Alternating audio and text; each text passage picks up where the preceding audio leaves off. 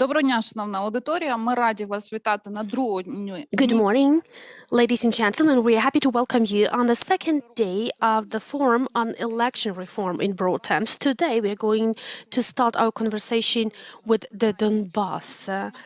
And then we will proceed to talking about the inescapable punishment, about the justice system, about the law enforcement and the judiciary as far as they are engaged in the election process. And also it is important to talk about the human rights and accessibility of the election process, also for people with disabilities. Please stay tuned and follow our streams on the YouTube channel in English and on Facebook in Ukrainian. Please stay tuned because it's an important topic to discuss.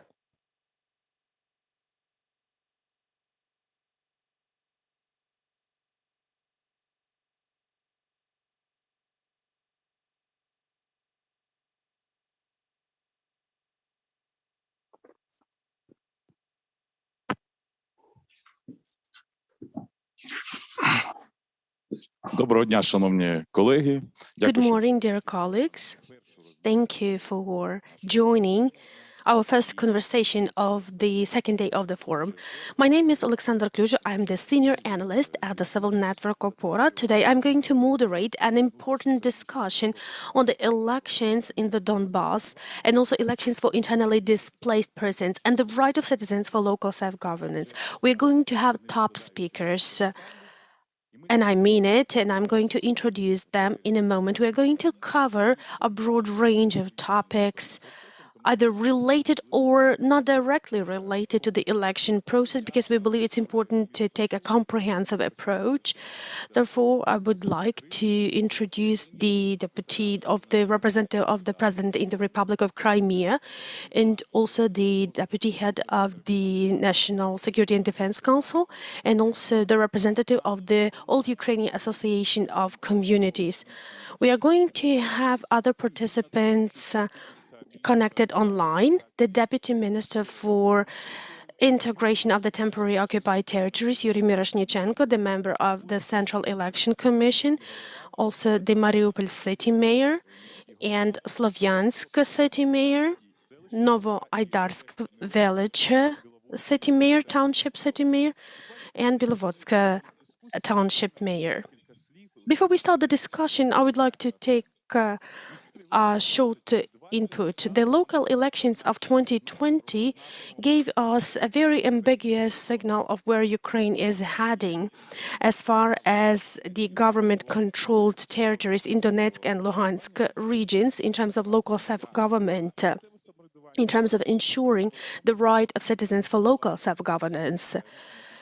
I mean that the government, on the basis of the decision of the Central Election Commission, on the basis of the submissions from the civil military administrations to suspend the elections, 10 communities, constituencies in Luhansk and 8 communities in the Donetsk region, the elections were cancelled, and the response of the international and national missions was prompt.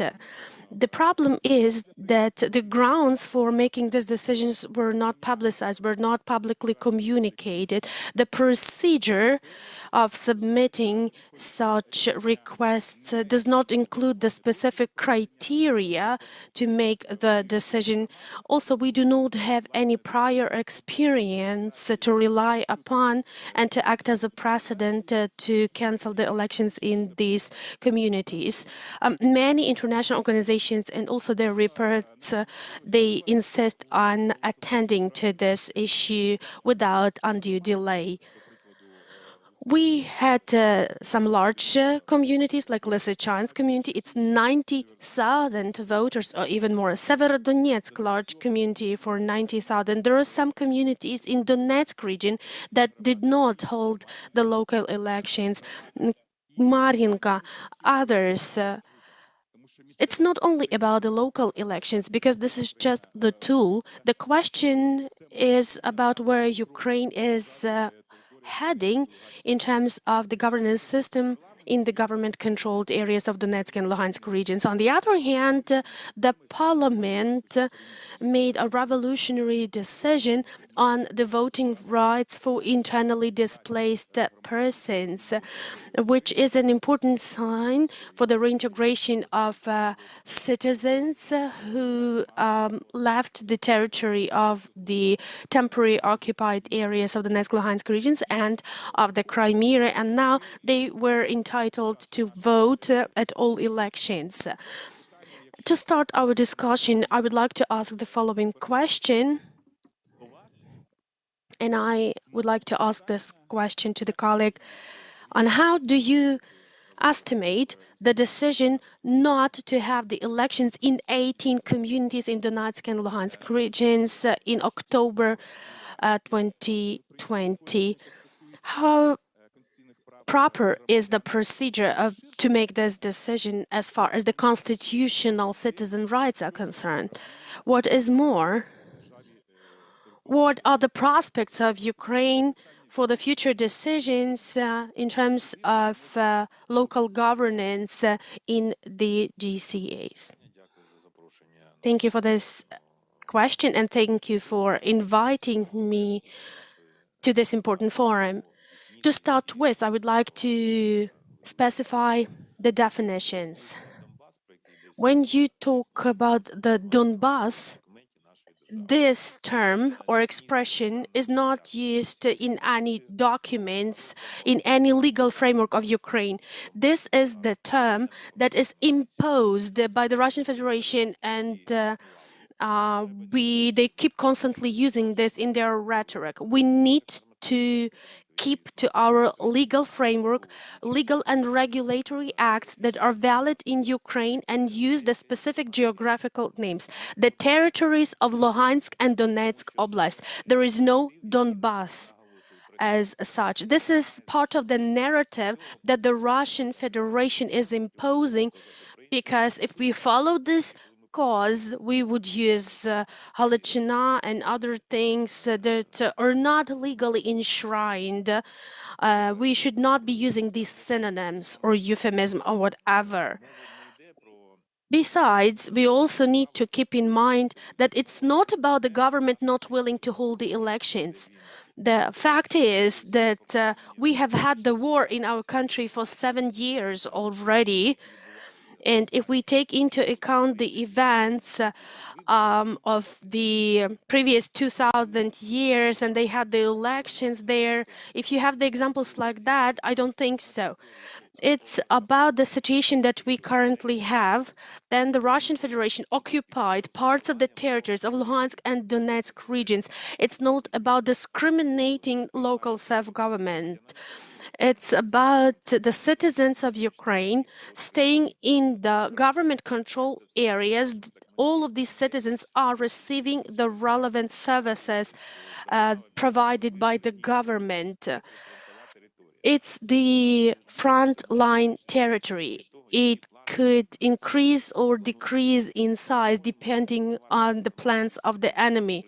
We are not entitled to disclose any information to you that we received from our reconnaissance units about the plans of the Russian Federation in the areas near the non-government controlled territories that they planned for the future elections. That is why we had the grounds to take these decisions. Thank you for this introduction.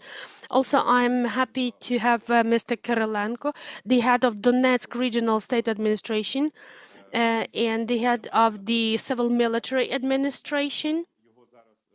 I suggest we invite him to join the discussion now so that he could explain the conditions that the Civil Military Administration found itself in when they were filing this decision and drafting this decision not to have the elections in the 10 communities of Donetsk region, and how it impacted the interaction of the administration with the local self-government bodies.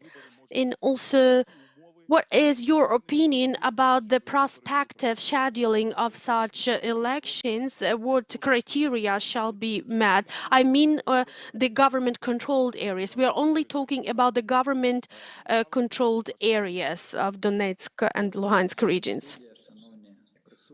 Good morning, dear listeners and ladies and gentlemen, all of those present. I'm happy to welcome you all. I'm happy to hear that the head of Donetsk Regional State Administration is present in the discussion, and I can explain how the procedures went according to the relevant competences. According to the decision of the Central Election Commission of August 8, 2020, the decision was made on the grounds of the data collected and accumulated of the chief command of the joint forces and from the law enforcement authorities.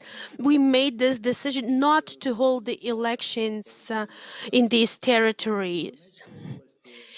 I'm in charge of the situation in the Donetsk region, and as far as this region is concerned, it's 10 communities. According to the prospective plan for development, it was supposed to be 10 territorial hromadas, but according to the decree of the President of Ukraine of February 19, 2021, we have 10 civil military administrations in that place. But at the moment, only 3 heads have been appointed. As to any tampering with the information and the data and the manipulations related to that fact, I believe we have already provided the explications and clarifications. But the most important ground was the security-related reasons. At the moment, these grounds do have all of the evidence base behind them, and they are justified. The administration that was accumulating the data and analyzing the data and submitting and transferring them to the Central Election Commission, I was personally engaged in that process, and I hereby can boldly state and confirm that the security element is still relevant and it's still in place, not to mention other things. I can hereby boldly state that all of the 10 civil military administrations are going to operate and function, and these functions and the powers are broader in certain terms and in certain areas for making certain decisions that might apply also with the regular functioning of local self-government. And we will still pursue and support the development of local hromadas, whatever happens. And I am here to confirm my personal responsibility in managing this process in line with the requirements and accountability to the central executive authorities and to the President of Ukraine. Thank you for your explanation. I have several more questions to you.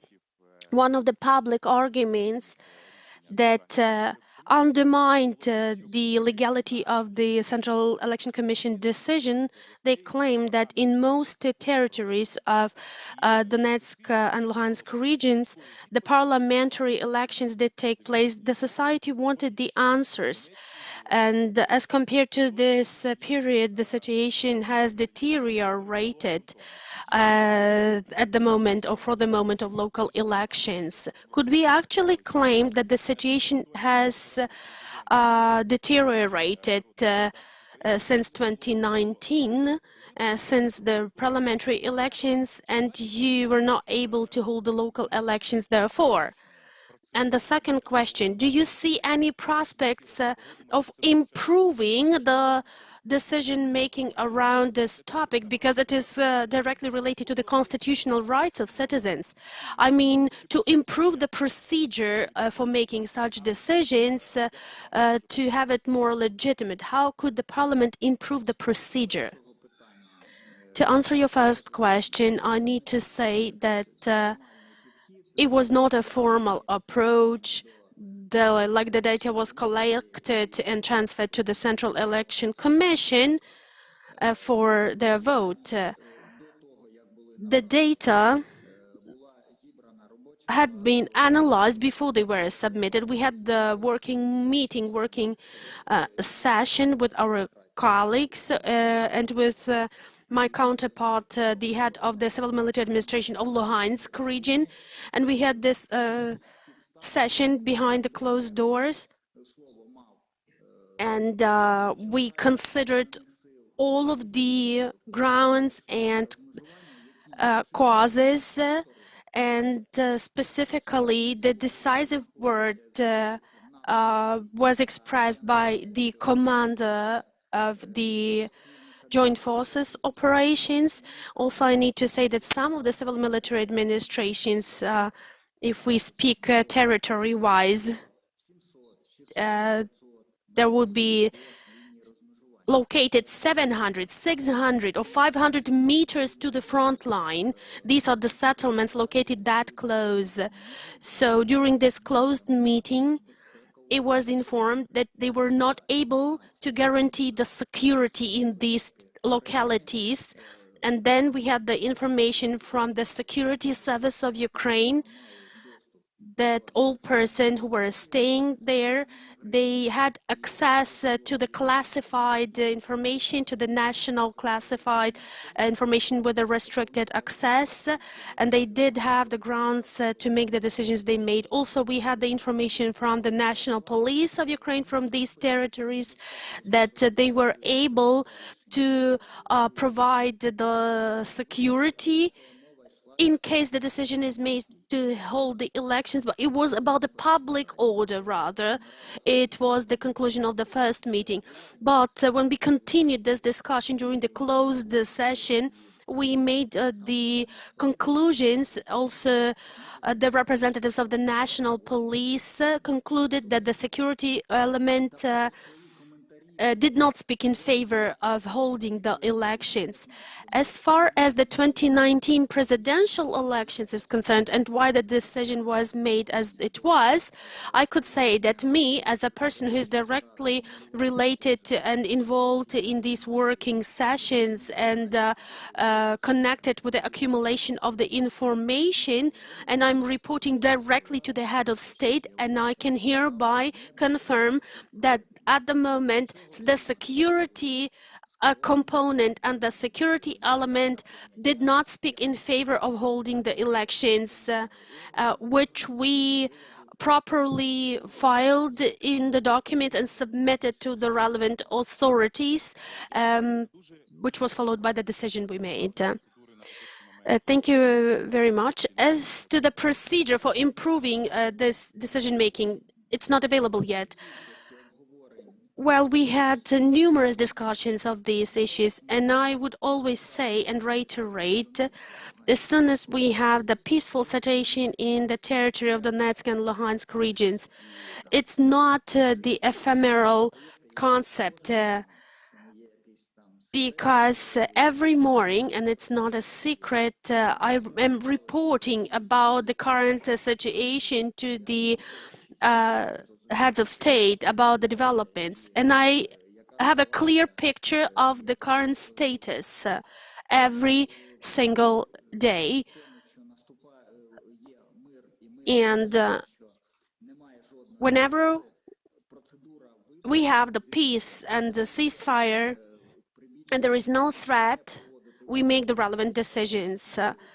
I do not support having elections because, you know, there were various arguments raised from the heads of civil military administrations, from various heads of localities. They want to have the power in their hands, and they actually use the arguments against me. But the responsibility that I have as a head of the civil military administration actually it is not comparable to the heads of regional state administrations. It's not commensurate, because here I am the one in charge and responsible for the entire situation.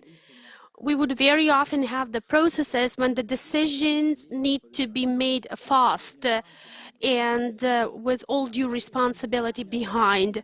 Every morning I would report, what about transporting the children in this Zhovanka place? It's 100 meters away from the front line. I mean, taking children to school by the school bus. We need to make these urgent decisions every day. For example, I can give you one case. The decision of the local council on the local level about transporting the children to school, and how long would it take if we have a lengthy procedure to make these decisions? Currently, we are making these decisions urgently and in a timely manner, but under the law.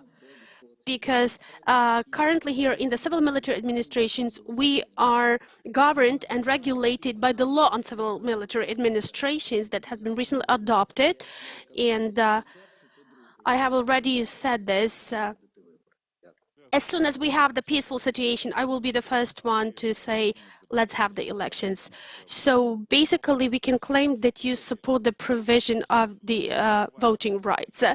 In case and in condition the peaceful situation is provided and security is provided. If you have the possibility, please stay connected. I was not introducing you in the beginning, but we might have questions to you during the discussion. So if you could follow the discussion, that would be great. I have a very short follow-up question to Mr. Danilov, and I would like to ask Mr. Myrshnichenko, a member of CEC, to get ready. I have a question about the procedure. We cannot really discard the fact that there are opponents of the current model, the model that says that the local elections in certain territories are not possible. They have their own robust arguments, and there's one option that we considered as well. This is the possibility of transferring that decision to the national level, that maybe it should be the decision of the National Security and Defense Council of Ukraine, approved by the presidential decree, a decision that can be appealed and contested. And in our opinion, we viewed that as a possible option to enhance the credibility and integrity of this process. What is your take on that? And do you believe that there is a need for improving the procedure? I would like to draw your attention to the fact that when some people refer to the Constitution, that this is the constitutional right of people to elect and be elected, keep in mind that this is not the only thing enshrined in the Constitution. It's written in the Constitution that the health and safety of our citizens are superior to any other aspects and elements. Also, pay attention to the fact that before the local elections, the national security strategy was approved by the president of Ukraine, and a person's life is the primary component beyond and above anything else. Let me reiterate that all the functions and powers performed by the local authorities are vested in the heads of the Donetsk and Luhansk Oblast administrations. So basically, all the services are available there through Mr. Haidai, and the head of the Donetsk Civil Military Administration. He's a good friend of mine. We are in regular contact. A lot of people do not understand that these are areas adjacent to the content line. God forbid, let's imagine a situation that in the town of Lysychansk, we have some accidents or some disasters like the ones that have been experienced there. What if something like that had happened during the local elections? So ask the question again, is it possible to conduct the local elections there under such circumstances? What needs to be improved? The procedure has to be refined. This goes without saying, but we have the Parliament of Ukraine. So it's up to the Parliament of Ukraine to improve the procedure for conducting elections in the conditions of hostilities. This is the competence of the Parliament of Ukraine. So once we receive some guidance from the legislature, once we receive some laws and regulations, we will just follow these regulations. I would like to give the floor to Mr. Miroshnichenko, who is a CEC member responsible for the region.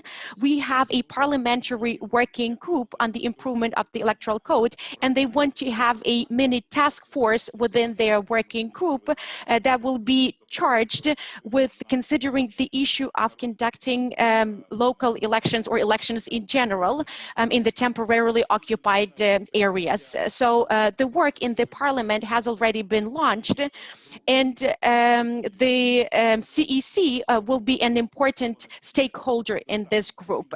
So how do you assess the appropriateness of the current procedure, and does the CEC have any vision for how this procedure can be improved if you believe that it has to be improved? Mr. Miroshnichenko, you have a couple of minutes. Well, first and foremost, I would like to welcome all the participants of our respected forum. The topic is pertinent to our society. We're basically talking about the constitutional rights of our citizens. You can see that on the one hand, the government, and on the other hand, CSOs are going beyond and above to analyze the current state of play and make sure that all decisions are made in an objective manner as per the Constitution of Ukraine. As for elections per se, I would like to add to what my colleagues have already articulated. We heard it in Mr. Danilov's statement. We also heard it from the head of the Donetsk Civil Military Administration. There is no deliberate or artificial hampering or impediment of the constitutional rights of our citizens. And believe me, as the CEC, we did our most to make sure that our citizens were able to exercise their constitutional rights. But there's a specific procedure in place that we have to keep in mind. I will expand on it a little bit later. And this procedure implies the safe exercise of voting rights by our citizens. And that's why the law stipulates that you can submit a request or a petition to the relevant public authorities.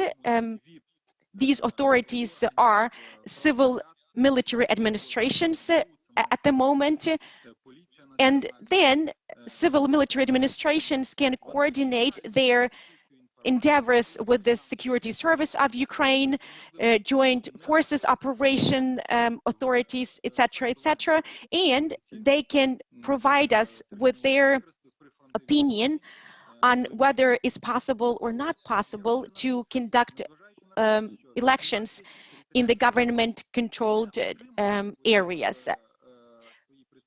But still, 18 local territories did not receive their starostas or heads.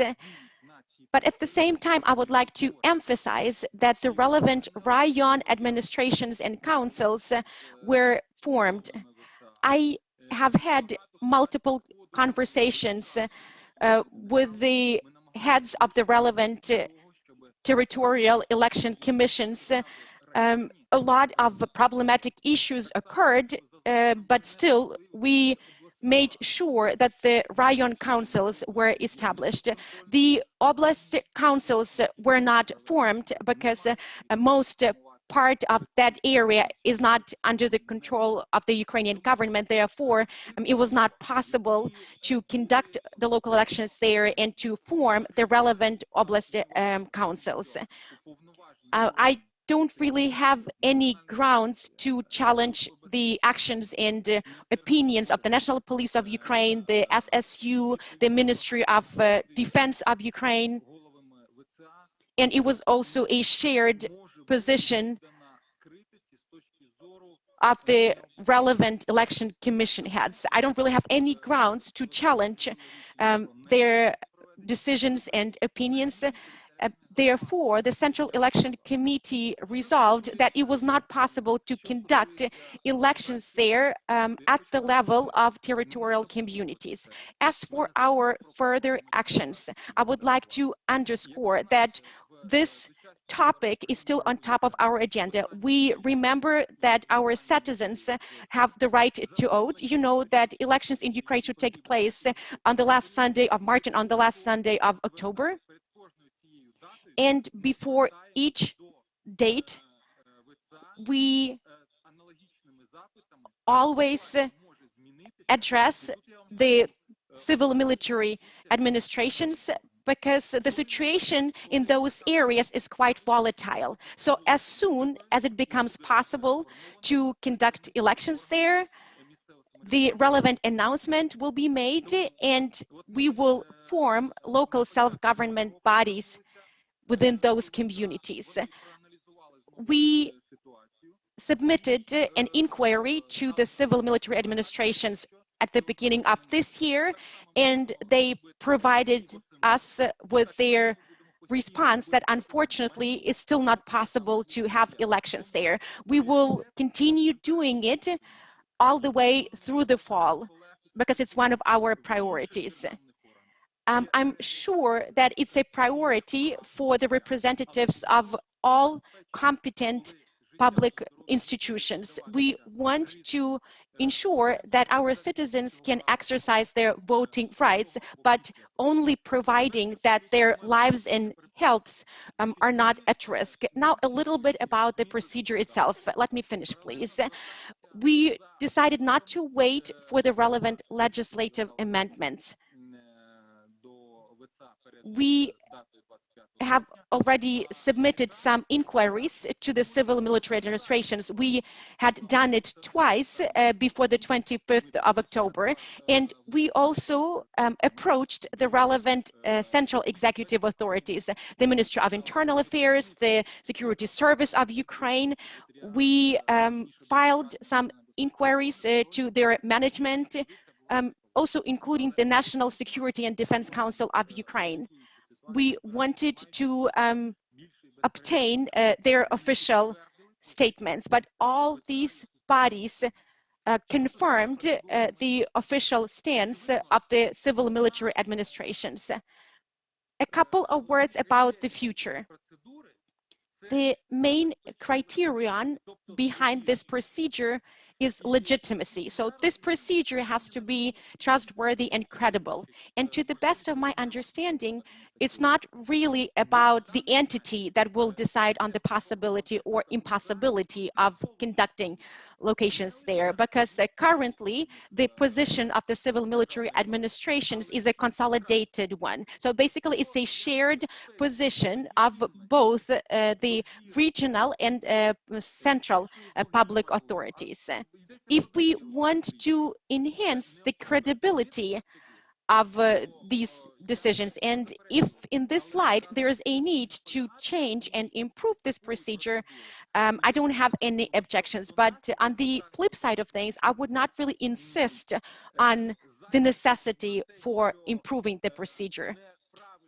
As CEC, we have not really received any complaints about the fact that we have a wrong entity for making the decision. There were some arguments against this decision, or there was some disagreement with this decision, but we didn't really have any complaints about the procedure itself or the decision-making body. I would like to veer back to the topic of the legislature. I fully agree with you that there is a need for awareness raising and communication campaigns. People who live on these territories must be better involved. They have to be on top of things, and they must be provided with all relevant information, considering national secrecy, of course. We have to ensure citizen engagement, and I believe it's much easier to do that at local level.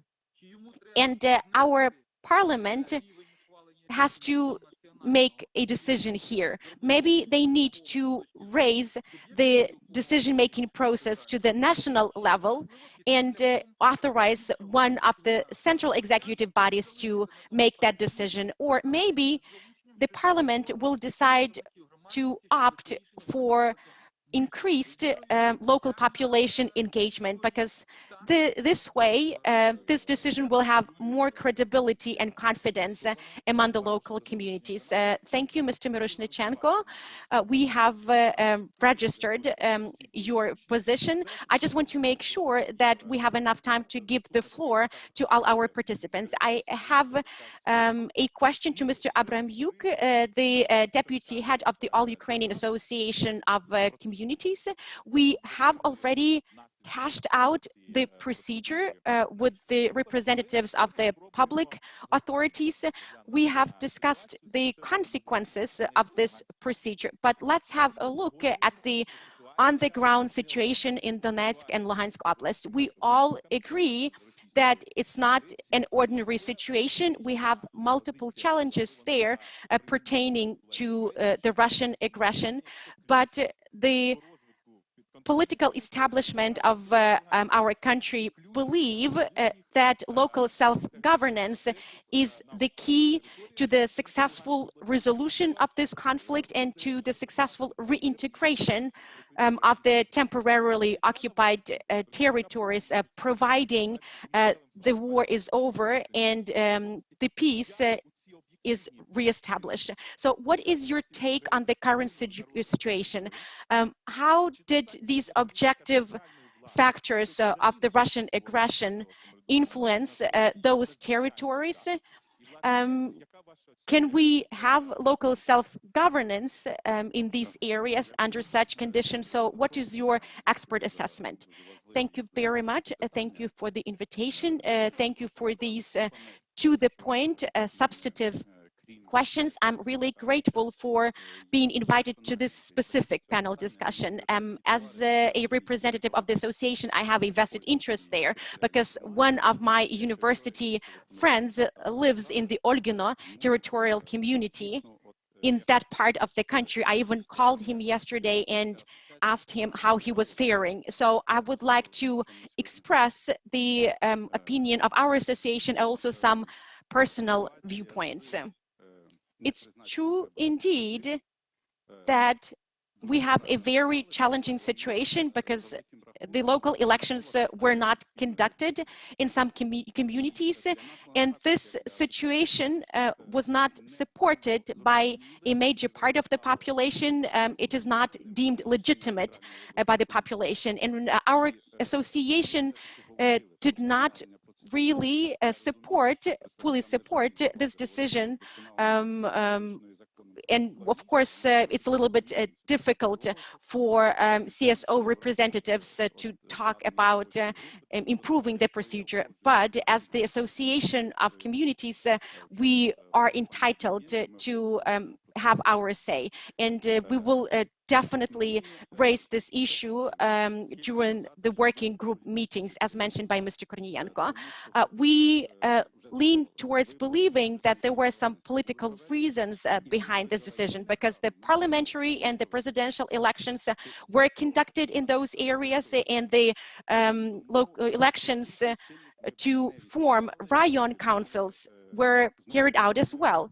So we do not believe that political factors didn't come into play there. Secondary,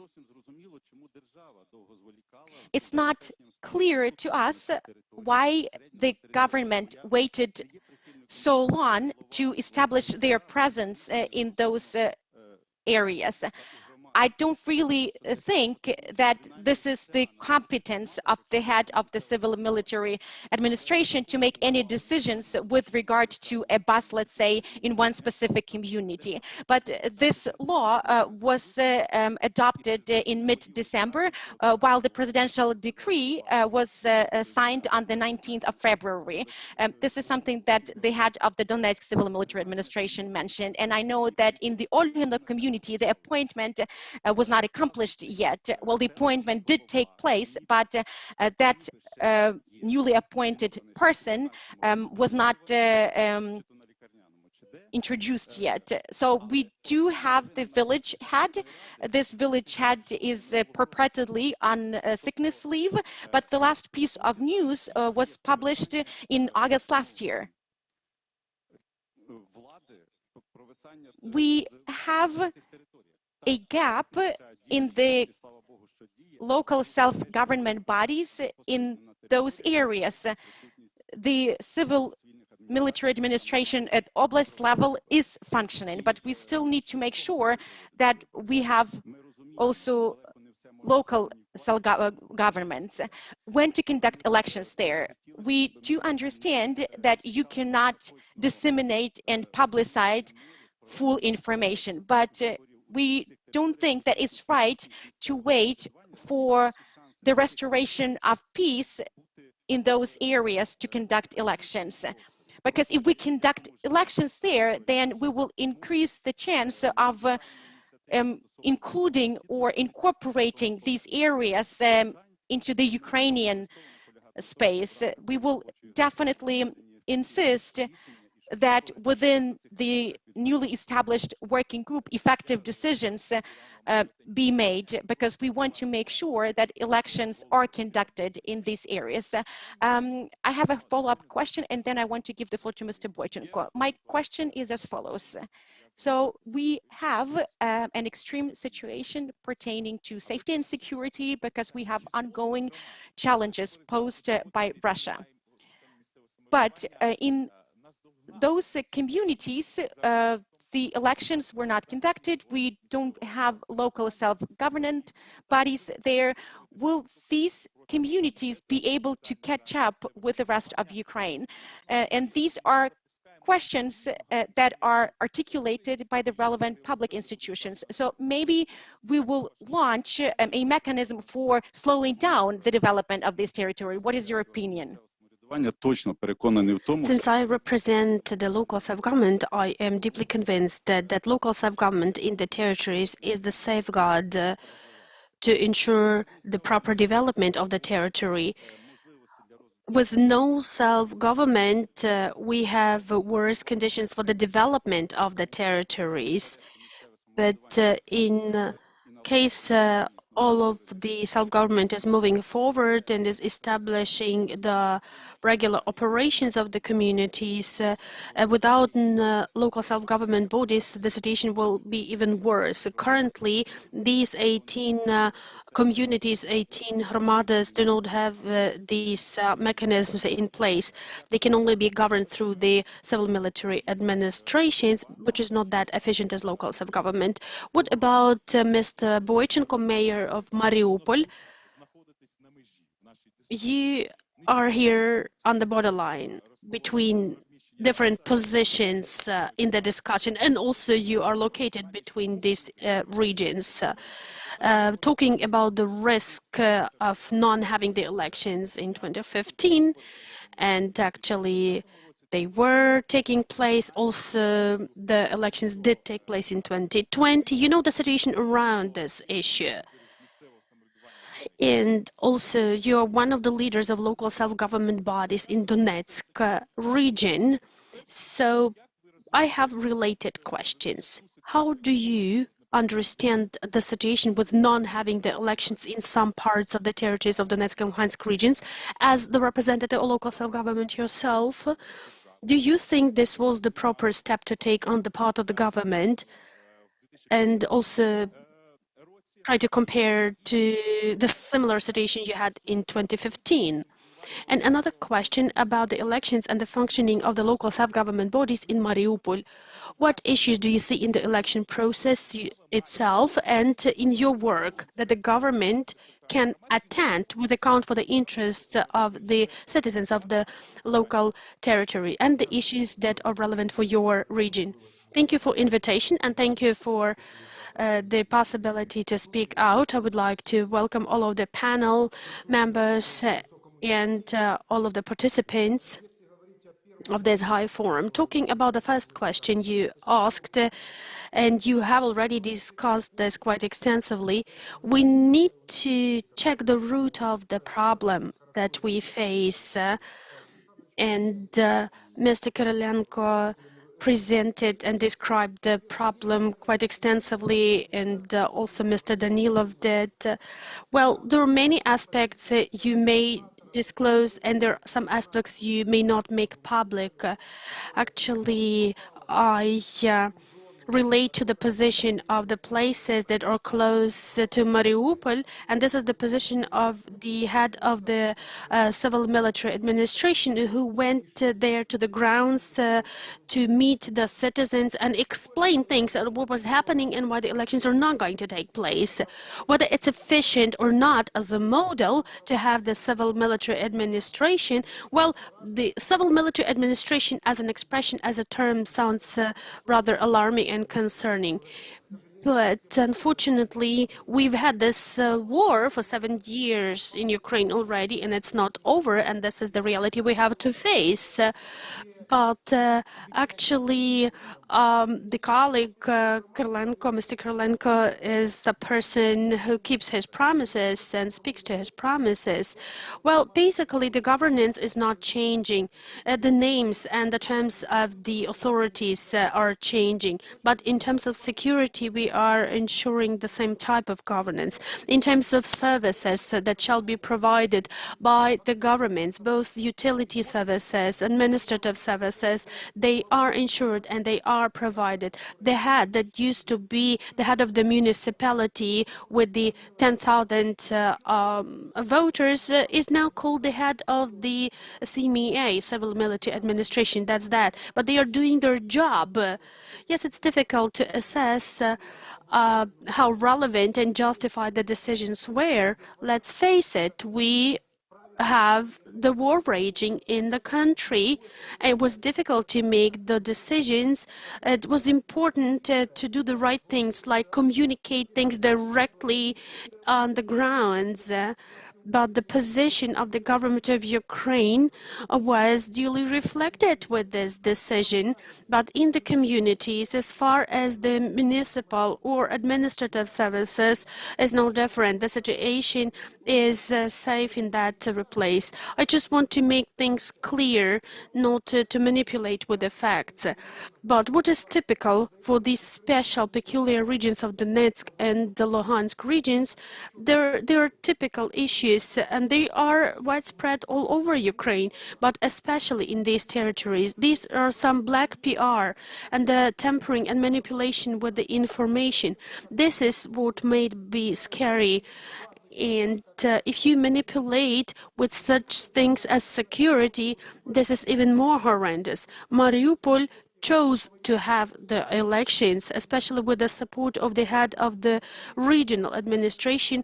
We installed the video surveillance system in the city, and we are able to monitor the security situation on a centralized level to ensure the security for our citizens so that they could come to the polling stations and express their will and exercise the most important right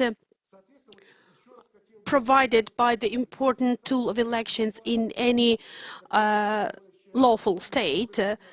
But also we shall debate the black PR, which has a play in this situation. And the black PR that was used in Mariupol shall provide its lessons. We need to have our lessons learned. And the law of Ukraine shall be strict enough and severe enough on the people who were running this black PR, and they shall be brought to justice and to responsibility. Today, we do not have one single public agency in charge of the mistakes in the ballots. Like one day before the elections, we had this case when 200,000 ballot papers included the errors and mistakes, and we needed to urgently reprint them. Otherwise, it could compromise the voting. There is another important aspect to consider. This is like fake information through different channels. They communicate through television channels, through newspapers, and they are misleading and confusing people and their decision-making. There is another important problem that the citizens of Ukraine are politically illiterate. They still find it difficult to understand the difference between local government and the central government, and where the decisions are made. Who makes the decision? Shall they have the school buses, and the central authorities decide the pension amounts, etc. So people have this political illiteracy. So what kind of political future shall we be talking about? So our task is to create a communication platform to raise awareness and to educate average citizens, to protect local councils from the fake information disseminated around Ukraine. We also live in the time of hybrid war. They are sharing the propaganda and various compromising tools. But also, I can confirm that the elections in Mariupol did run under all of the democratic principles. Yes, we did have various issues in the process, but what is most important, and it is the achievement of our city and of our region, that we did have the elections conducted, but we have to fight this black PR. Thank you for your answer. And I have a small question to specify, and I would invite Slavyansk city head to prepare for the discussion, talking about the possibility or impossibility of having elections and having or not having local self-government. But I still have a question to you as a political figure. There was a discussion about the regional council in Donetsk region and in Luhansk region. There were different positions expressed among members of parliament. The one position, and our organization supported it, that it is not possible to ensure this governance on the temporary occupied areas at the moment, but there was another position that we cannot leave these territories without this level of governance. What do you think? You sort of provided the answer already in your question, that today, you may agree or not disagree. Well, there is no possibility at the time for this entire region to be represented in the parliament. As soon as we have this opportunity, and obviously they shall have the councils at the regional administration, at the regional council and district council, etc. But I need to reiterate and emphasize that currently all of these services, municipal and administrative, are provided to the population in full scope. Obviously, there is certain responsibility that the heads of CMEs are entitled for, because when you need to understand what the Verkhovna Rada or the parliament is, it's a very broad notion and the decision maker. But we need to make the relevant decision on the grounds. The governor actually answered all of the questions you asked, which means that we live in a democratic society. Even this discussion is confirming this democracy. I fully agree that it's great that we have the opportunity to ask our questions to the head of the Donetsk Regional State Administration, and thank you for emphasizing and highlighting this. I would like to invite the Slavyansk city mayor, and I can see around that there is a close focus on your city, and you keep being asked questions about the prospects of establishing civil military administrations on the level of Slavyansk. So what is the situation in the city in terms of the functioning and operations of the local self-government bodies? Do you yourself see any specific risks that the government shall address? Or is the political conflict over or coming to an end? And then I will have a more global question afterwards. Good morning. Ladies and gentlemen, good morning to the studio and all of the participants. Thank you for invitation. Yes, indeed, we did have the elections in our city, but I may not claim that we have the constructive operations of the deputy corps. What is more, we are still in the process of the third round of elections. Why? Because about 50% of the meetings of the city council are failing. The budget of the city is under threat, etc. And the city is not participating in the regional economic programs. Basically, the majority of the deputies representing three parties only, Nasz Kraj and others, all of their agenda items, they are not about economic development or economic related issues, but about some staffing issues, etc. And the mayor's efforts to attend to the situation, they are entering the conflict. Also, my colleague from Mariupol, there was some technical issue with the sound. Also, the citizens are being intimidated about the misunderstanding of the functions of the civil military administrations. They are told that they will be governed by the military, etc., which is not true. But I need to say that the legislative initiatives that we have here, including the election reform, they are urgent, and we need to enforce them as soon as possible, because the majority that has been established so far, it doesn't ensure the possibility to withdraw the deputies, because some of the political forces, they are following the central command of the central office of the party in terms of their decisions, and on the local level we can see the results. I'm talking about the impossibility of withdrawing and recalling the deputies from the local councils for a year at least, and the fact when they actually are able to get the 2/3 of the votes and basically call off and recall the city mayor. I would like to specify your position. If the conflict continues, God forbid, I mean in some of the heated forms, you as the representative of the local self-government body and a politician, what do you think is the best solution and the best scenario to have the early elections or to establish the civil military administration?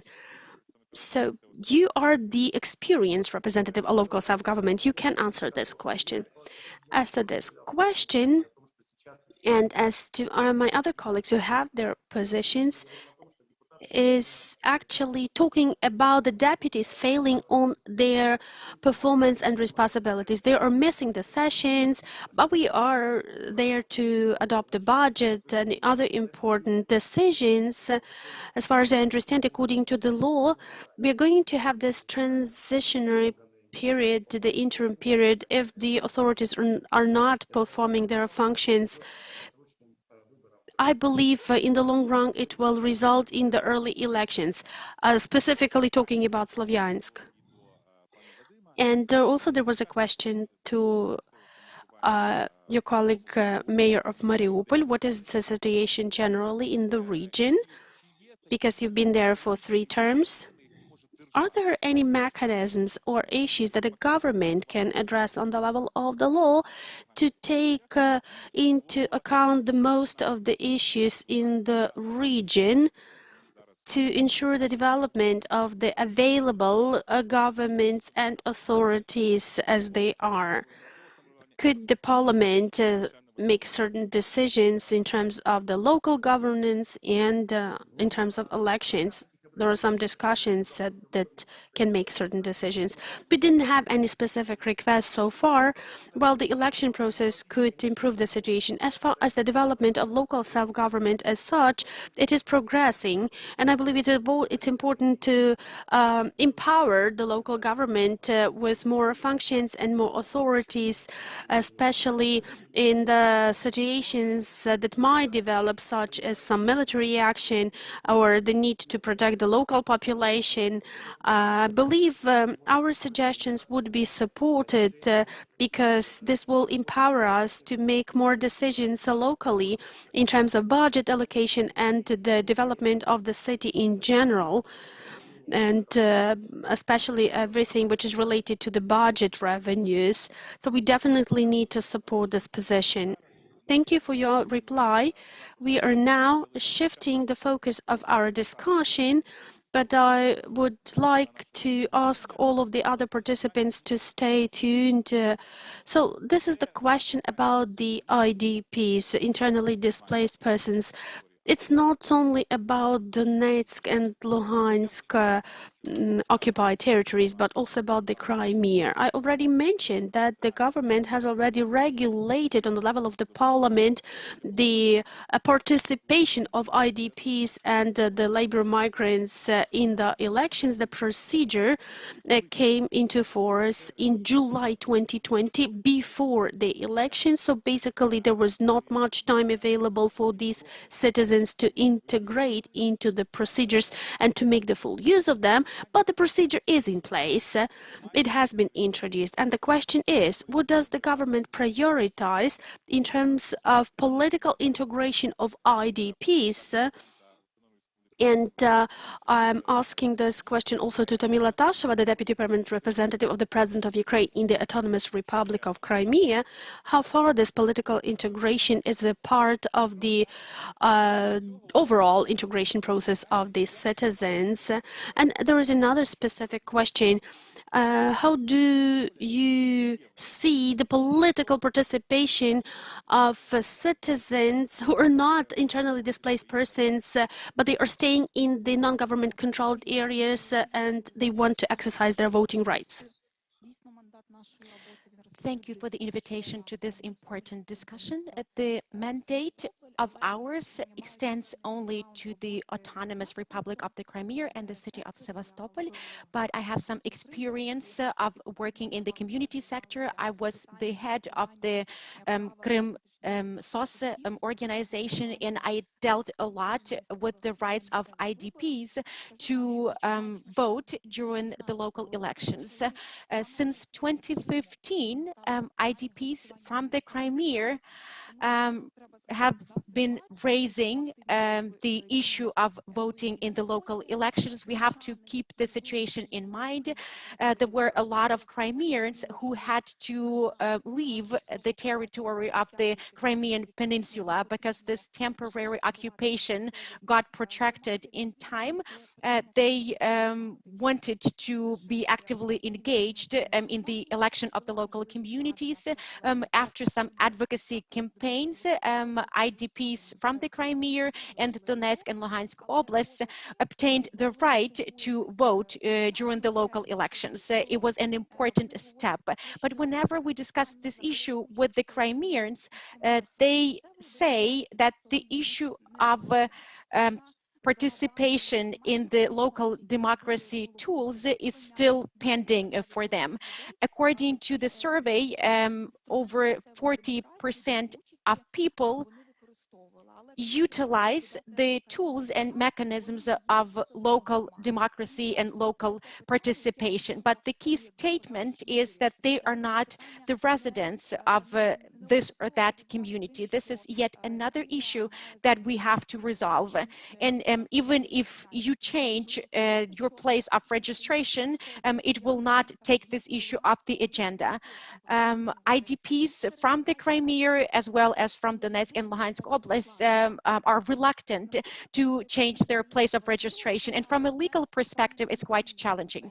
There's another important aspect that needs to be raised. This is the issue of information security. And this is something that Mr. Danilov and other speakers mentioned. We have to put aside the Russian narratives that are actively planted by the Russian Federation. So there are stories saying that the Ukrainian government doesn't care about IDPs, that they turn a blind eye to those people who stayed in the temporarily occupied territories.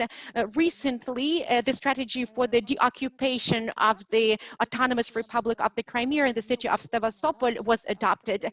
Mr. Danilov will corroborate my words. This strategy has not been publicized yet, but the centerpiece of this strategy is the re-establishment or the restoration of contacts and relationships with the people living there.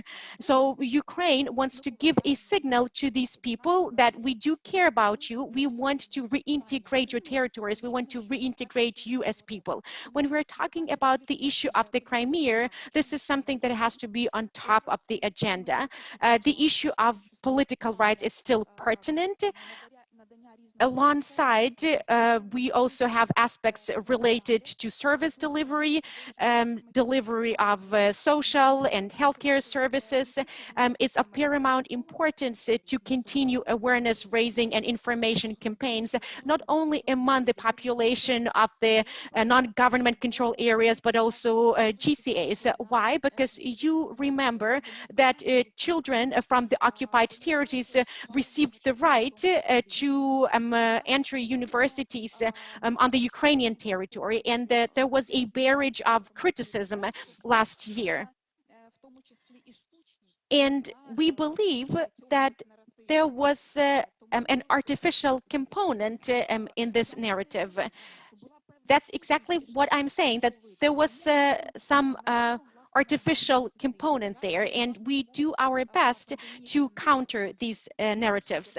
We are living in the conditions of the coronavirus pandemic. The Russian Federation is disseminating one specific narrative, that there are problems in Ukraine with vaccination, and we have the Sputnik vaccine, and we are ready to vaccinate whoever comes to our country.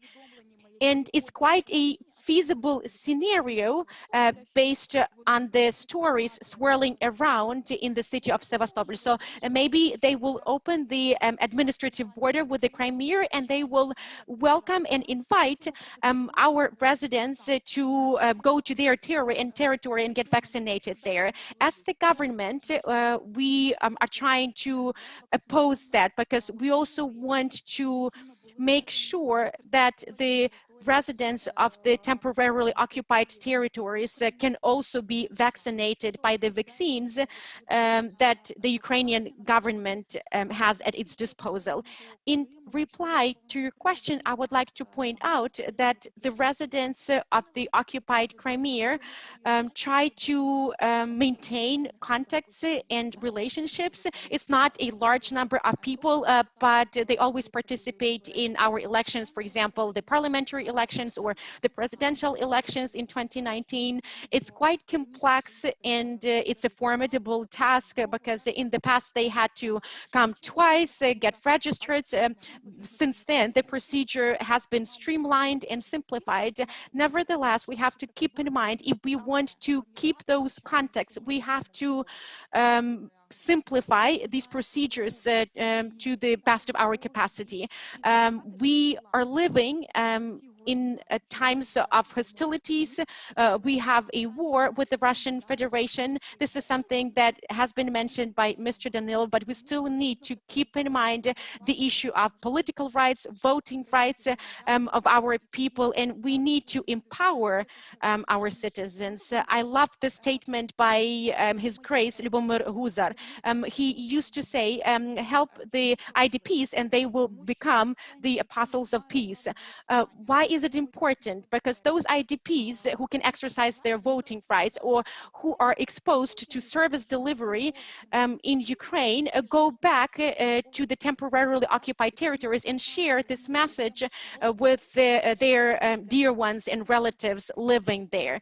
And whenever we provide educational, social, or healthcare services to these people, they then go back to the temporarily occupied territories. They spread the message that the Ukrainian government cares about them, and we will definitely do everything possible to reintegrate these territories and vacate them from the aggressor.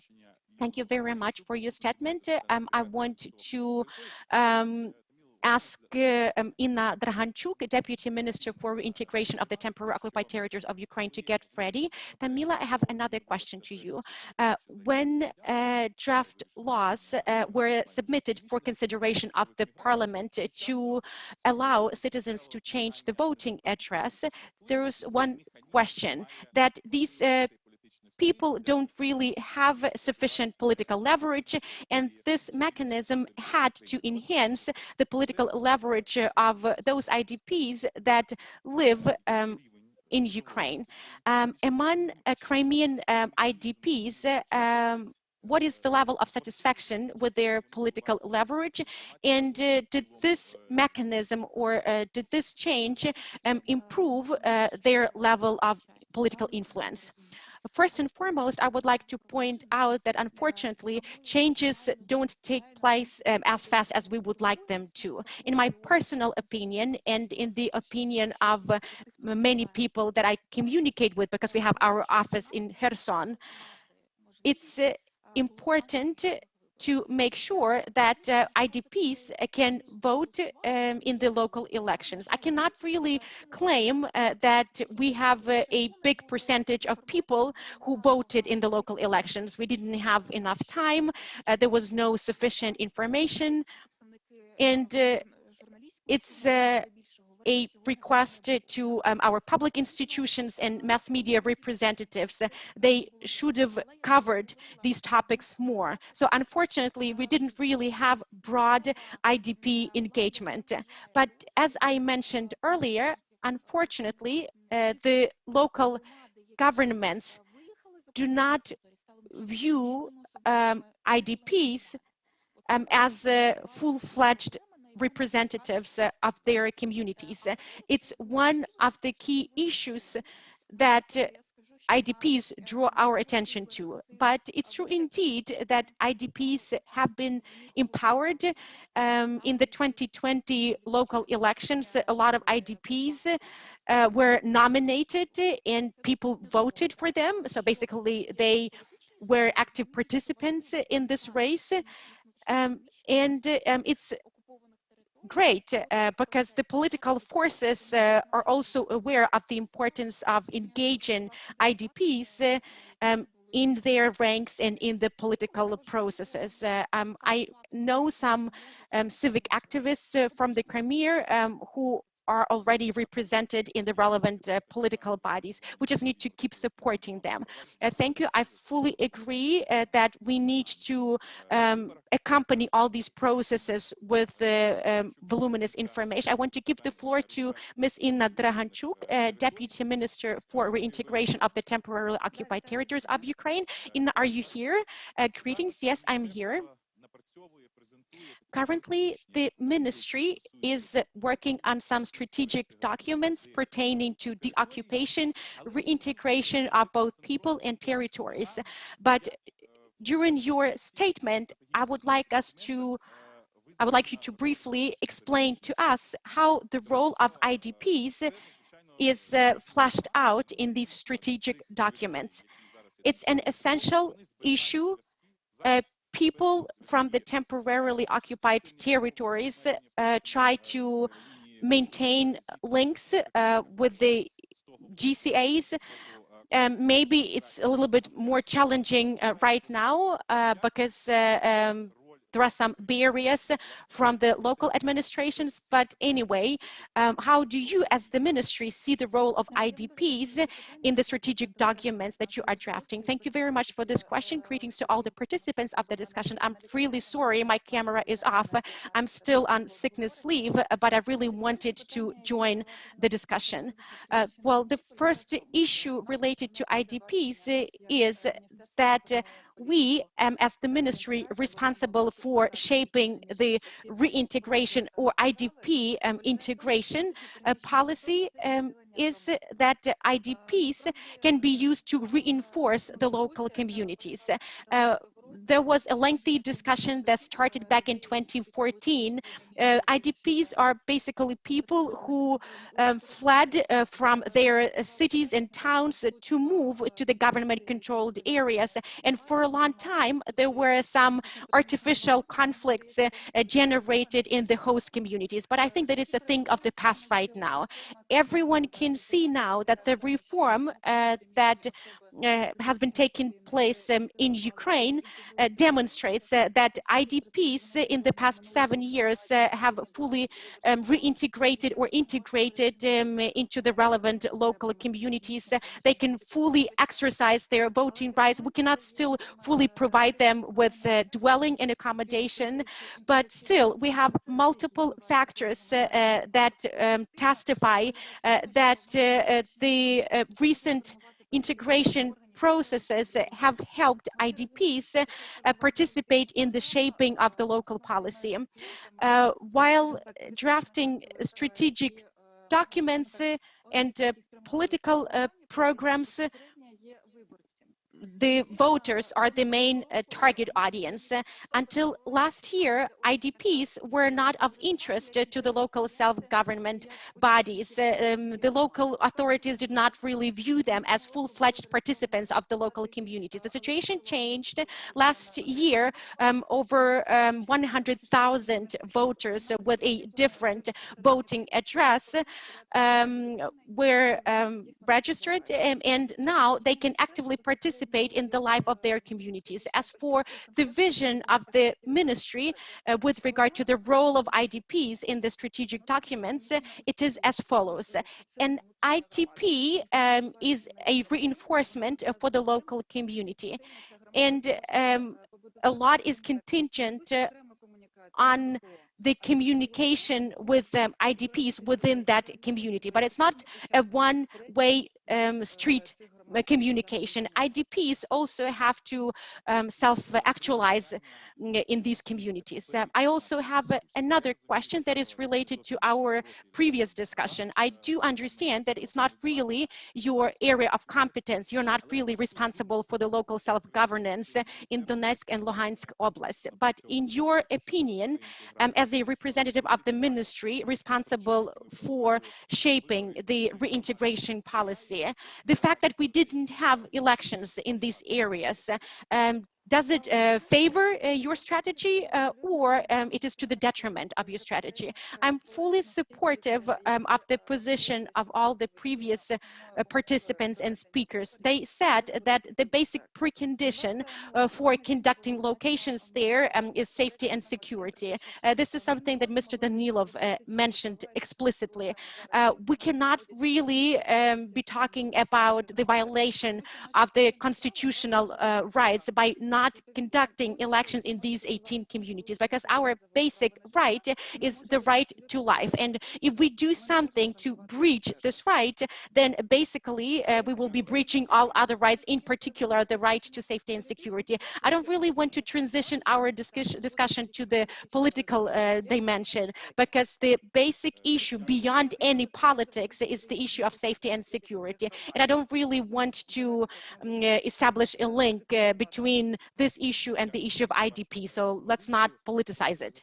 Thank you very much for your stance. I would like to ask Igor Shopin to get ready. Novaydar, village head, he was elected during the recent local elections in Luhansk Oblast. While we are waiting, I have a question to Mr. Danilov. The National Security and Defense Council of Ukraine has become a platform for shaping policy in the area of national security. So what is the role of IDPs in all the processes pertaining to deoccupation and reintegration?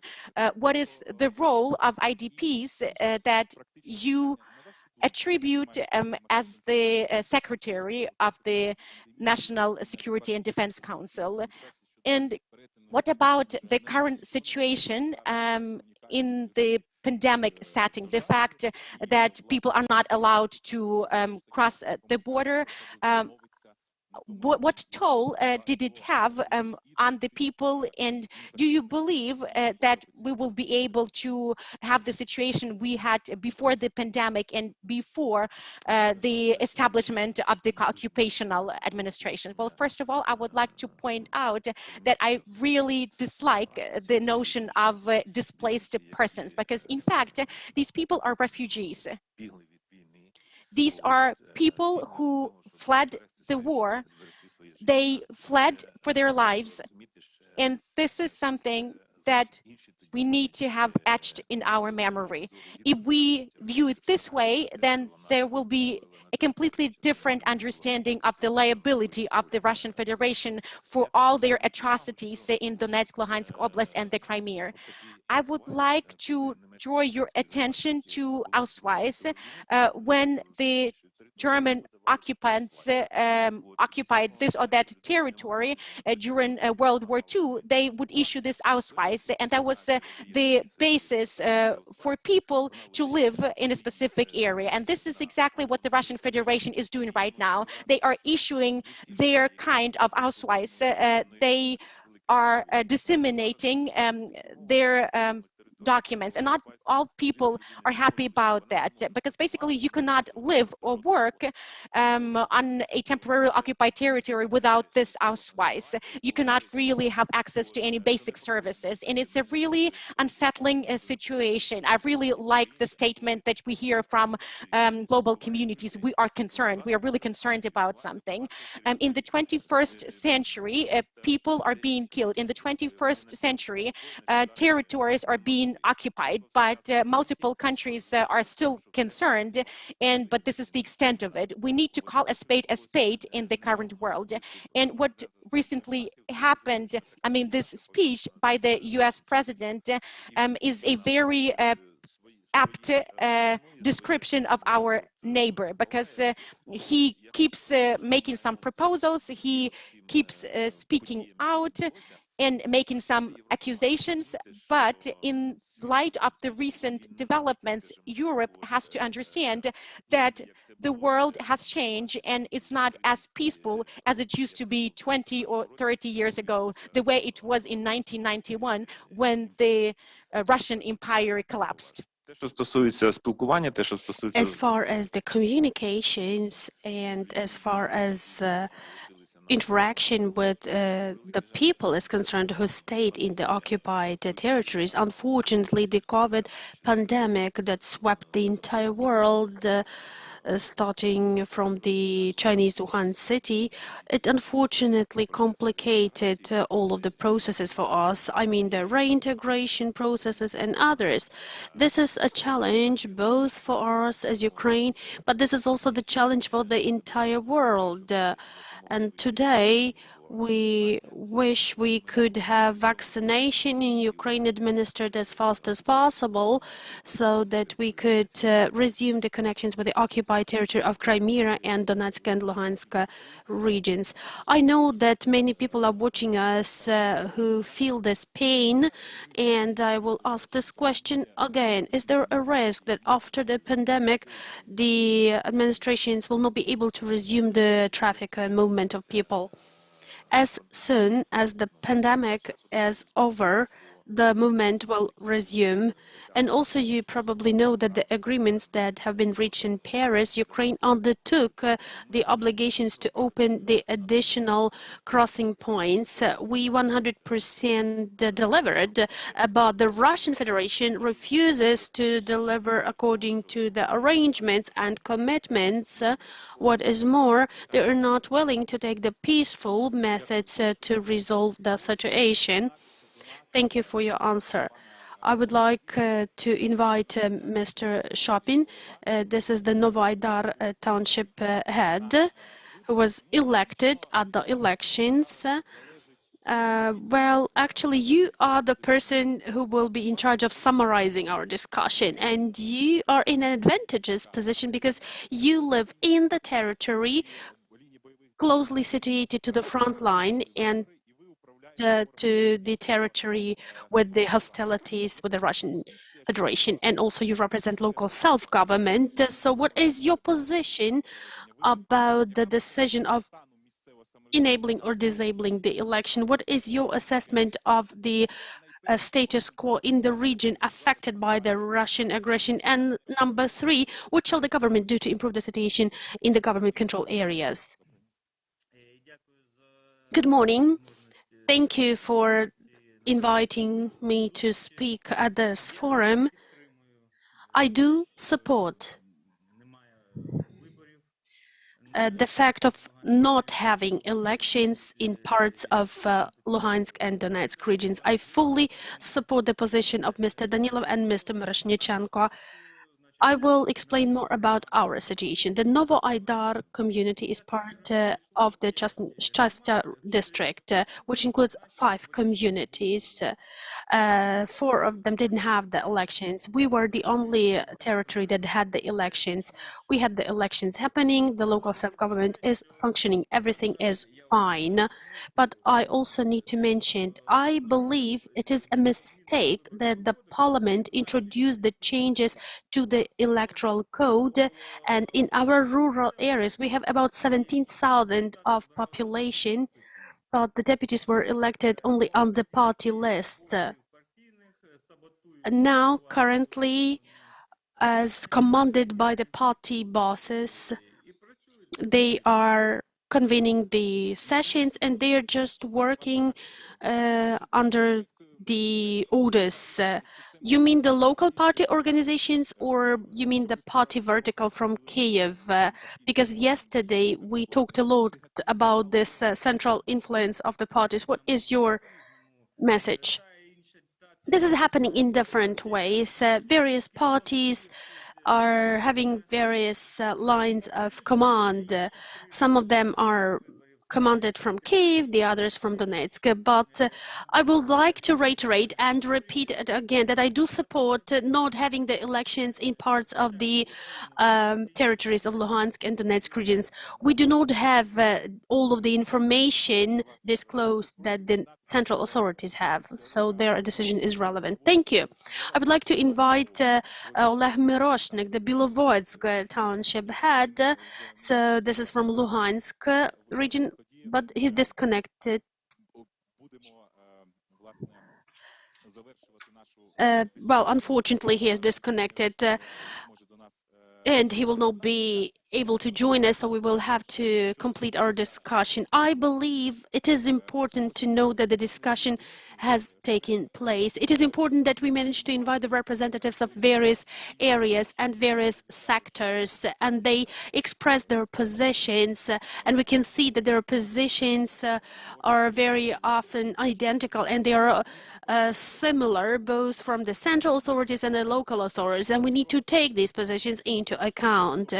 But I would also like to ask all of our top speakers not to finish this discussion, not to end it, but to continue this public dialogue and to contribute to the parliament with their recommendations to develop local self-governance in Donetsk and Luhansk region, to improve the election procedures that would account for the security situation in this region.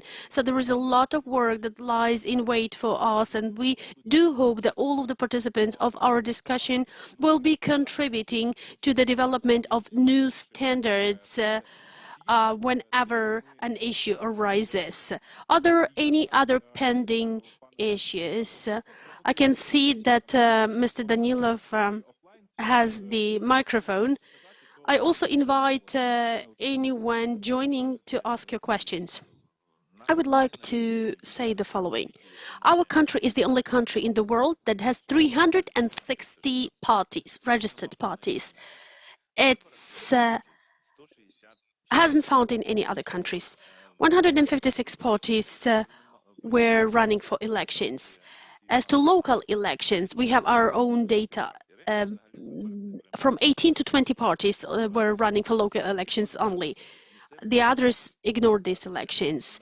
But what about the responsibility and liability of local deputies who are ignoring and flanking the sessions and they are not performing their duties? What about this liability? We shall set it because it may take years for them not to convene the sessions. We have this example of Slovyansk and Novoaidar. These are some of the burning issues and they are just attending to their internal party aspects and issues and needs rather than addressing the needs of the local population. So we shall be talking about the development of local self-governance as such and rather than promoting the party interests on the grounds. I would also like to contribute briefly.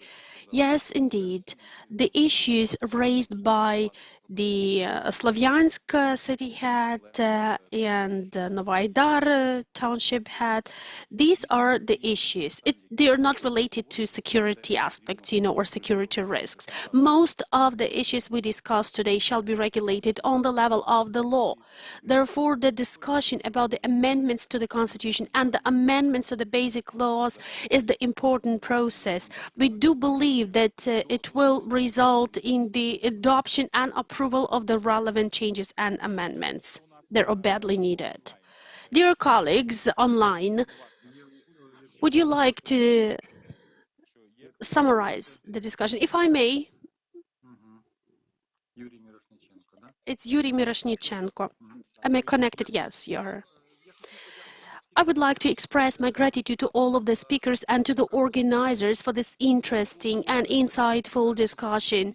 As a representative of the Central Election Commission, I would like to hereby reassure you that we have been working, we are working, and we will be working actively with the Parliament and with other colleagues representing the public agencies and civil society as well, in terms of submitting the proposals on the changes and amendments to the laws, and also we will support them and invite them to join the enforcement and implementation of the legal provisions to ensure voting rights for citizens.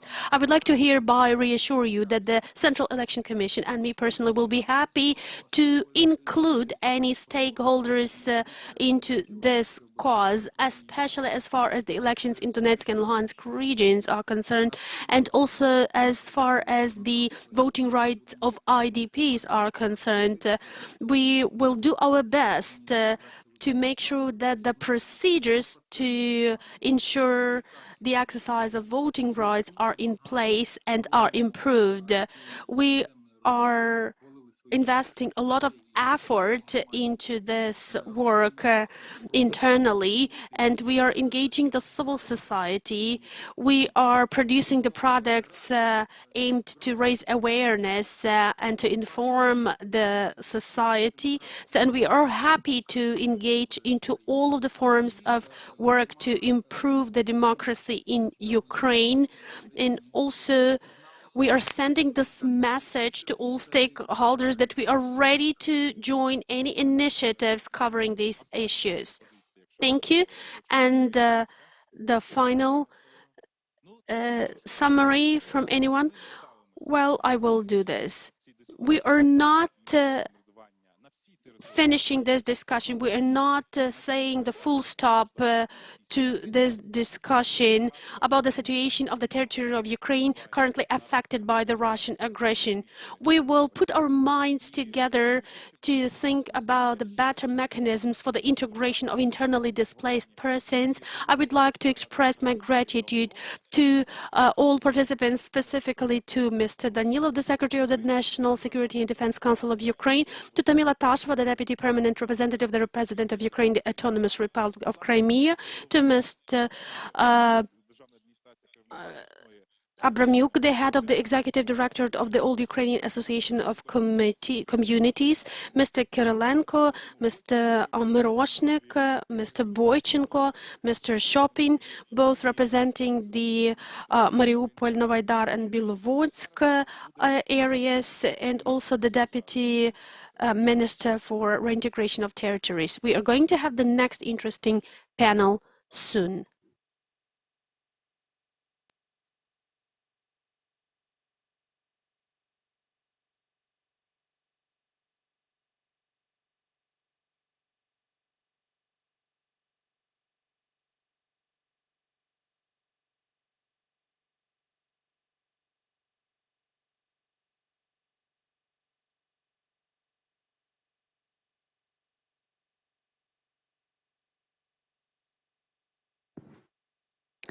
Вітання.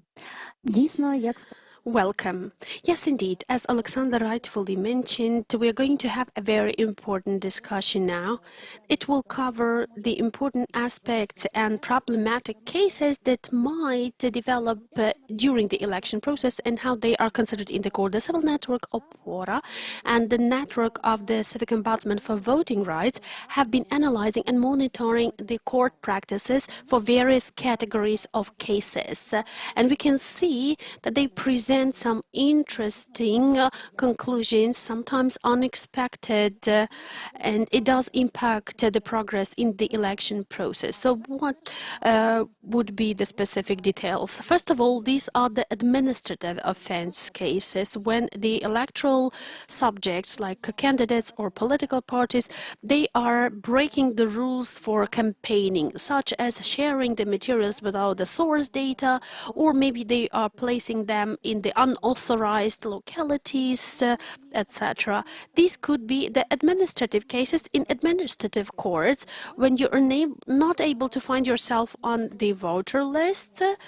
You cannot find your name and you cannot solve this issue in the voter register administration. You have to go to court or in such similar situations.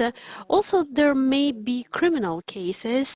This is the most serious category of cases in the election process. The classic example would be related to voter bribery, but not only. There is a long list of criminal violations and transgressions that could be brought to the criminal courts. I would like to share some of the most interesting cases that we managed to highlight and analyze. These are the cases related to the recent innovations with the introduction of the gender quota into the election law. We discussed it yesterday. Since the changes have been introduced shortly before the election process, it was a challenge for many election commissions, and basically many mistakes have been made in terms of compiling the lists of candidates, etc. But it also gave rise to many grounds for rejecting the party lists. But sometimes they did register them, and the parties, they contested such actions. The rejected candidates, they appealed against such decisions, etc. The court practices were varied. In some cases, the courts managed to locate the grounds to reject the registration, such as to cancel the resolution of the election commission on the registration of the party list when the party failed on the gender quota in terms of including women, in terms of their numbers, and in terms of their order of succession on the list. But the courts didn't see it as the grounds. They claimed the commissions were claiming this as a technical mistake. It couldn't act as a ground for rejection. The courts were also relying on the resolution of the Central Election Commission of 2015 that regulated these gender-related issues back at the time when the Electoral Code did not have this provision yet. We believe that this approach it disables the consideration of this issue on the merits. Another group of the races with many barriers we had in Odessa region. You probably have heard of it. This is the Karolino-Bugas community, where there was a lengthy and complicated process that came to the standstill when one of the candidates registering for the local elections was rejected twice, and the candidate contested it twice, but eventually the candidate was not included into the ballot paper, but actually with the decision entitling him to participate in the elections, he managed to get there on the list. But in this constituency, he actually the ballots were considered invalid, but eventually the elections were declared such as have taken place. And also we need to talk about the peculiar approach of the courts when the electoral subjects could commit several violations or offenses, like 10 or 15 times, and the police filed the protocols and transferred them to the court. And the court combined them into one case and considered them as one offense and decided about the fine, the amount of which was very small, like 170 or 85 hryvnias. But basically, the costs that you needed to incur for the very process of court consideration were higher than the amount of the fine. The electoral subjects received this message, decided they could commit multiple violations, but be liable on the minimum level. So we can see that the Supreme Court shall unify the practices, and the law enforcement bodies shall work harder to prevent the offense and the criminal offenses as well. We are going to discuss more about that during the next panel.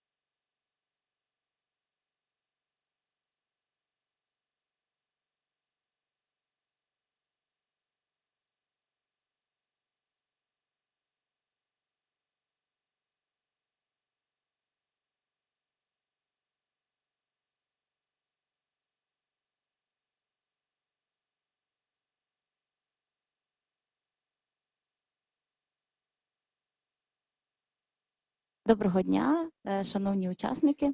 Good morning, dear participants. We are ready to continue our forum, and we are going to have a panel discussion on the topic of justice. We will be wrapping our heads about whether our system of justice ensures the fairness of the electoral process. The topic of justice is a cross-cutting one. We often referred to it during all the previous panel discussions within our forum. Andriy Yarmolenko had a speech on the values of society, in particular equality, freedom, and fraternity. And it is noteworthy that the implementation of these values is not possible if the society is not fair. Justice and fairness are equal notions. The court system is established in order to guarantee the exercise of justice and compliance with justice. And in the Ukrainian language, the words justice and fairness have the same root. We have the same in the Latin language, justitia.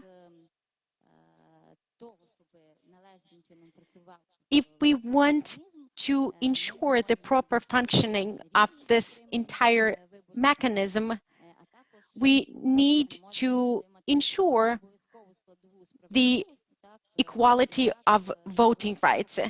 And we also need to make sure that we have the principle of irreversible punishment. Otherwise, the society will not have the feeling of fairness and justice. So these are two essential components. The system of justice has to ensure the exercise of rights. Within our panel discussion, we will be talking about electoral subjects. But on the other hand, the system of justice has to guarantee this principle of inescapable punishment. Today, we have Mr. Ruslan Tudarets, Deputy Chief of the Main Investigative Department of the National Police of Ukraine. We also have Mr. Mikhailo Tsurkan, retired judge of the Supreme Administrative Court of Ukraine, representative of the National School of Judges in Ukraine. And for many years, this school has been training judges and upgrading their qualifications, and one of the objectives of this school is to cultivate these values and principles in the new judges. We also have Mr. Pavlo Romanyuk, our legal advisor on electoral rights. He was an active participant in the analysis of the court decisions. This is the analysis that was conducted by the civil network ОПОРА. We analyzed a multitude of administrative and criminal cases,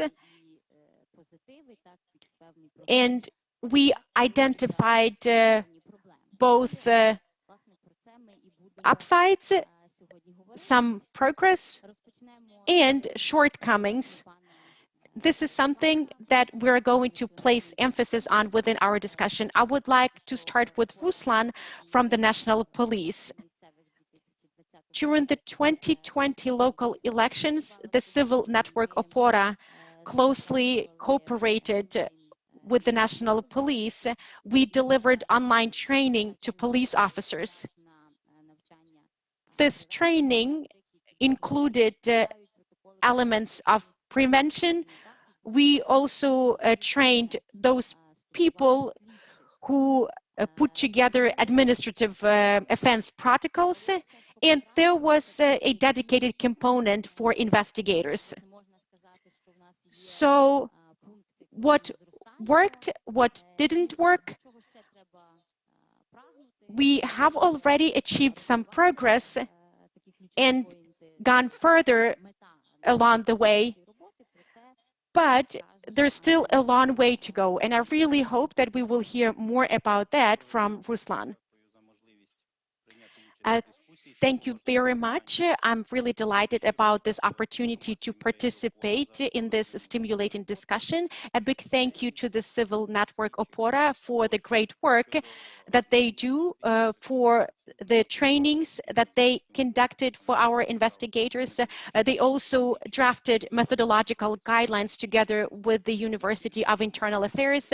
All these materials were disseminated among investigators and are actively used. Together with the civil network ОПОРА, we ensured some legislative amendments that were made in July 2020, amendments in the criminal code, amendments in the code of administrative offenses. When the law was adopted in July 2020, there's chapter 5 there, and all the articles of the criminal code became felonies, basically. They are not misdemeanors anymore, and there is imprisonment envisaged for all these offenses and crimes. And it's important to communicate it to all the relevant civil servants and electoral subjects. If they violate electoral legislation, they will bear criminal liability. not only will they be prosecuted, but they will also be imprisoned, or they might be imprisoned for each of these deeds.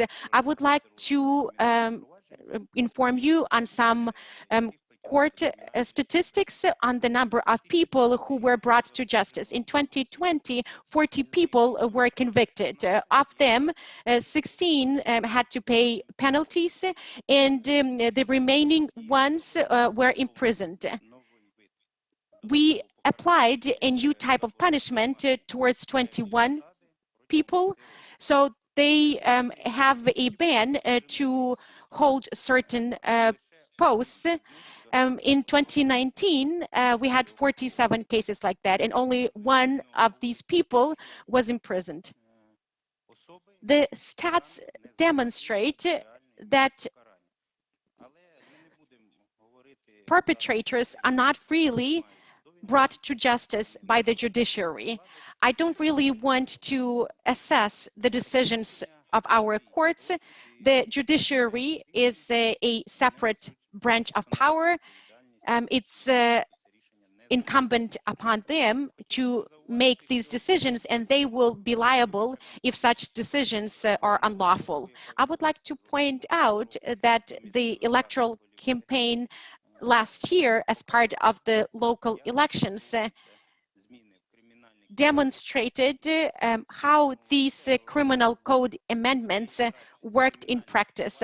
Unfortunately, the registration of criminal proceedings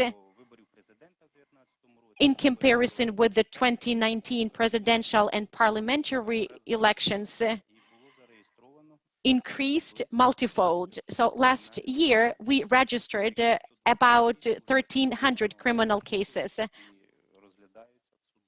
and 126 have already been submitted to courts. I would like to state that our criminal proceedings legislation is not perfect. In 2012, the effective criminal procedural code was adopted, and the pre-investigative stage was eliminated. Because in the past, a lot of the cases were closed at this pre-investigative stage. Whenever we verify information and leads and we do not find any evidence, then we have to close such a case, but we have to investigate all allegations that have the elements of criminality. I also want to say a couple of words about administrative offenses. We can observe an influx of administrative offenses. During the parliamentary elections, we had about 1,200 administrative offense protocols. During the recent local elections, 2,400. So basically, there was a twofold increase. Despite the preventive function of the national police, despite the awareness-raising campaigns that we staged before the elections, we did our best to inform the voters and electoral subjects on proper behaviors. Despite all our endeavors, citizens continue violating laws both in the criminal domain and in the administrative domain. As for the practical application of these legislative amendments, our investigators didn't really encounter any specific problems. So all the units of the national police are fully ready and equipped to investigate such cases and properly serve our country. I have a follow-up question. Is there continuity there? Because we know that there is a problem with investigative staff fluctuation. We identified this problem when we conducted a survey among investigators. It was mentioned as one of the key problems. So you have a group of investigators who worked during one electoral campaign. They received some experience of documenting and investigating electoral offenses. And then a new person comes and you have to start from ground zero.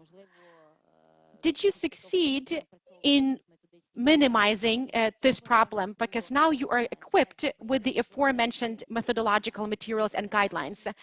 What else can be done to ensure the continuity of your accomplishment, to ensure that that knowledge is transferred? Staff fluctuation was there and will always be there, but we keep this issue under control. We can totally relate to those investigators who quit their jobs. As you know, we have multiple new bodies, the National Anti-Corruption Prosecutor's Office, the Agency for the Prevention of Corruption, etc., and salaries are higher there. You know that the National Police investigates about 90% of all crimes committed in Ukraine, and our staff members are in search of better jobs, and whenever they change jobs and find a better position, we always cheer for our staff members. We have a dedicated training on electoral offenses, so all our investigators are trained in how to investigate such cases. The fluctuation of staff doesn't impinge on the quality of our work, and I'm 100% positive that we will not see any adverse effects in the future either. Thank you very much. In the Lviv National University, we opened a model polling station together with the National Police. We are planning to set up a similar polling station in the town of Mariupol, and we will use these mock polling stations to train national police staff. So I really hope that in the near future, this issue will be sorted out.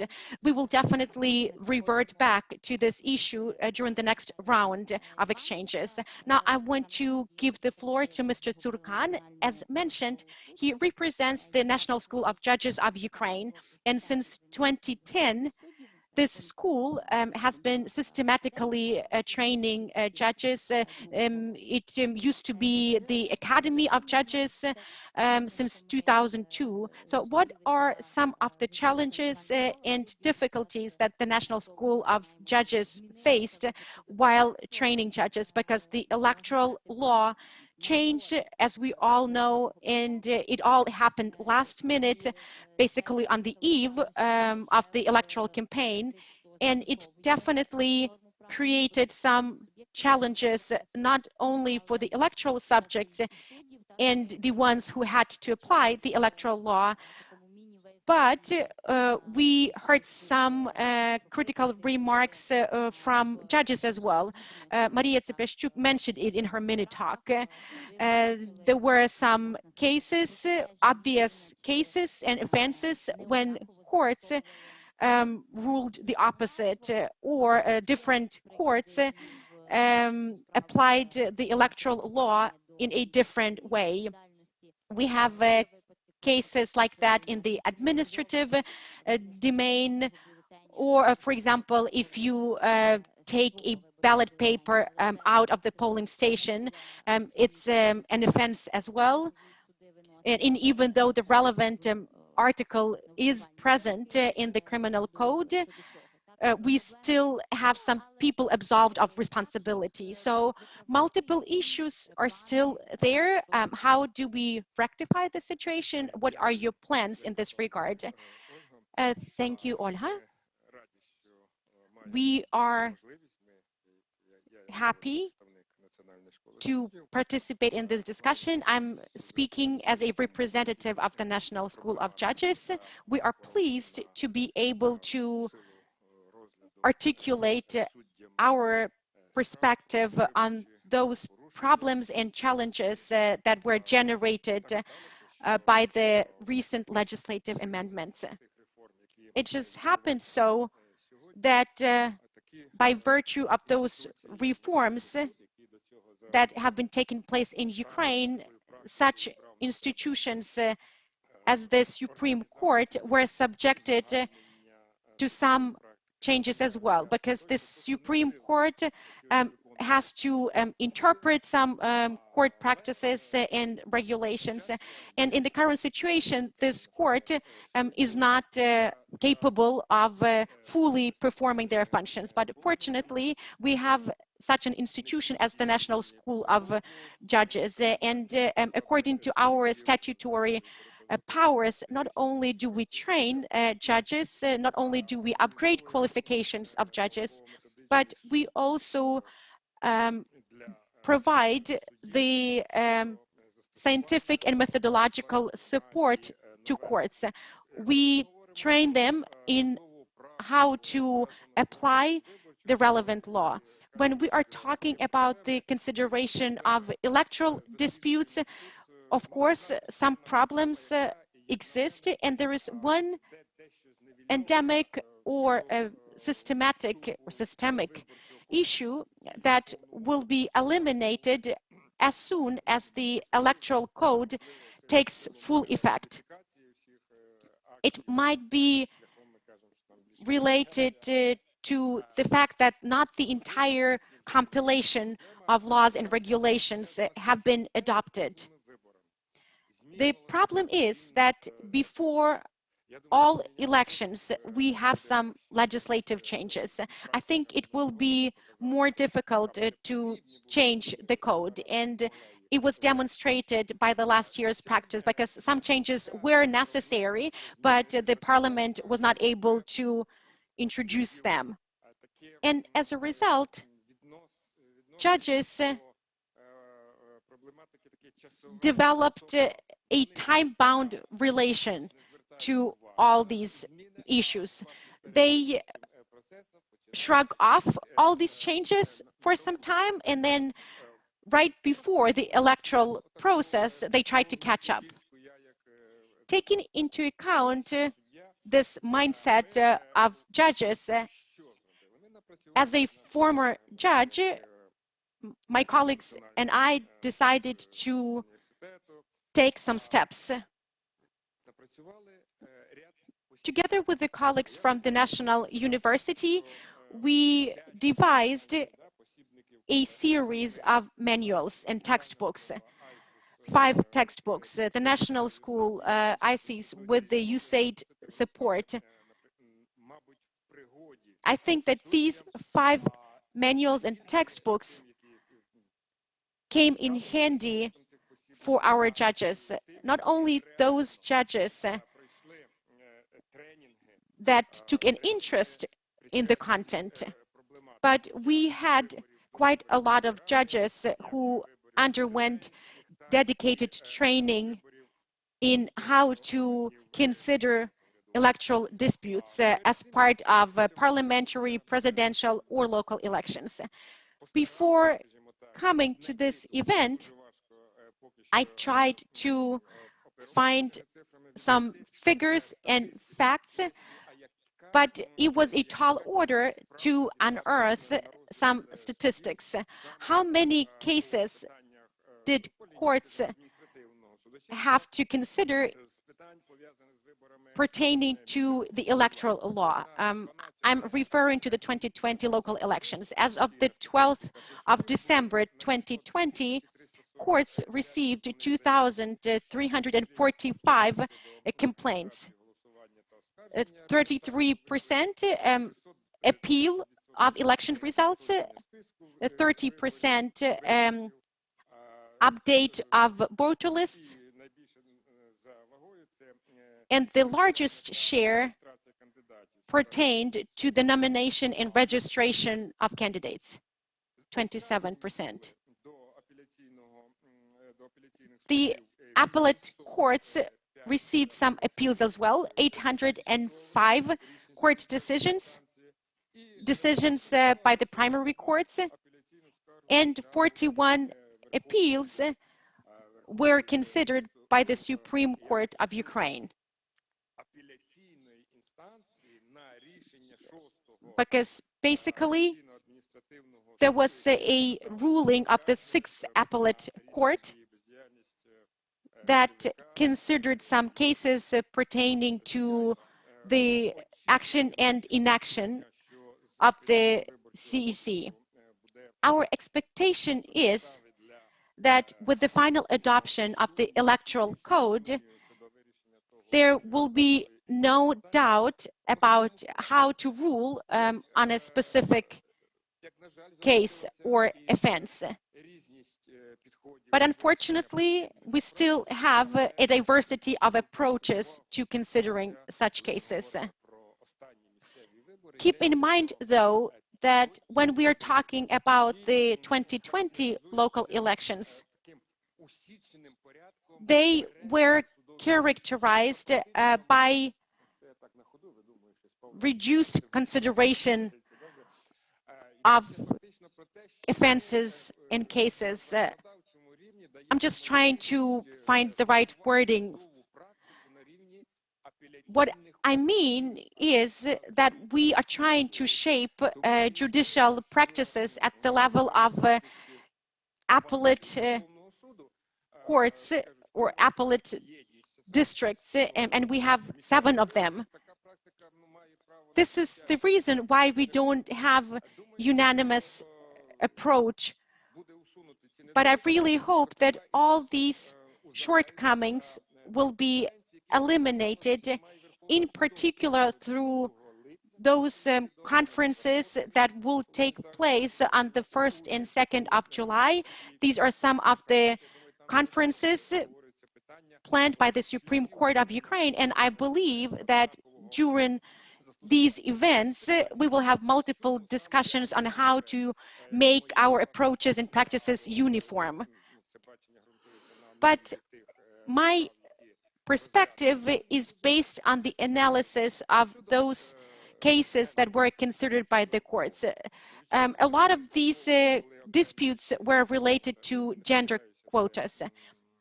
It came as a surprise to us when some courts in Kherson, for example, deviated from the general practice.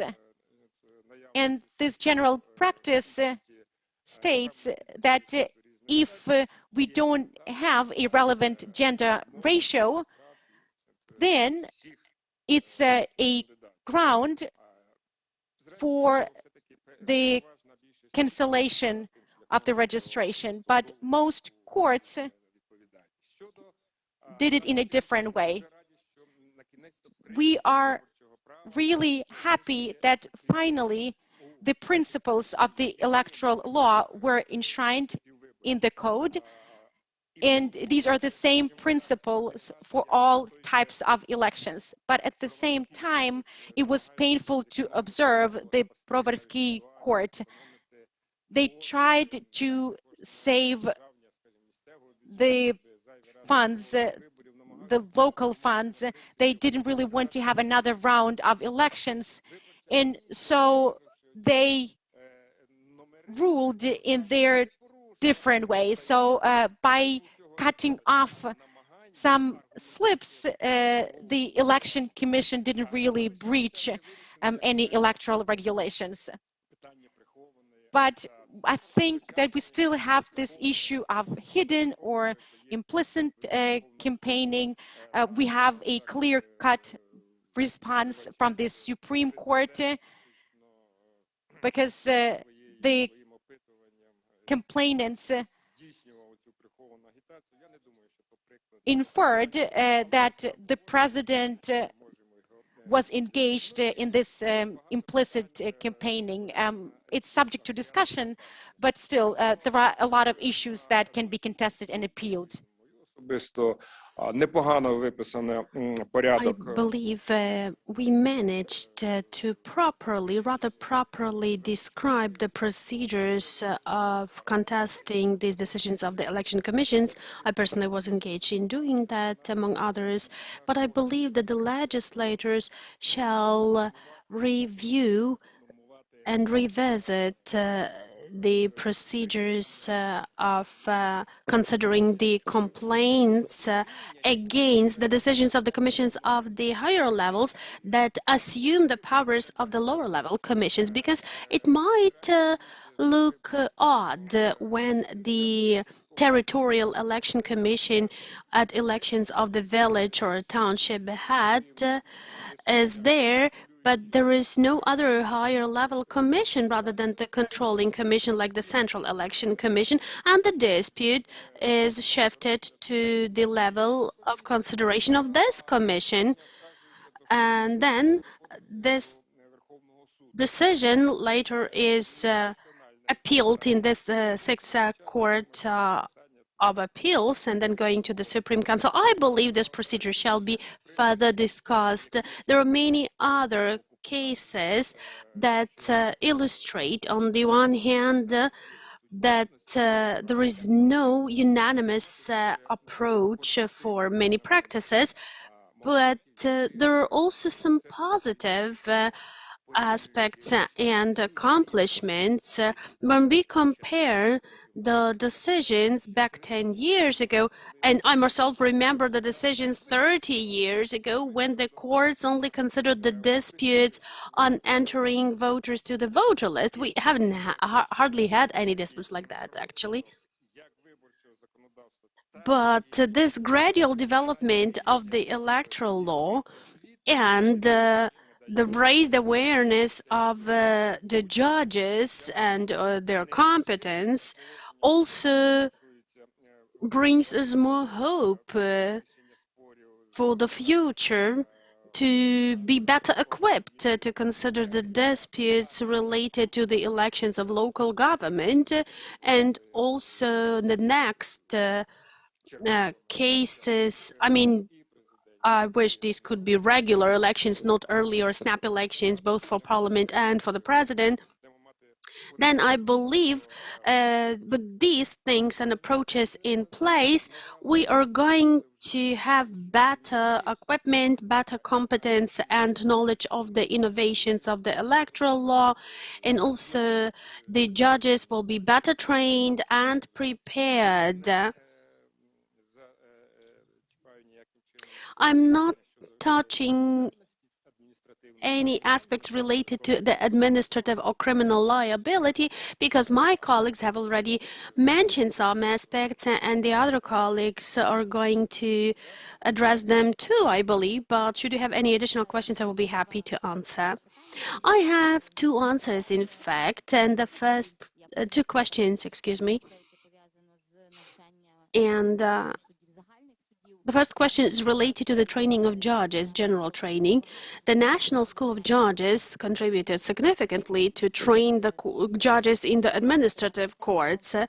This is the systemic, comprehensive accomplishment that they implemented,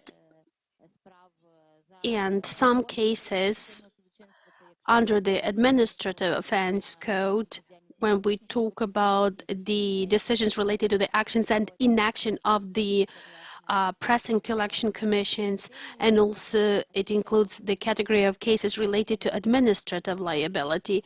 But we also understand when we talk about the violation of the rules of campaigning, and when we read the court decision, we can see that the judge does not always understand the general principles of campaigning, or maybe is not willing to understand them.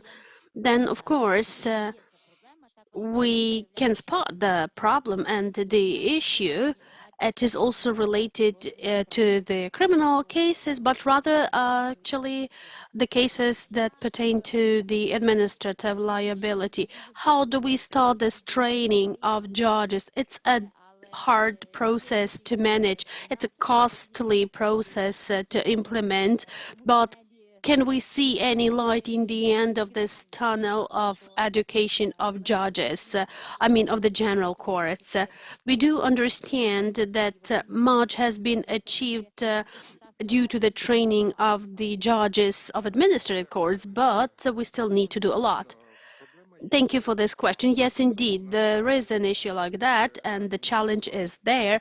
We have had some good accomplishments on that We sort of tested the curricular and the program for training the judges of administrative courts before the parliamentary and the presidential elections. But on the basis of this program, we had the ambitious plans to develop the training for the judges of the general courts, considering the cases of administrative offense, also related to the breach of voting rights.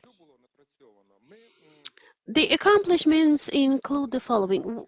Obviously, we were waiting for the electoral code to come into force.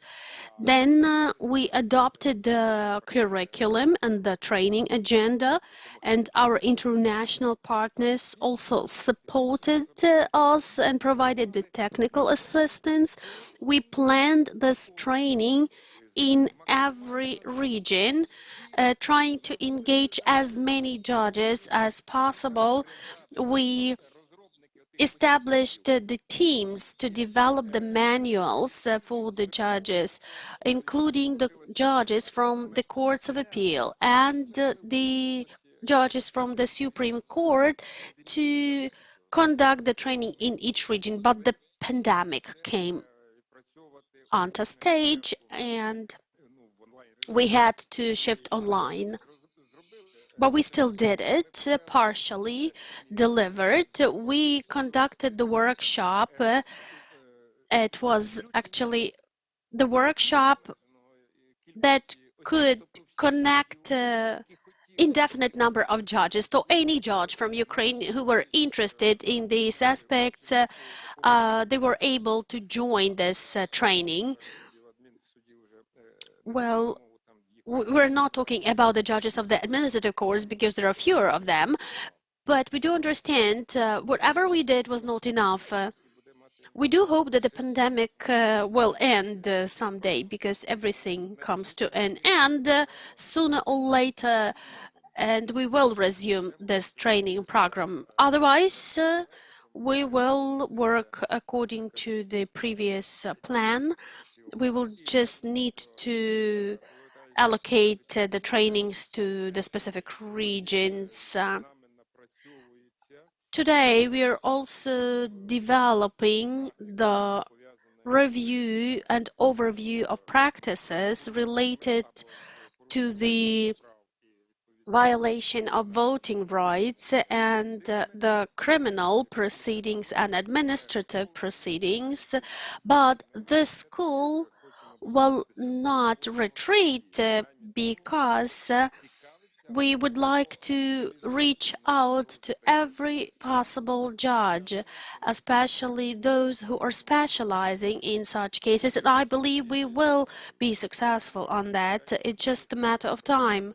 And I believe the developments and the practices that we already have in place will help us do it. And we also would like to invite you to these trainings because the civil network ОПОРА is not only the recognizable NGO, but also, according to the judges, they are quite versed in what they do. And also, I would like to say this publicly.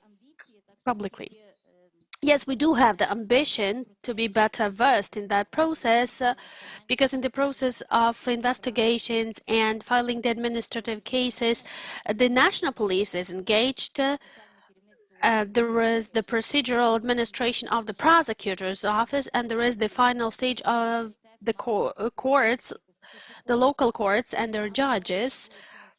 We believe these trainings could be conducted jointly, probably, or maybe we could develop jointly the materials for the trainings so that we could have the unified approach to this training. Now, ОПОРА has the joint project with the national police to provide the training for the police officers, and also the general prosecution office is engaged, and it will be important to have a different perspective coming from the judges. I believe that the judiciary, even though it is independent, could contribute significantly into this training process that could be synchronized and unified. And we could ensure this mutual learning, and we could learn from each other. So whenever anyone is expressing their opinion, because we've had certain training and certain materials, and the judge would say, I do not agree because I have a different vision, I believe in the future it would be great we could reach the consensus. We have another round of questions, and I would like to ask my question about this new category of disputes. We actually have this new category already developed, the category of disputes that relates to the review or revisiting of decisions of administrative courts, because after the final decision of the administrative court, we have other claims that are sent to the Central Election Commission, and then it's rejected, and they start a new round of contestation, reaching the 6th Administrative Court and further the Supreme Court, and we've had quite a number of cases like that. So this is like an additional legal protection that the actors were searching for. So we need to think twice. Shall we support that? Shall we introduce any amendments to the law about that? But we will resume this discussion and this topic during the next round. I'm giving this food for thought to you already. And now Pavlo will present the findings of the analysis of court cases conducted by ОПОРА. Me, myself, Tatiana Opoka, a lawyer, and Pavlo as well. We were part of this project. We analyzed the cases, also those considered by the administrative courts, and Pavlo Romaniuk will tell us more. Thank you.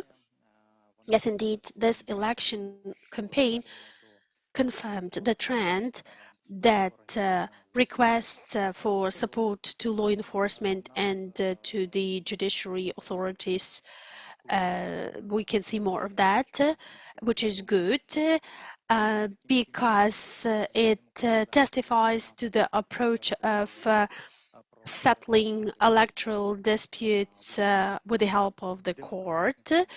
And it is also confirmed by the Ukraine's position according to the democracy index. This was an important criterion to rank Ukraine in terms of the performance of the law enforcement bodies and the courts. We believe the recent 3 election campaigns, they confirm that civil society has been contributing and has been willing to enhance the professional capacity and competence of law enforcement and of the judges. I represent the academia, and I would like to remind to you to remember about the universities, because we are training all of those graduates who create the foundation for the future judges. There is not only one judge, but also the assistants, the secretaries, who are also helping and contributing to the justice, to the justice, so to say. To play with words, today you mentioned some projects implemented by Civil Network ОПОРА. We have this simulation polling station opened in Lviv. Also, there was this project in Mariupol. And also here, I would like to encourage other international donors to provide support to open such polling stations, to model the proper situations at the universities, at other educational establishments, because they do lack this visuals and training materials. We basically need to resume this culture of significance, of importance, of considering electoral fraud. I believe we are now catching up something that has been lacking in the recent years. This is just a small remark that you should keep the universities in mind. When we talk about the results of the work of law enforcement bodies and the courts, we have the data and the figures, they are quite illustrative. We do have this culture of contestment and appeals in Ukraine. If we compare to the neighboring states, I could say that Ukrainians are going to courts to seek for protection of their voting rights. I would use the numbers here. I have them as a prompt because there are many numbers. When we talk about the electoral fraud and in terms of administrative offense related to elections, according to the national police, we filed the requests. We have had about 18,000 claims and reports related to the election process. In the recent parliamentary campaign, we had about 10,000 reports like that. So we can confirm there has been a significant increase of cases or reports coming from individuals, which also implies their documentation of the fraud cases or offense cases.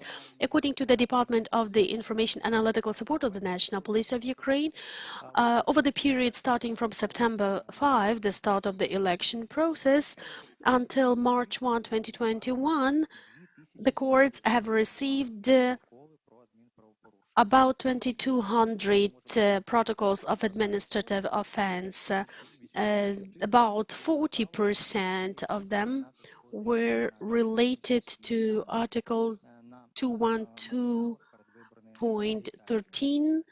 There was lack of source data on the campaigning materials. Moreover, Article 212.14 also had a huge number of cases, 274 protocols for Article 21 to 10, and the new Article 212.23 had 189 protocols, and the Article 212.22 had 103 protocols, but there was no protocols filed to the articles slashed 11, 16, 18, and 19. There was the small number of protocols under Articles 212/24, also the small numbers related to the articles slashed 37, 20, 12, or 17. When we talk about the results of the analysis, when the accused persons were brought to responsibility, here we should mention the most widespread cases and their types. Of the almost 700 protocols that were filed under Article 212/13, almost half of them, which is 49%, ended up with the bringing to responsibility. This is the huge number. In addition, under Article 212/14, out of the 360 cases, the accused persons were brought to responsibility in 45% of cases. As to the Article 212/10, the 23% of cases ended up with the decisions, etc. What do these numbers imply?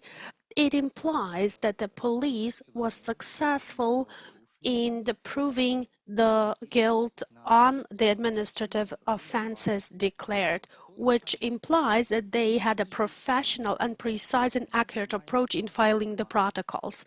At the same time, there is also the big share of cases when the courts forwarded the cases back for finalization. Back in 2018, the Supreme Court highlighted this aspect that the current law did not provide for the return of cases. It was very interesting to listen to the opinion of our participants from the national police and about their approach and position on any solutions to these cases, whether it could be possible to legalize these procedures or possibly we could extend the terms for filing the protocols, because many cases they have to fit within 3 months, which is sometimes not sufficient to accumulate all of the data or to establish the persons committing the offense. And the courts, they just have to close the cases. But we need to add more aspects to this data, because we had new articles introduced. Specifically, this is Article 212/23. This is compromising or damaging the ballot papers or taking them out of the polling station. So basically, we have the cases under these articles filed as well. And also under Article 212/10, when the breach of campaigning rules. And when we talk about the findings of the analysis administered by the National School of Judges and the civil network ОПОРА, we had them compared to the results of 2019 campaigns, and we could see the results that on the article, the cases were ending up not under the article related to the damage of the ballot papers. I mean Article 158/3 of the Criminal Code of Ukraine, and the ballot papers shall be destroyed if they're compromised under certain procedure and within the criminal code, and there should be a certain location identified or in the state archive institutions or the polling stations. But in some cases, the courts made a mistake and brought to responsibility certain persons who destroyed or damaged their ballot papers at the polling station. In July 2020, we had this added new merits of the administrative offense, and therefore the courts were bringing to administrative responsibility. This is briefly about the administrative liability. I also want to talk a little bit about criminal offenses in the area of elections. The police bodies initiated 1,297 criminal proceedings. Over 800 pertained directly to electoral law violations, and over 430 were indirectly related to electoral violations. It is noteworthy that from the 5th of September through the 31st of January 2021, the Unified State Register of Court Decisions published 28 sentences pertaining to electoral violations identified during the local elections. The courts had to consider about 58 cases. They are still under consideration, And in 7 cases, the proceedings were closed. A little bit about the articles involved. We have some sentences according to Article 158, 5 sentences, something that we discussed earlier, this electoral tourism practice. This is something that is prosecuted despite the current wording. Article 154 with the mark 14, 14 sentences, 158, 6 cases or 6 sentences, and there is Article 160, bribery of voters, 3 sentences. Ola, do I still have some time? How much time do I have to be more specific?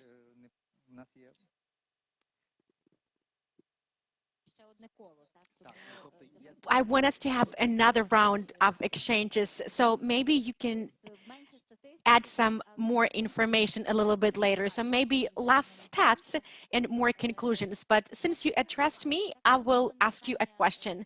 What about photographing? It's one of the favorite questions from journalists.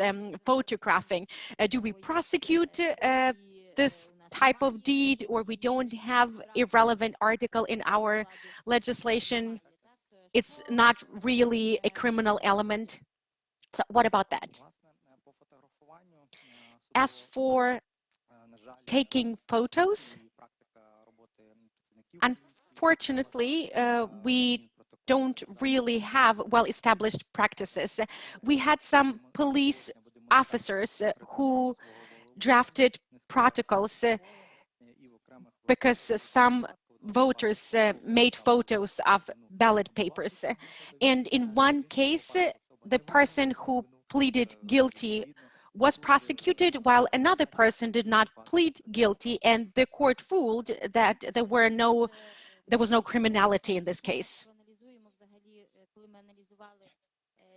I believe that it's an important question because when we analyzed all court decisions, this trend was clearly observed. If people if people plead they're guilty, then courts bring to administrative liability, even if administrative liability is not there. This is something that we discussed profusely yesterday. The premature campaigning, this is something that has to be incorporated into the electoral code. Before electoral subjects are registered, you are not allowed to campaign, and you cannot really prosecute people as per Article 212, marked 10. But some courts supported such cases, and that means that we need to analyze this practice one more time, and we need to elaborate a more systematic approach. We've been talking a lot about the sustainability of the electoral legislation because we have this updated electoral code. The upside is that we have a parliamentary working group to improve the electoral code, and this time we're doing it advance of time. So I really hope that by July, the new electoral code will be adopted in the first reading, and that will provide us with plenty of time to update all training and methodological materials. But there are still problems related to how courts interpret these or those provisions of this updated electoral legislation. Pavlo, you mentioned that there are cases with 0 protocols, and it's not the fault of the police. These are those cases that are related to the electoral law. It's because of the observers, election commission members, or electoral subjects. It was a democratic provision in our legislation. If an election commission member detects a violation, they can document this offense themselves. They don't have to call the police, but the past 10 years demonstrate that it's not working. What is your take on this? It's a question to our distinguished representative of the National Police and to you, Pavlo. What do we do about it? Maybe such cases should be transferred to the National Police. What we see now that people call the police anyway. There's one category of cases when observers are not granted a copy of the protocol. In such a situation, an observer has the right to document this offense, but then this observer has to read out the rights to the perpetrator, and this person is not authorized. It's just an election commission member, and this member can lock himself or herself in a room. They call the police. The police come, but they cannot really draft a protocol because they don't have the relevant powers. So what do we do in such cases when, for example, election commission members don't want to grant a copy of a protocol to observers or other stakeholders? Police officers cannot issue a protocol and they don't have the relevant forms. There are some other issues involved. Oля, there are two options here. Either we legislate a typical protocol for election commission members and official observers, or as you mentioned, we can just transfer this authority to the jurisdiction of the National Police. Because I fully agree that currently the National Police doesn't have appropriate tools to collect evidence that will serve as a basis for prosecuting culprits within the court system. So this is my opinion.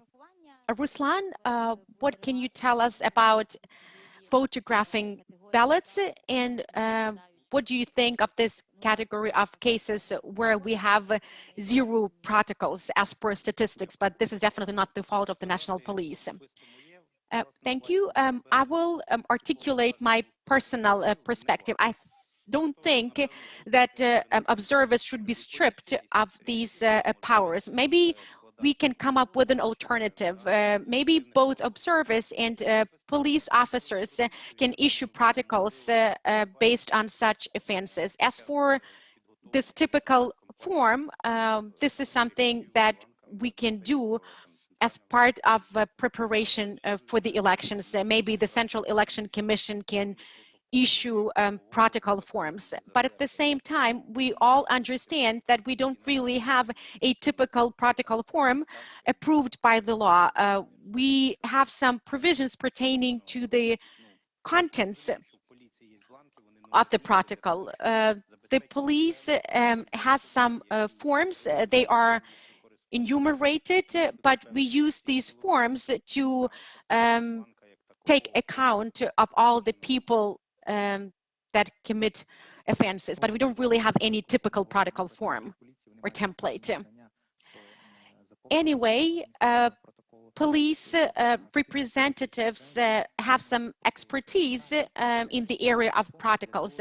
As for election commission members and observers, they need to be provided with specialized training because we want to prevent situations when protocols are filled out and then they are not accepted by courts.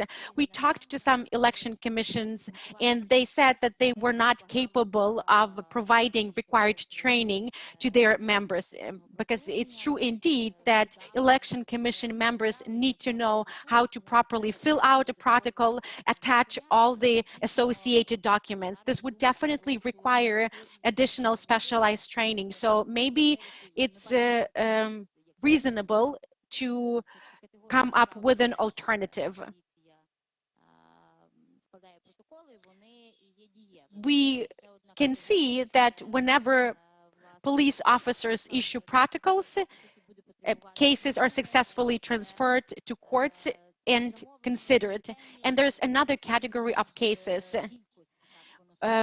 improper ordering of ballots or ordering the inappropriate number of ballot papers.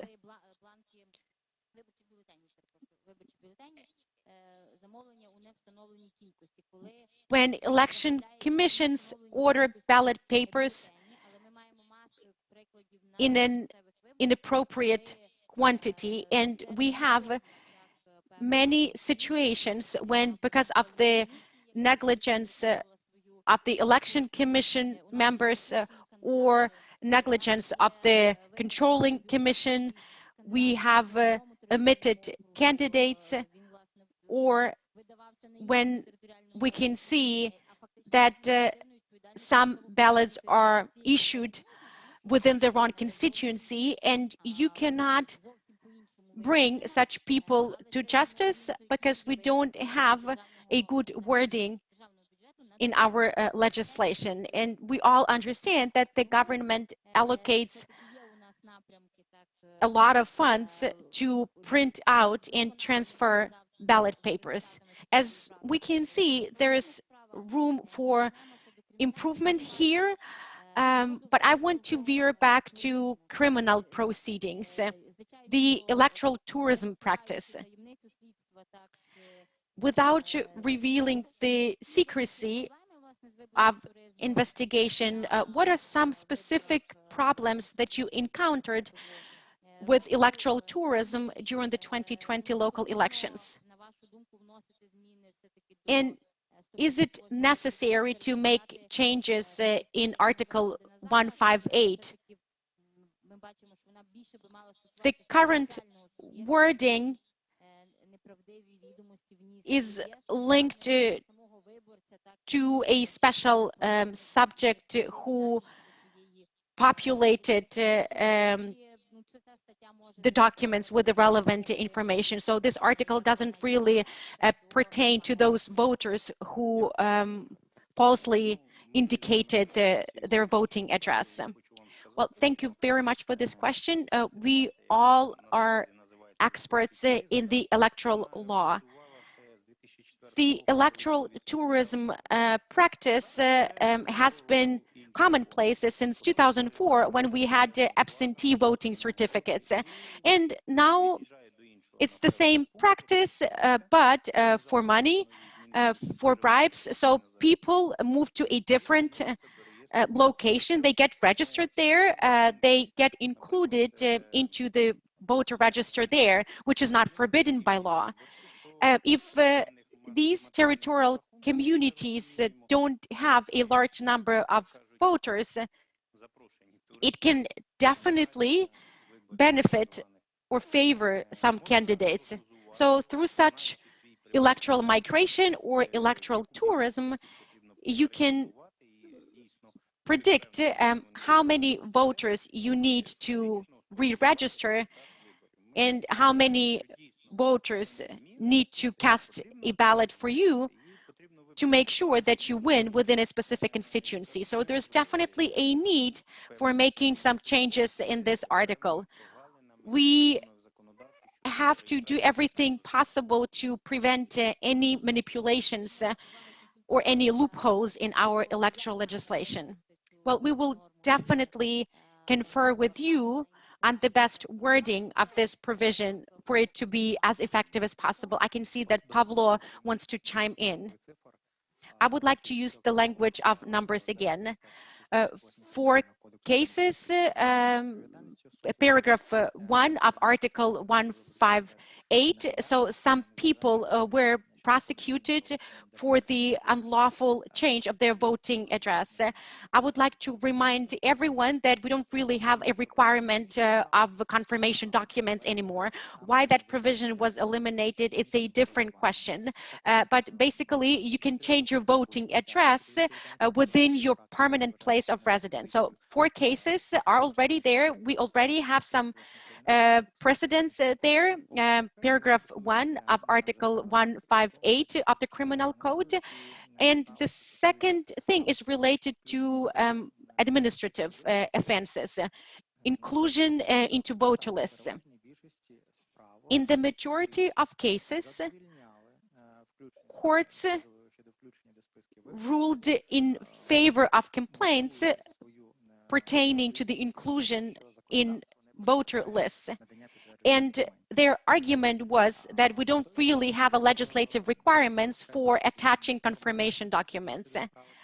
At the same time, certain courts applied a more informal approach. They evaluated the actual place of residence. And this element of the actual place of residence comes into play as well. At present, we don't really have any specific wording in our legislation about the actual place of residence. Do you have to live there for 6 months before the elections or 3 months? This is something that has to be regulated as part of our electoral legislation and also migration or immigration legislation. And I think it's good that we have both formal and informal approaches. It pertains to campaigning as well.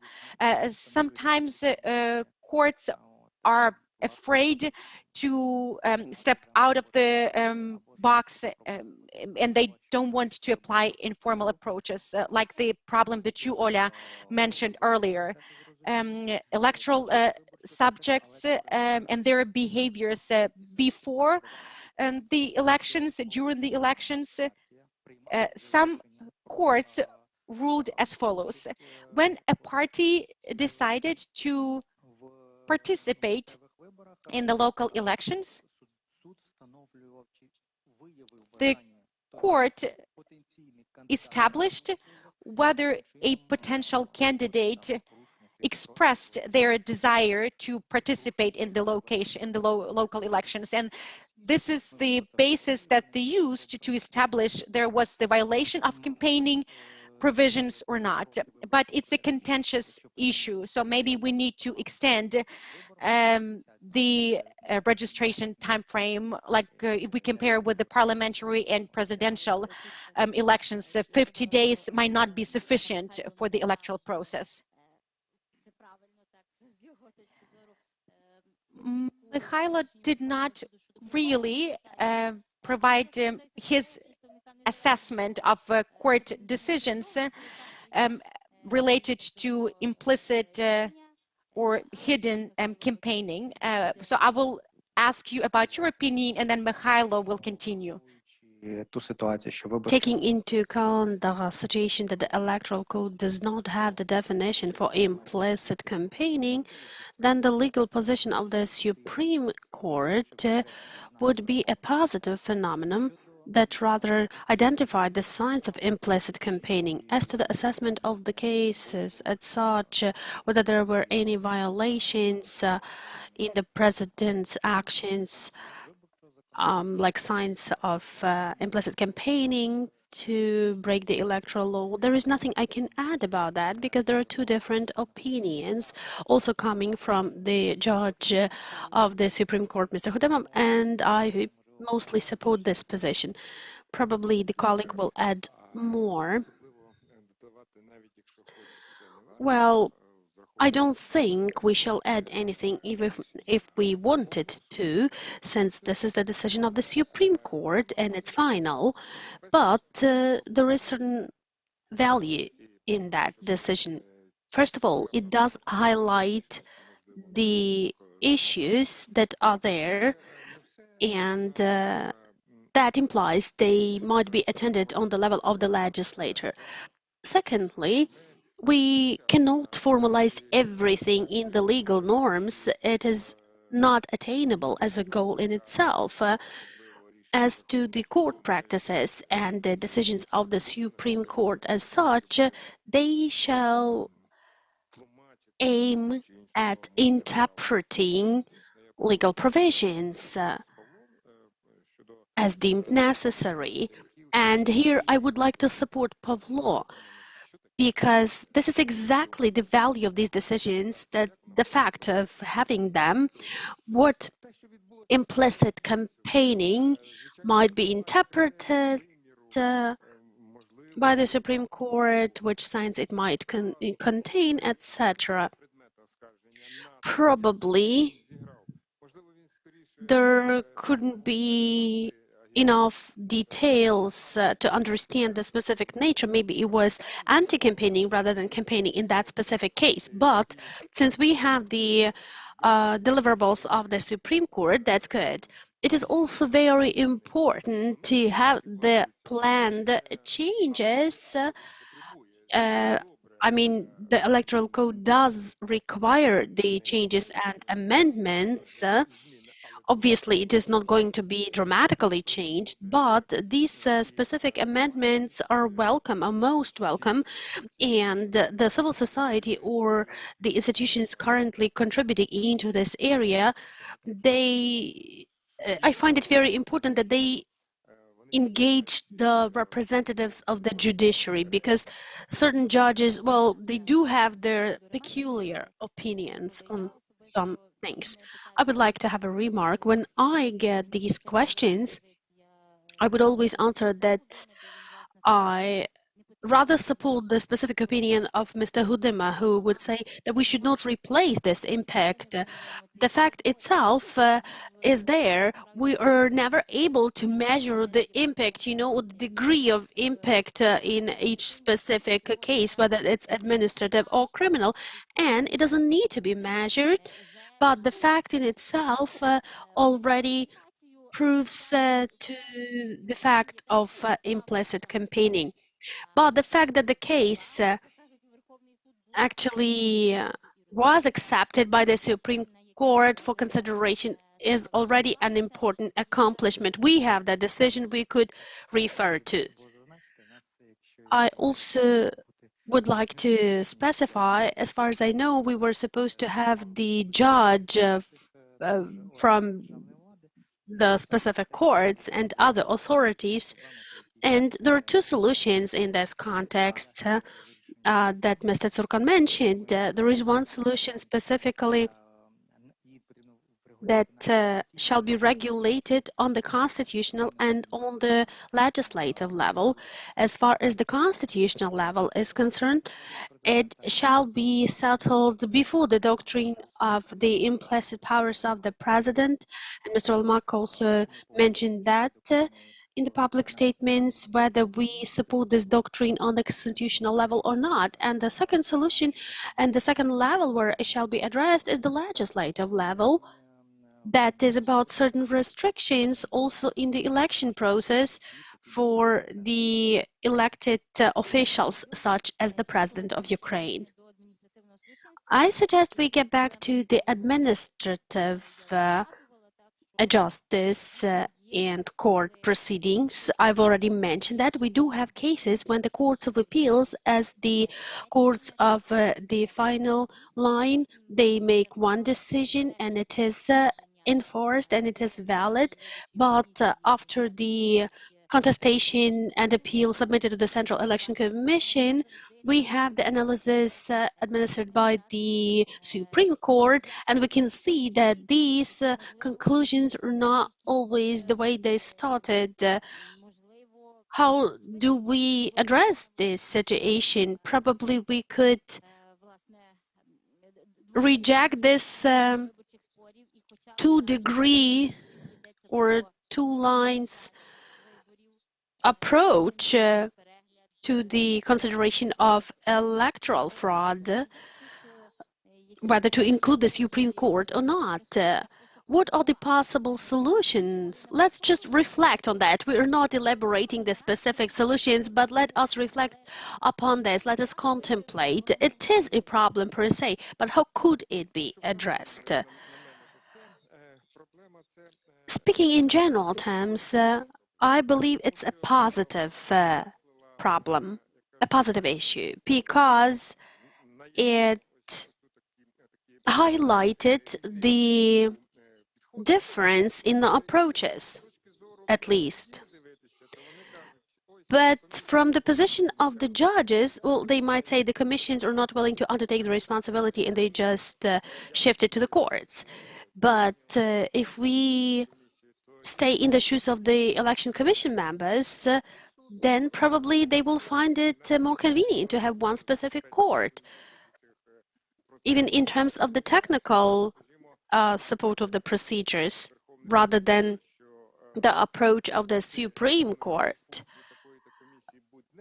that says that since you are the commission of that specific level, please act respectively. But at least within the 26 administrative districts. This is not the two-level system. This is the parallel system of appeals. But the problem is in a different dimension, because the subject of the case is changing. It's not about changing the decision of the member of a certain commission, but it's about the decision of the Central Election Commission. And according to the acting law, the subject of matter, the scope, is already within the competence of the Sixth Administrative Court of Appeals. Well, it's basically about the legislative details. Probably we could refer it to the level of the Court of Appeals through the Administrative Court, through the explanations, clarifications of practices to provide for the uniform approach. However, we also need to keep in mind that the election is the fast-flowing process, and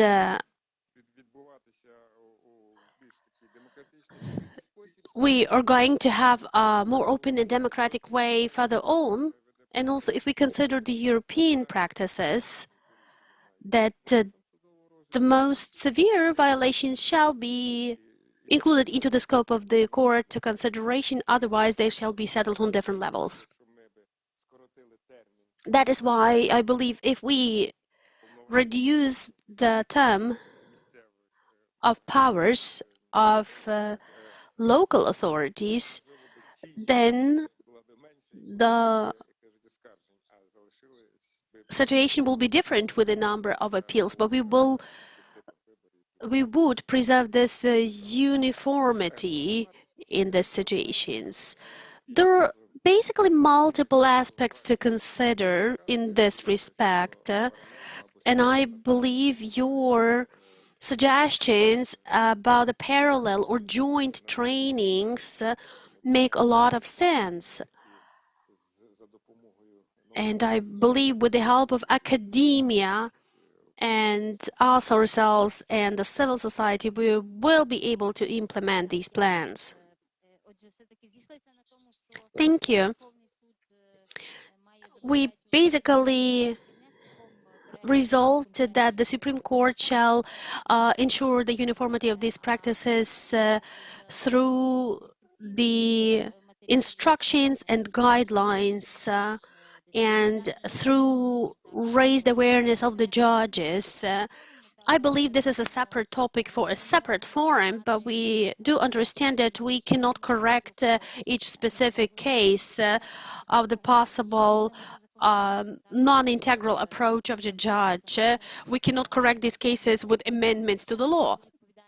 We should probably engage the system of bringing to justice and also through training of the judges, etc. I do support that approach. Some of the final remarks, I believe, would make sense from each of you.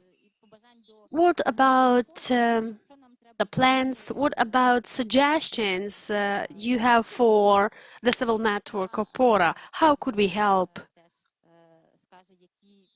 And Pavlo, I believe, and I suggest, will tell you more about the actual plans we have.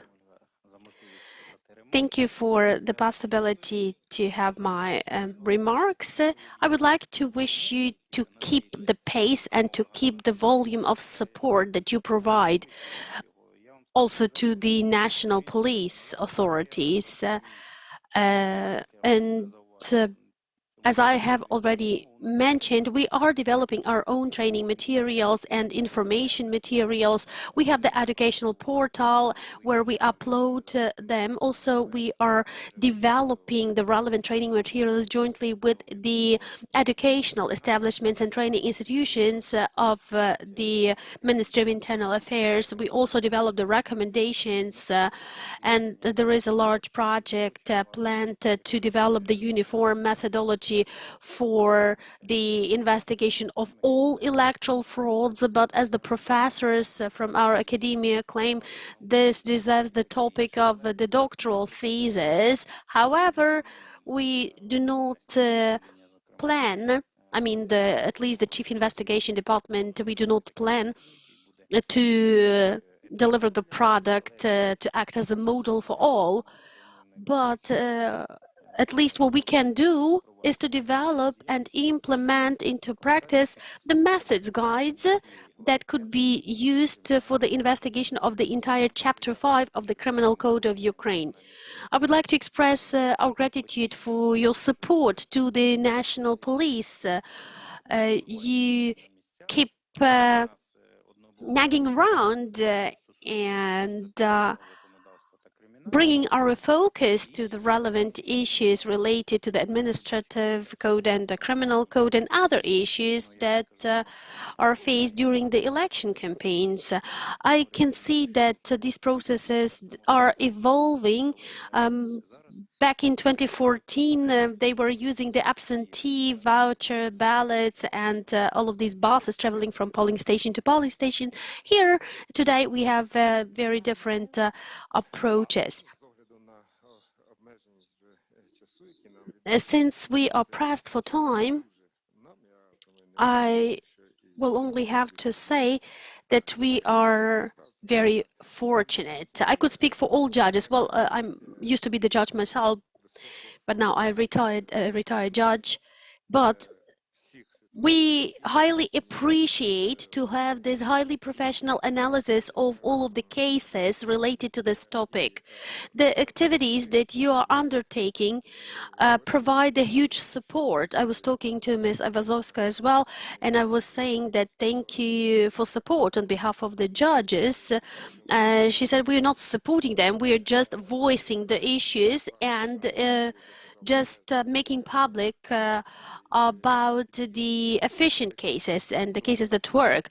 I believe, whatever you call it, your approach is inspiring indeed. Whenever you say that these decisions deserve attention and those decisions include certain issues, we are taking these opinions into account. Thank you for inviting me. It is a pleasure to participate in your events and in your activities. I believe the National School of Judges could hope to be engaged into your further activities and into development of the methods, guides, and training materials for the judges. And also, I believe Pavlo, as the representative of the academia, shall also work with us, not only with you, because he is attending our training workshops, but he should be contributing more actively to our work as well. Thank you, Mr. Tsorkan. I have a final remark. Well, our unbiased position is the precondition for the trust of citizens. It is also reflected in our name. We are the civil network ОПОРА, which is support, literally. But the initiatives to have the trainings jointly with the National School of Judges, the trainings on the criminal and administrative offenses related to electoral fraud, we are working on that. And thank you for the ideas and to all organizers for the brilliant event. Thank you. Our next panel is going to be about the accessibility of the election process. See you after the short break.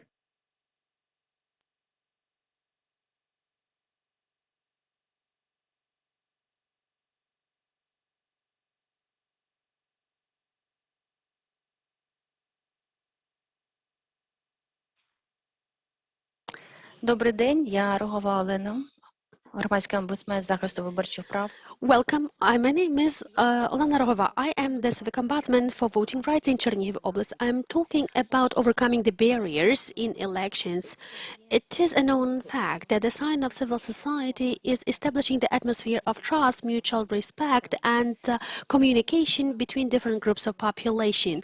The efficient communication between local self-government and the civil society is a token for success on the way of achieving common objectives. I would like to use the illustration of Chernihiv region to tell you more about how we communicated and achieved our objectives.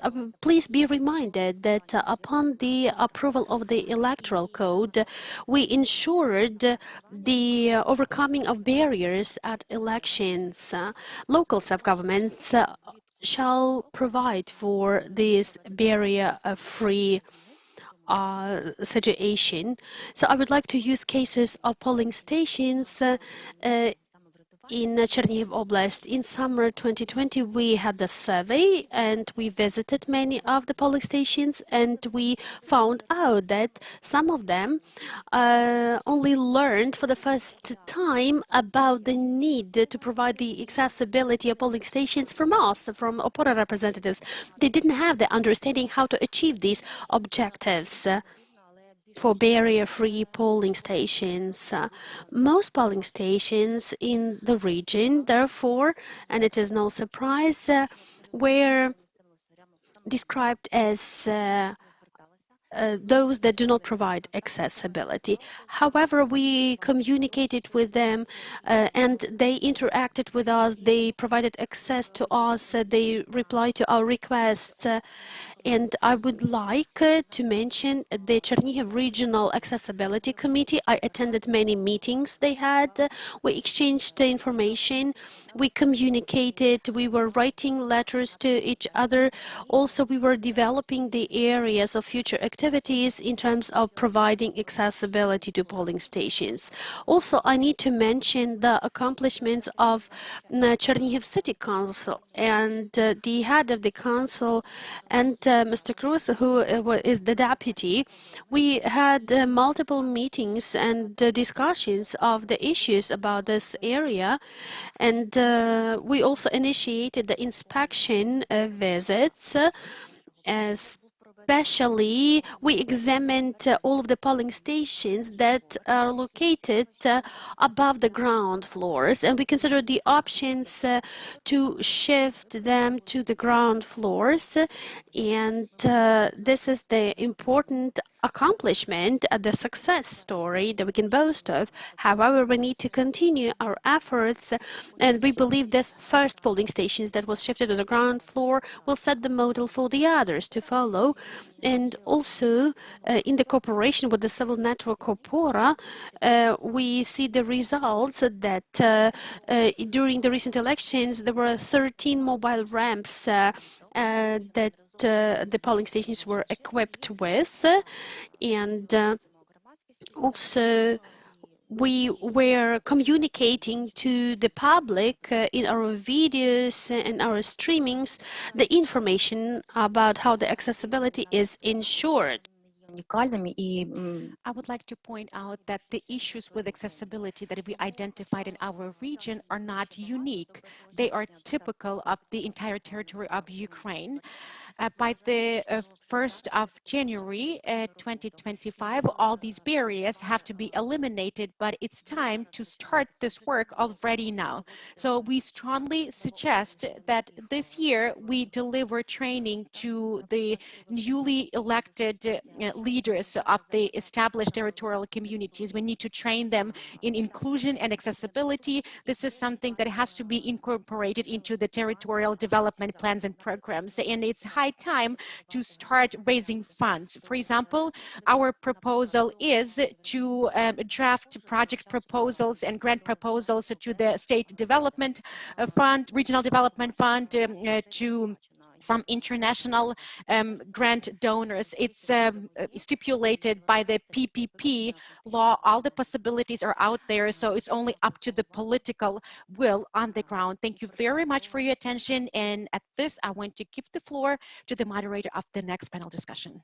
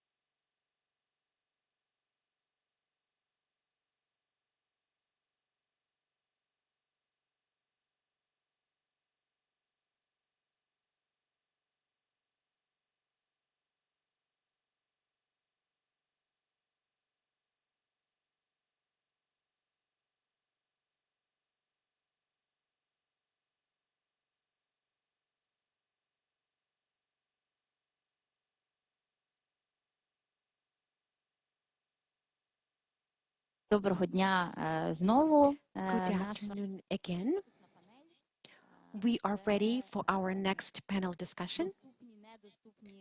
It is dedicated to the topic of accessible, inaccessible elections and the rights of people with disabilities.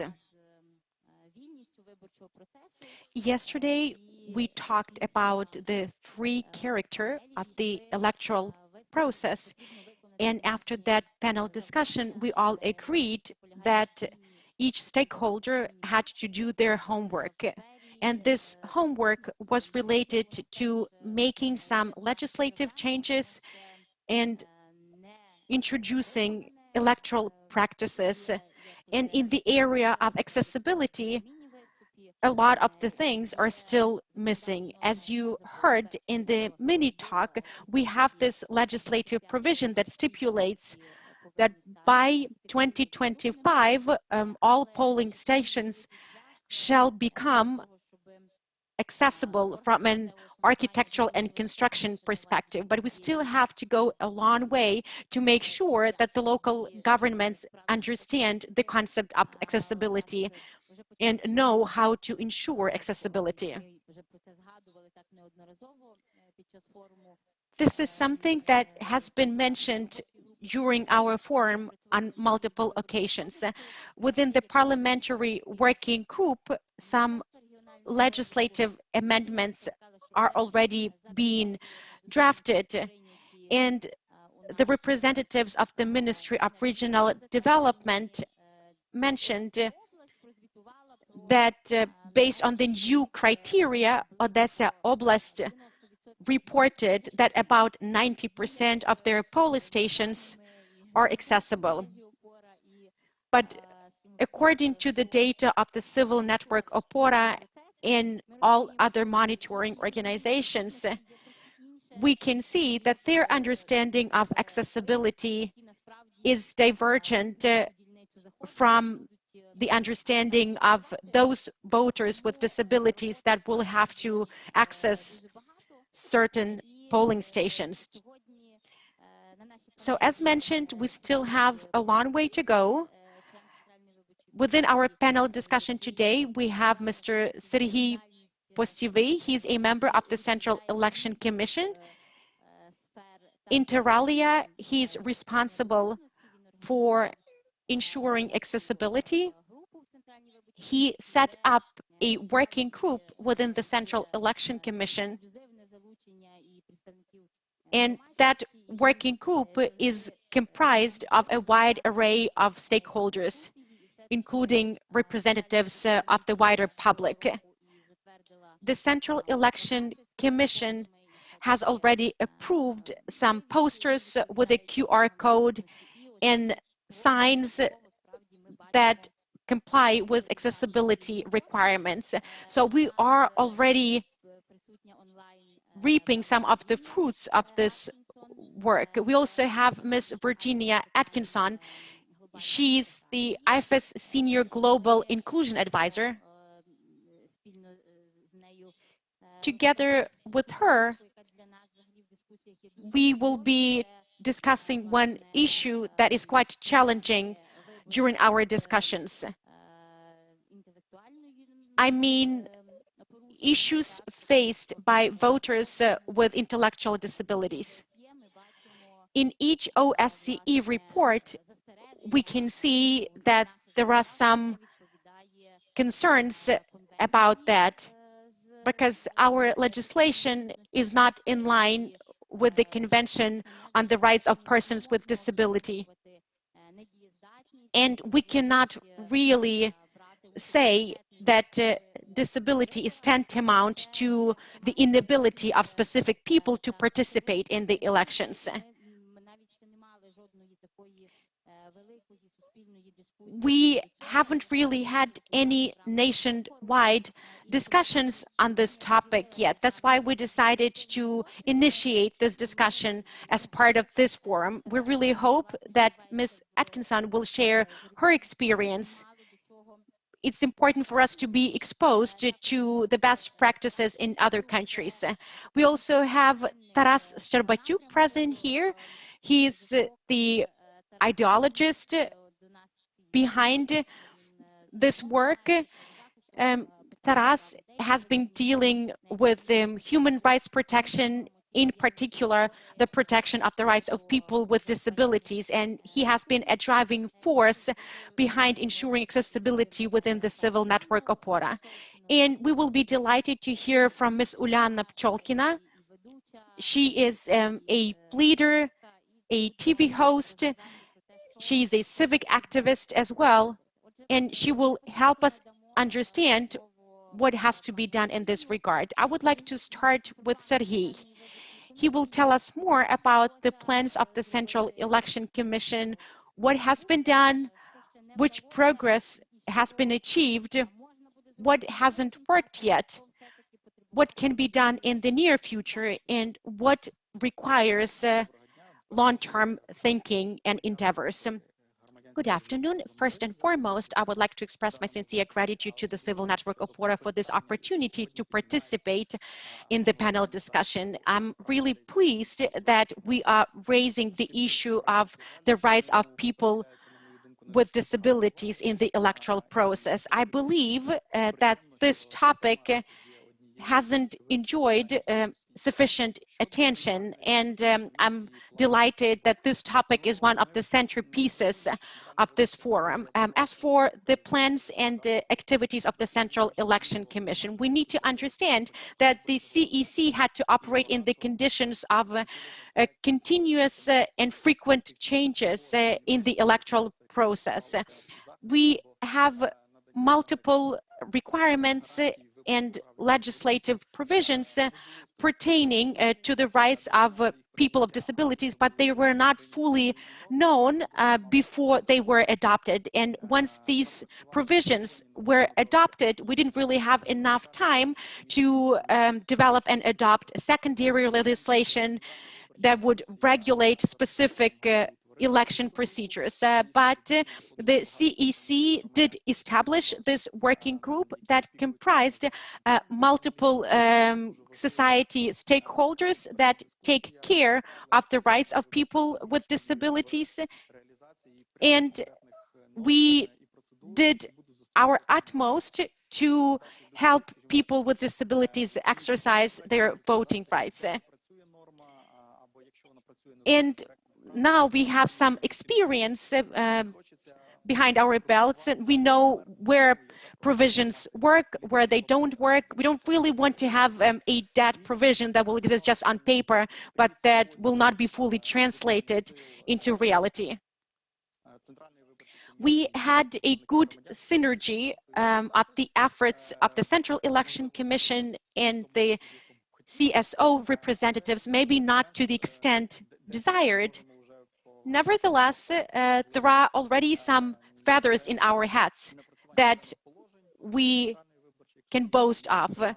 We have some resolutions issued by the Central Election Commission, resolutions on providing information on the electoral process. There are some provisions incorporated in the Electoral Code. This working group was established when Electoral Code amendments were under consideration. And the current Electoral Code has a wider array of provisions and regulations about the rights of people with disabilities than before, but there's still room for improvement. As for our plans, this is just the beginning of this journey. The working group is still in place. One of the key tasks in front of me is to elaborate the right applications of these provisions. Or like we don't really have the right definition of the smart or reasonable application. We can only stem from the Convention on the Rights of People with Disabilities. We can only find some definitions there about these smart appliances. There's a relevant provision in the convention, but when you start exploring this issue in practice, it's very difficult to translate everything into reality, because you cannot really pick 5 or 10 smart appliances that can be applied at all polling stations. We have different types of people with disabilities, and they are in need of diverse smart appliances. So this is the complexity of the process. We are perusing the international experience. The members of the working group have collected voluminous materials, and we are drafting some proposals. Besides, the Central Election Commission has approved a strategy, and within the strategy there is a dedicated chapter on the inclusion of the electoral process. It has already been mentioned multiple times within this discussion that the issue of infrastructural accessibility is a sore issue, because it's all about communal or municipal ownership. Because most polling stations are located on either municipal or state-owned premises. One of the key tasks of the Central Election Commission is to conduct awareness raising among local governments, in particular local self-government bodies. We have already put together some proposals and suggestions that can be communicated to the municipalities and local authorities, aimed at improving infrastructural accessibility. It will be implemented as part of a pilot project at 3 different polling stations in 3 different cities of Ukraine. We have already tested the effectiveness of various appliances that can improve access for people with disabilities. Based on this pilot project, we are better equipped to provide advice to the local authorities on how they can make their polling stations more accessible at a reasonable cost. And I really hope that in June, we will have a public hearing involving municipalities, representatives of the local executive bodies. And during this exchange, we will share our experience and we will emphasize the importance of complying with these accessibility requirements. This is something that has to be done by 2025, but we need to initiate and conduct these discussions already now, because we don't want 2025 to come as a surprise for everyone later. It's clear that we have a long list of activities and tasks. There are some legislative initiatives. We also have some proposals for this dedicated parliamentary committee. And once the legislation is finalized, we will continue refining our own regulations and bylaws. Apart from infrastructural accessibility, there are some other important issues. It's not only about the accessibility of polling stations. We also need to make sure that people with disabilities can travel or get to these polling stations. This is something that we observed as part of the pilot project. We had to lower the curbs. We had to eliminate some other barriers. Some people say that our facility is accessible because it has a ramp. But let's imagine that you have a ramp at a slope of 8 degrees. You approach the threshold. This threshold is quite high, but it's not only about this threshold. The door is not wide enough. But even if the door is wide enough, the ramp is there, but you still cannot access the facility. So the fact that you have a ramp at a polling station does not mean that your polling station is accessible. My point is that we need to apply a comprehensive approach. Our working group was one of the initiators for devising accessibility criteria. This is something that we forwarded to the Cabinet of Ministers of Ukraine. We are grateful for their feedback because they incorporated some of our recommendations, and based on our recommendations, they elaborated the already approved criteria. But as I have already mentioned, accessibility is not only about infrastructure and facilities, but it's also about access to facilities themselves. when we talk about accessibility, we mostly place emphasis on infrastructural accessibility, but we need to have a broader perspective on things. There's also an element of information accessibility. Most people who have visual impairments for whatever reasons, because of a disease or because of old age, need to have access to the necessary information. For example, you have a granny, and even with the right spectacles on, she cannot read the ballot paper, which means that the ballot paper does not meet the needs of people with disabilities, and these ballot papers cannot freely comply with access to information requirements. As the Central Election Commission, we are grateful to the CSOs and other institutions for the monitoring of their website. They provided us with some valuable inputs that we have already responded to. It's the same about the state voter register. As for information posts, you have already mentioned that we tried to apply an out-of-the-box approach. We incorporated this QR code, and we also use the language of gestures. There is an additional voiceover, and we also used the appropriate fonts and colors and contrasts. So this is something that we did as the Central Election Commission. But now I would like to briefly talk about the perspective of political parties. There's still a lot of room for improvement. I was pleased to see that some of their commercials and videos had the right subtitles, including the sign language. It definitely simplified and facilitated the participation of people with disabilities. But this is something that has to be taken into account not only by the relevant bodies charged with electoral powers, but also by electoral subjects. They need to make sure that all information is provided in the right manner to make sure that all people have equal access to the voting process. That's briefly it on my part. I might intervene a little bit later during our discussion. Запитання, власне. There is a remark or rather a question or proposal all in one. In addition to having the Cabinet of Ministers adopt the criteria, which they have already done with support of the working group from the Central Election Commission, because you developed the draft document, but the methodology for assessment criteria shall be adopted. This is very important. ОПОРА also was doing the market monitoring for a selective monitoring of polling stations. And when we compare how we assess the polling station and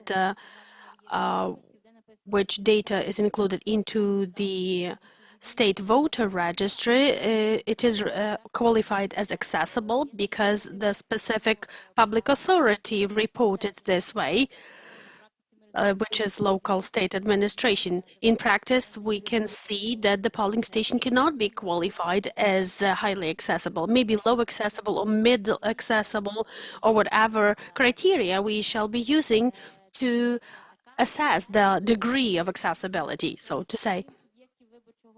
In addition to electoral actors, there could be other aspects to be included for the future elections. Like, could election commissions start thinking more about the information accessibility? Because all of the posters produced by the Central Election Commission, they already have the QR codes. This is already the step forward. Unfortunately, the Territorial Election Commission have not yet had the time, the resources, and probably the understanding that these things shall be done. And obviously, it entails additional costs and resources. What are the prospects for the coming elections in 5 years in that respect? I will start with the voter register. There is actually a very peculiar situation. It is not random that we introduced the changes to our resolution, because we extended the list of information that the voter register shall receive from local authorities, because we also asked to include the information on accessibility, about the number of the stores, the floors in the building, other accessibility aspects, etc. So we made it compulsory to submit that information. We also are even pleased to receive the complaints, because this is also for a chance for us to respond to these cases when the register would qualify the polling station as accessible, which in fact is not true. And this gives us the grounds to request from the local authorities for certain clarifications. It is also an impetus for local authorities to eliminate the barriers. In some cases, they claimed the ramp was installed. When the voters claimed the ramp wasn't there, we received the answer, well, the building does have the ramp, but it's on the other side of the building, not in the polling station or at its premises. So there are many cases like that. That's why we actually deliberately and intentionally included these requirements, this extended list of requirements, to be able to respond to these complaints about the shortcomings. When we talk about the elimination of the barriers by the Territorial Election Commission, I mean in information accessibility, well, in local elections, the process is rather decentralized. The Territorial Election Commissions are rather independent in many election procedures. It's also about the technical capacity and the availability of technical resources. If they have the technical capacity to generate the QR code on the central level, but in the territorial commissions, they do not even always have the websites, and there is no obligation to have any. Therefore, this is also the subject for future discussions. The process could be facilitated and simplified if we also had the data analytical system elections also on other levels, and we probably could have a more efficient functioning of this system if we had better access to it. We could store the relevant databases on the territorial commissions, etc., with all of the data and the course of the election process that could be reflected on our website, with all of the information on the candidates and the situations at the polling stations, etc. We hope the relevant resources will be allocated in the near future to ensure that using the capacities of our service. This is one of the areas planned by the Central Election Commissions. We are currently working on the terms of references and specifications. It's just about the funding. Thank you. Now we would like to pass the floor to Virginia. I invite you to share your experience. You might have some advice for us of where we should be heading, where we should start this discussion to ensure suffrage for persons with intellectual disability. We cannot hear you, I'm afraid.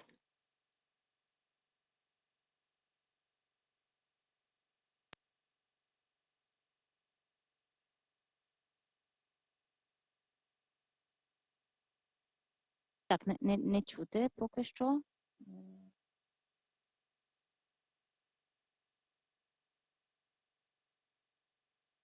Ну, спробуйте, може, ще. We could try again. Just a second.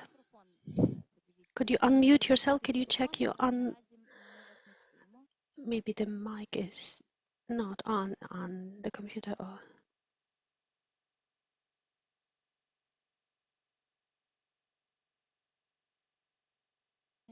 Так, ну, можливо, ми... We would probably move on. Well, the technical support will be figuring out, and we will now have another speaker. Meanwhile, we will figure out with Virginia. and we will resume as soon as you resolve your technicalities. This will even work better because the next speaker is more in charge about the architectural and informational accessibility. You're welcome. Tell us more about our survey and where the idea came from and what the findings are and what do we do next. Дня, мене чути добре? Can you hear me? We can hear you perfectly well. Well, thank you. I would like to start with the title of this discussion, which is called Accessible, Unaccessible Elections. Probably we could delete these brackets because unfortunately in Ukraine the elections are inaccessible both for people with disabilities and for low mobility citizens.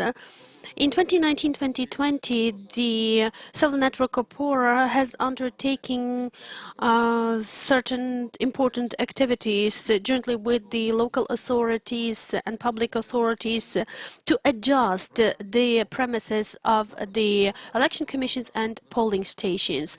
In the 2 years, we undertook 3 surveys. The first study was conducted in 2019.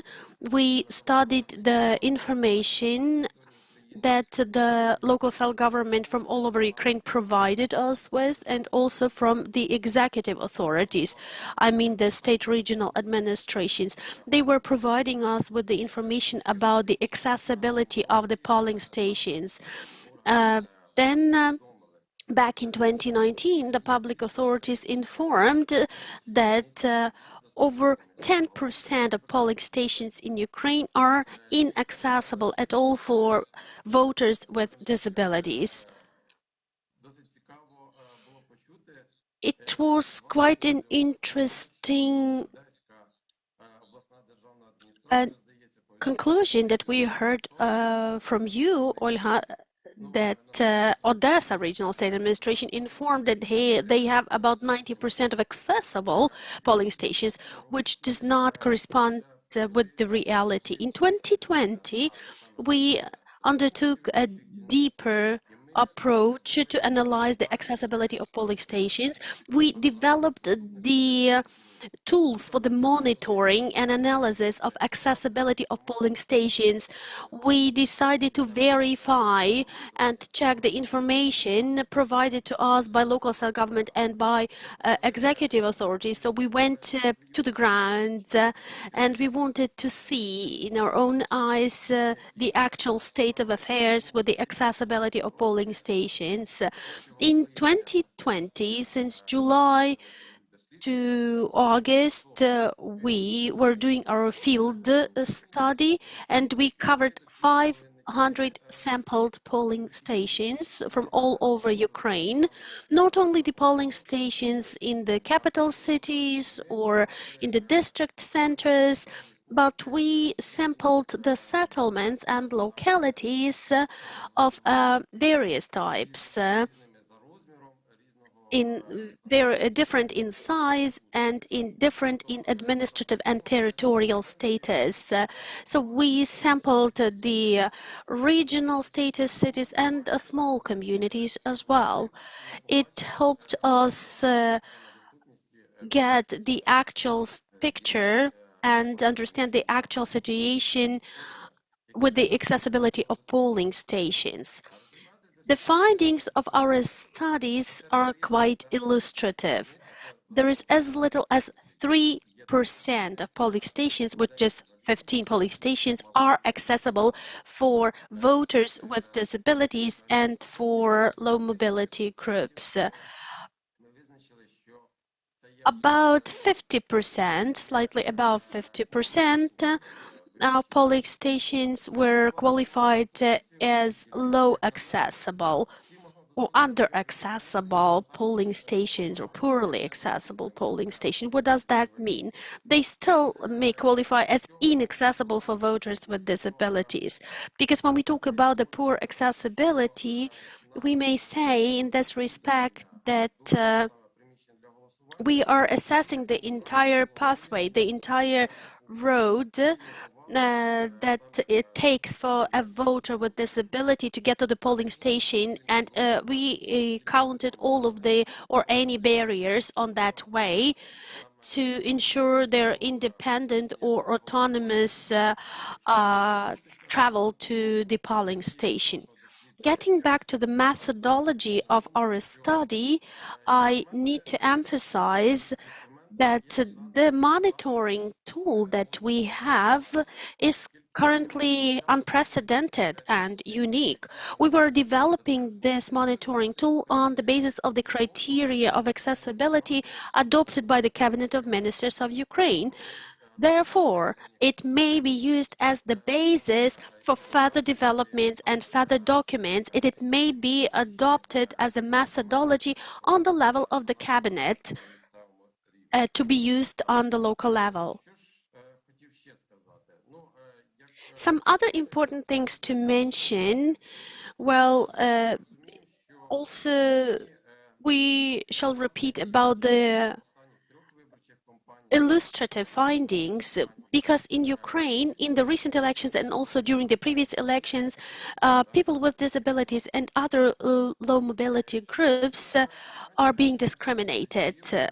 And we have the question from our probably audience or any citizen of Ukraine, why is this happening?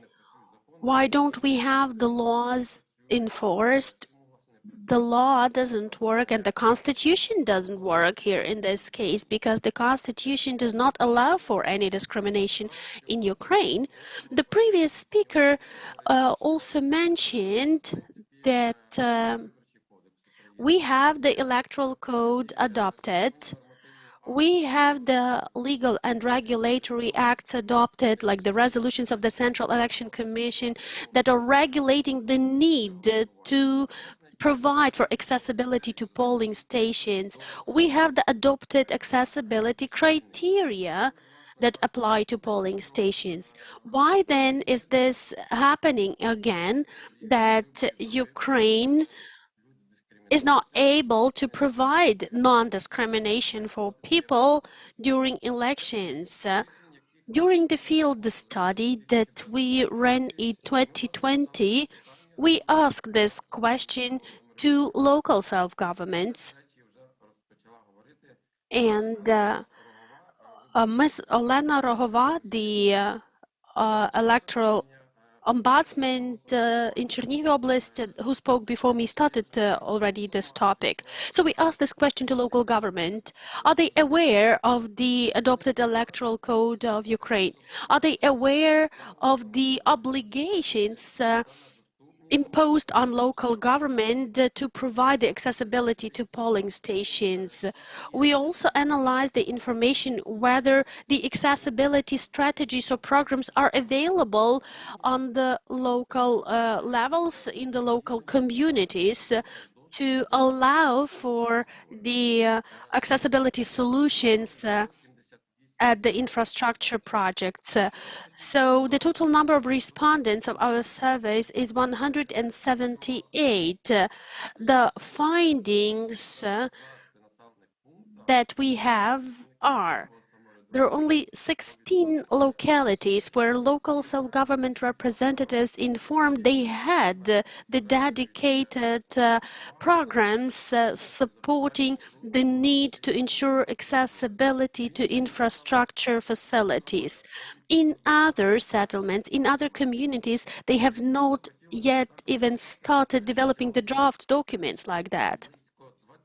Also, I need to mention that about 20 respondents informed or answered to our question with another question. Why do we need to provide the accessibility to polling stations? Because people with disabilities have a possibility to vote at home. Let's use this mechanism. So can you imagine the actual situation?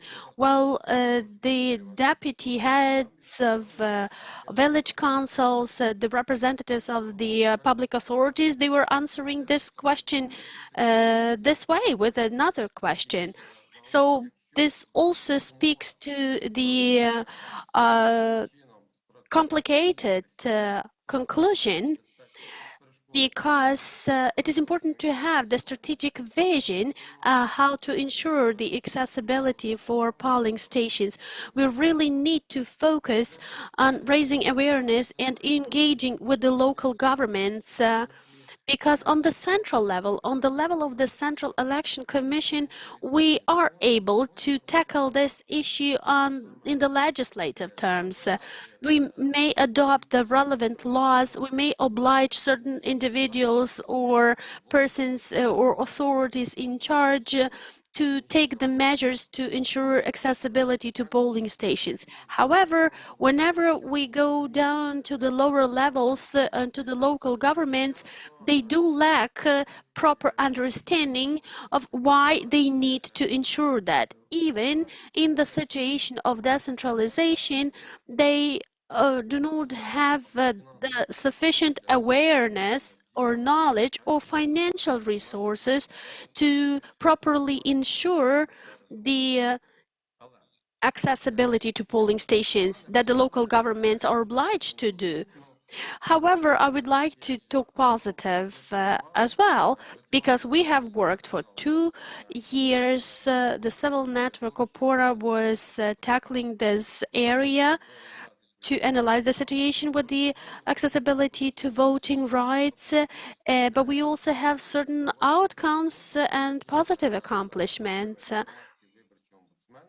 Specifically, I would like to speak about the civic ombudsman for electoral rights, for voting rights, in terms of providing accessibility to polling stations. The first thing I need to emphasize is that we were the first ones to raise the issue of relocating the polling stations to the ground floors whenever they were located above the ground floors. Basically, we had the resolution of the Central Election Commission prohibiting the location of polling stations in the buildings above the ground floor if there are no lifting equipment. And there are many problematic polling stations located above the ground floors. Some more positive accomplishments. So what are the upsides? In some municipalities, we have very good communication with the local authorities, and we have achieved good accomplishments. In the city of Cherkasy, 16 polling stations were transferred to the ground floor or the first floor. I'm talking about those premises that were used for voting. In the city of Chernivtsi, about 10 polling stations were transferred to the ground floor. As Olena Rohova mentioned, there is some progress in the city of Chernihiv as well. If we have a look at the availability of ramps at the polling stations, we have good progress in the city of Kropivnitsky and some other municipalities as well. Through the joint forces of observers and electoral rights ombudsmen, we have succeeded in achieving good results. So there are appropriate ramps installed at the polling stations. Why did we take over this issue? Because before that, electoral rights ombudsman in each oblast received a barrage of complaints about the fact that people with disabilities were not able to fully exercise their voting right because they didn't really have full-fledged access to polling stations. When we started this work, when we started the installation of ramps, including mobile ramps, when we transferred some of the polling stations to the ground floor, multiple people called us with words of gratitude. Some people even said that only because a polling station was transferred to the ground floor, they were able to vote at the polling station, not from home. Ukraine has been independent for almost 30 years, and there are still some issues that CSOs and NGOs have to contend with. Unfortunately, the public authorities at either national or local level do not really apply a comprehensive approach to all these problems. I have articulated some upsides and downsides. A couple of words about the way forward. I would like to highlight just several points. First of all, I believe that this provision stipulating that the local authorities have to ensure barrier-free polling premises by 2021 is discriminatory. You cannot give the local governments only 5 years.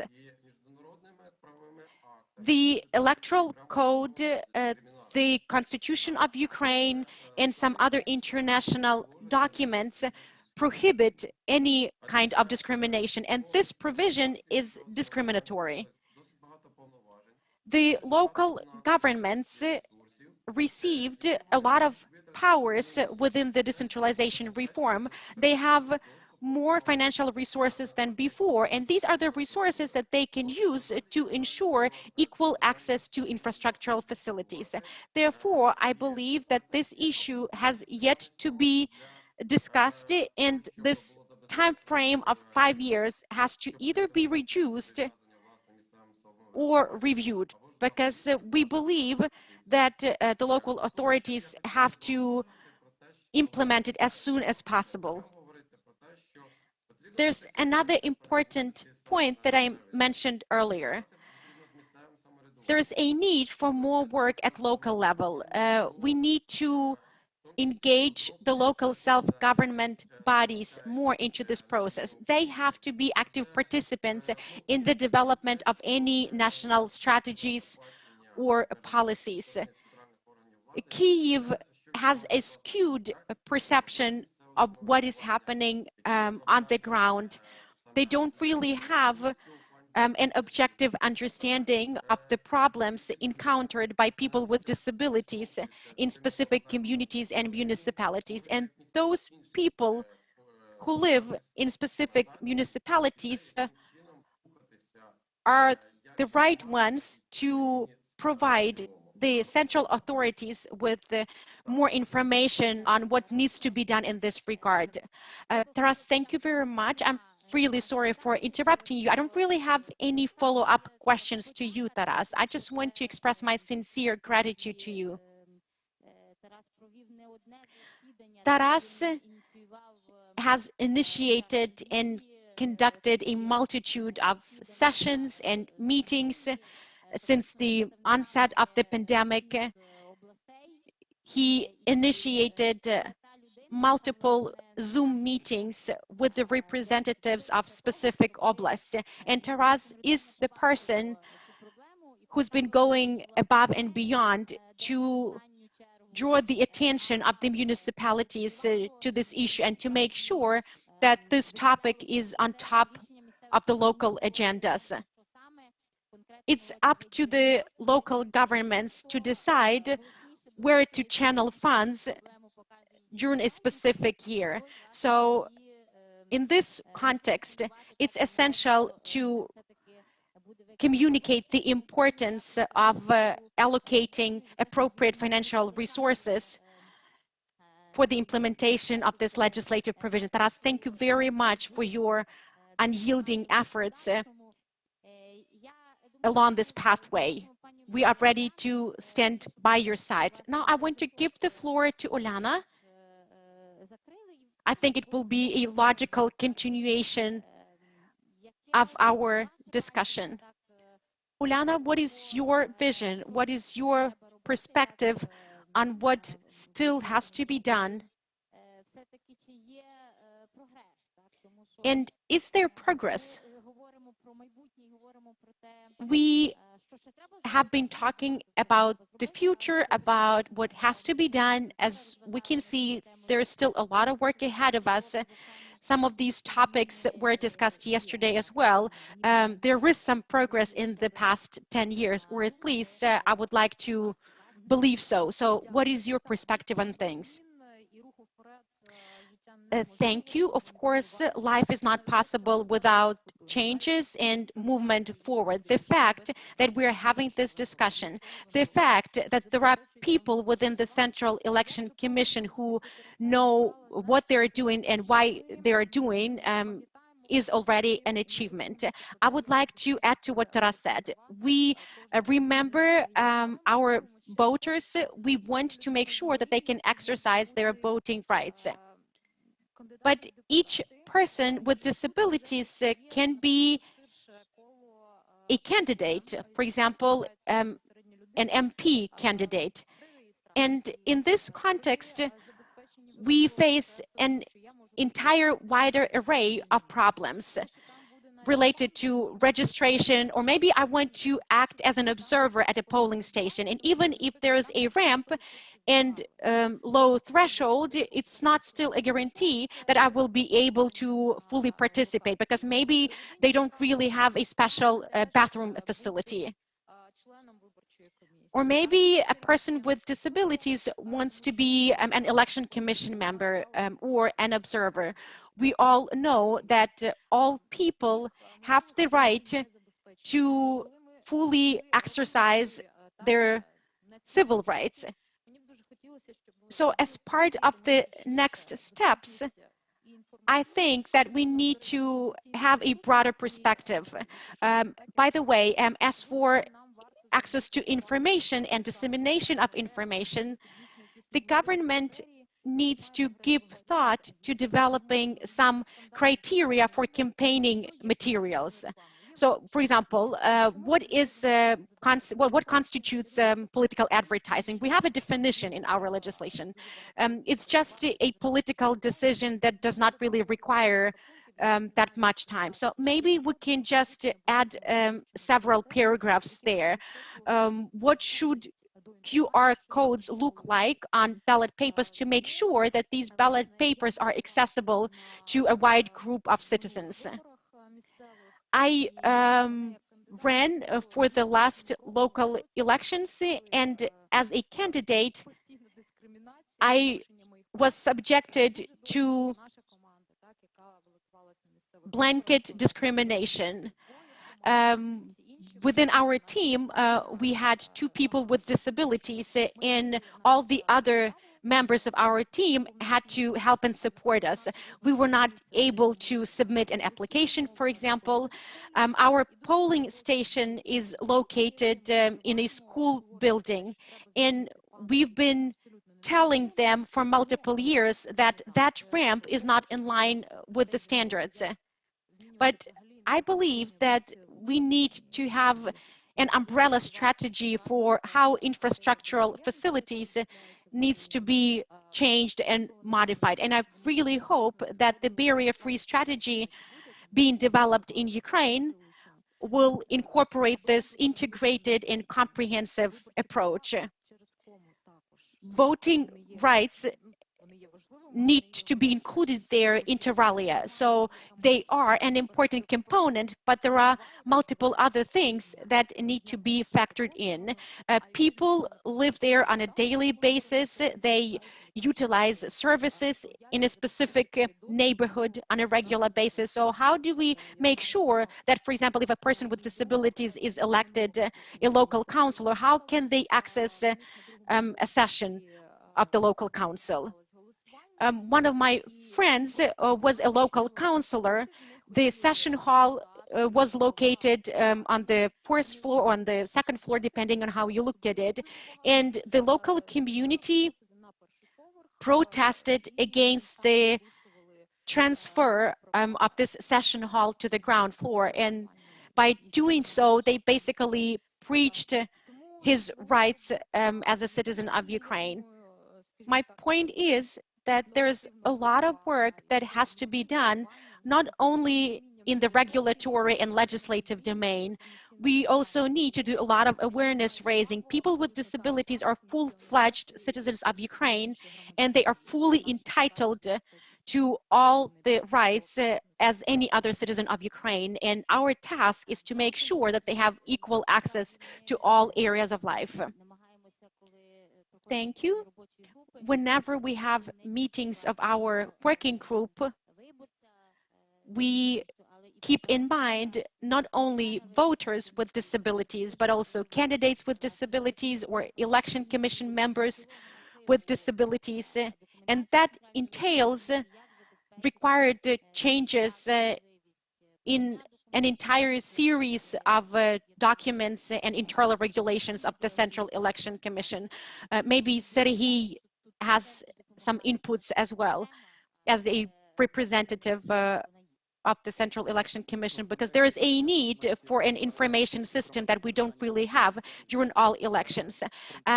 As for the submission of documents via electronic resources, this is something that is already envisaged by the updated electoral code. I really hope that this year we will be able to introduce all these services. But it's important not only on the election day, at polling stations. I fully agree that candidates with disabilities face multiple challenges. When I just started working at the Central Election Commission, I participated in one event, and this issue was raised there. So let's assume that I'm a candidate or I'm an election commission member. I want to work there, but I cannot really receive support from other people. Or maybe I have a visual impairment, or I don't have any vision whatsoever. And I'm provided with some documents 10 minutes before the meeting of the relevant election commission. I think that there is an easy fix to this problem. It's sufficient to incorporate just one provision and expand the group of people who have the right to be present at the meeting of an election commission. For example, an escort for a person with disabilities. This way, we will be able to make it easier for people to exercise their civil rights. But I fully agree with Uliana. Registration, campaigning, travel to another building. I mean, the only thing you can do is approach a residential building and meet residents outside. There is a litany of problems there. A lot of work needs to be done. So thank you very much for your proposals and recommendations. We will really appreciate any advice from you, and we will do our utmost to incorporate your advice into our regulations. And I fully agree with Taras that more work has to be done on the ground. Well, by the way, Taras has done already whatever it takes at national level. So I fully agree that it's high time to devolve to the level of facilities, buildings, and specific infrastructure. I see eye to eye with you. We actively cooperate with the CSOs, in particular with the civil network ОПОРА. So definitely engage us. I think that one practical aspect of our discussion will be when the active rehabilitation group will join the work of our working group. And it's one of the reasons behind this panel discussion. We definitely wanted not only to discuss this topic, but also to engage a broader group of stakeholders into this discussion. And now I want to go back to Virginia. We are done with talking about infrastructural and information accessibility. So now we are looking forward to hearing from you, Virginia. We really hope to be exposed to some international experience and best practices. Maybe we haven't even started doing certain things. We want to understand how to better communicate this issue to the wider public. So the floor is yours. Thank you. I hope the sound is working now. Так. Все добре. Yes. Okay. Everything is fine. We can hear you. It's never, an online event these days without having some sort of malfunction. So thank you, ОПОРА, for organizing this event, and in particular, this panel on disability inclusion. I'm going to talk a little bit about the political rights of people with intellectual and psychosocial disabilities. And this is one of the biggest disenfranchised groups of people with disabilities around the world. And just to clarify those terms, when I say intellectual disability, I'm referring to things that limit a person's ability to learn at an expected level and function in daily life. So for example, people who have Down syndrome have an intellectual disability. And then when I say psychosocial disability, I'm referring to conditions that affect cognition, emotion, behavior. So for example, someone who has anxiety or depression has a psychosocial disability. In many countries around the world, the system is dominated by the medical model to the detriment of human rights. So for example, in many countries, people are building more psychiatric hospitals or creating more institutionalized group home settings. And these steps are seen as solutions. However, we should be talking about human rights and equal political participation rather than segregation. And there's many international and regional standards that protect the rights of people with disabilities. For example, the UN Convention on the Rights of Persons with Disabilities, which has already been referenced. And the treaty has been ratified both in Ukraine as well as over 90% of other countries around the world. And the treaty says that all people with disabilities should have equal recognition under the law. So even if someone is under guardianship, they should still have the right to vote and run for office if they like. And the term guardianship is when someone is deprived of their legal capacity, even as an adult. And it often means people cannot get married, can't sign a contract, or vote. And there, in addition to the international CRPD, the Disability Rights Treaty, there's regional standards related to voting rights of people with intellectual and psychosocial disabilities. So for example, the European Court of Human Rights has ruled that people under guardianship should be allowed to vote, and the Venice Commission has made declarations also stating this. So we have this international legal framework and a regional legal framework protecting the political rights of people with intellectual and psychosocial disabilities. But as I know will not surprise you, there's still many barriers. So I'm going to talk a little bit about a few of those barriers today and give some good practice examples of how they've been mitigated in countries around the world.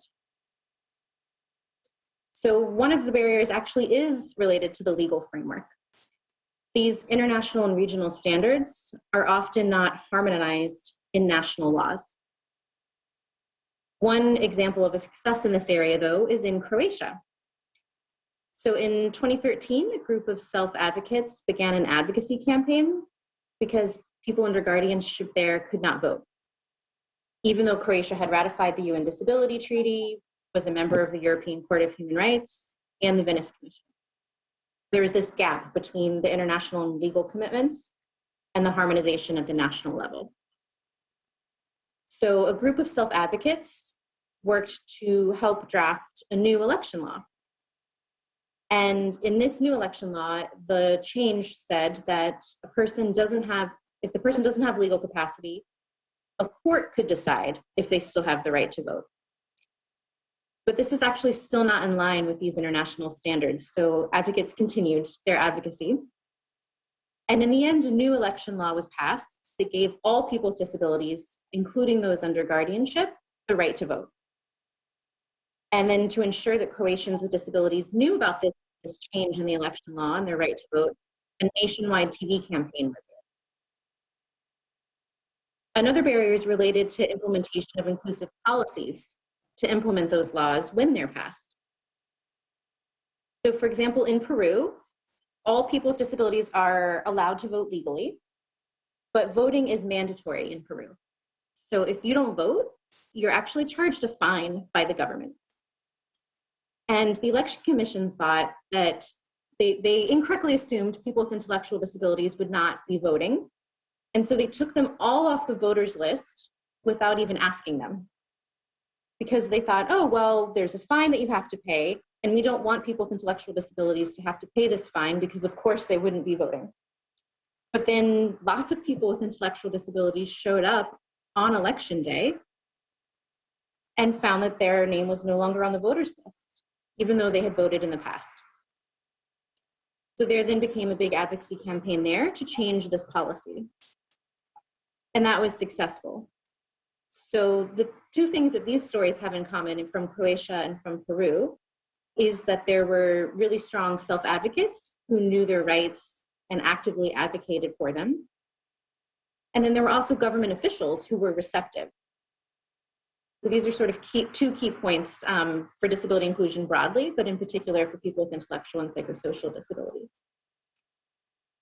Some of the other panelists have talked about access to information, and this is also particularly important for people with intellectual disabilities.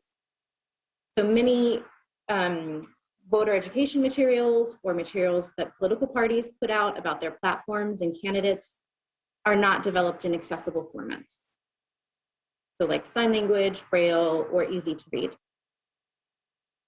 And voter education information is also sometimes not inclusive, meaning people with disabilities are not just featured as sort of actors or models in videos, posters, social media campaigns, or other voting materials. A good example of accessible information is from Moldova. In 2018, they produced an easy-to-read guide for voting. And the guide had simple language on the process, showed some of the process in pictures, and that really helped people with intellectual disabilities to understand why they should vote and how to vote. And this was also helpful for people with low literacy across the country. And then a good example of inclusive information is actually, I think, from the elections you just had last year in Ukraine, where Fight for Right developed a voter education video, which featured a young woman with an intellectual disability. And this type of representation helps make others feel included and encourages participation in political life. Then the last barrier I'd like to highlight is related to language. So during elections, politicians often use discriminatory terms related to disability to denigrate their opponents. And this type of language is particularly prevalent online and is getting worse now that more and more of political life is moving online during the pandemic. So we all actually often say discriminatory words like crazy or idiot without really thinking about their origin and thinking that originally those terms were used in a derogatory way to refer to people with psychosocial disabilities. So last year in Sri Lanka, IFES worked with a mental health network to launch a voter education and advocacy campaign called Our Vote Matters. And the campaign shared strategies to create a safe voting environment for people with psychosocial disabilities and worked to challenge some of those social stigmas. And the advocates met with the Election Commission and asked the chairman to please help them do some advocacy with political parties, because political parties were using so much derogatory language that further stigmatizes people with psychosocial disabilities in their campaigning. So the chairman actually issued a public statement to all political party leaders and media stations, acknowledging and affirming the right of people with psychosocial disabilities to vote. And this was a really quite a big deal in Sri Lanka, and it was the first statement of its kind in the country, and also, as far as I'm aware, in the entire region.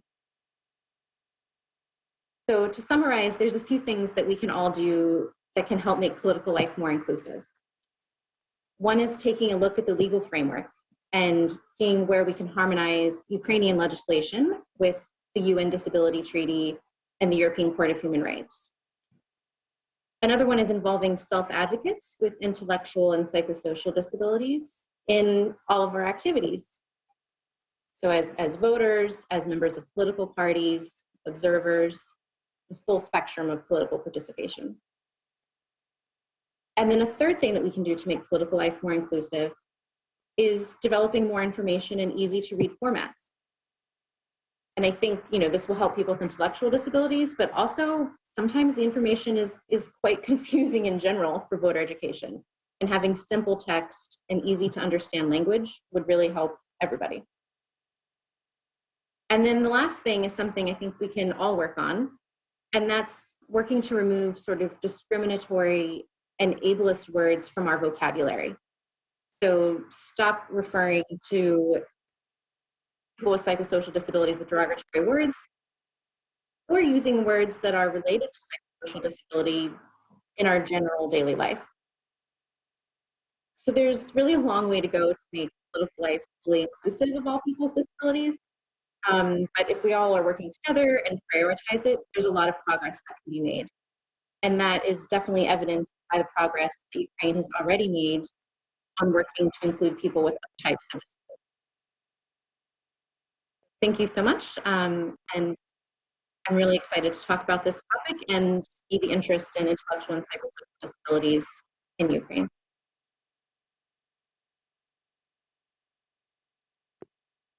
Дуже дякую за цей підсумок. Thank you very much for this summary. Yes, indeed, Ukraine is the case study, where this national framework does not comply with our international commitments, because the constitution itself directly stipulates that the persons with legal incapacity are not entitled to vote at the elections. It is the electoral barrier indeed, and in order to change it, we need to change the constitution, which is a laborious process. However, we would like to launch this discussion. We would like to highlight the cases of the countries where they have started these processes already. We would like to show that this barrier has been imposed. However, we need to take into account the individual peculiarities of each person, and no such peculiarity may be considered as the reason to steal the voting rights from these people. And it is about the awareness of the election process and about the civil legal capacity. These are the processes that are important to understand and properly interpret. We do hope to receive the information, support, and we hope that you will be willing to further provide any if we need any advice. I would like to thank to all of the panel participants. I'm happy that we managed to exchange our opinions and managed to meet each other. I'm sure that we are going to do our homework to delete this in or unaccessible, this prefix on from this notion, and to make sure we can increase the accessibility of each citizen to the basic voting rights.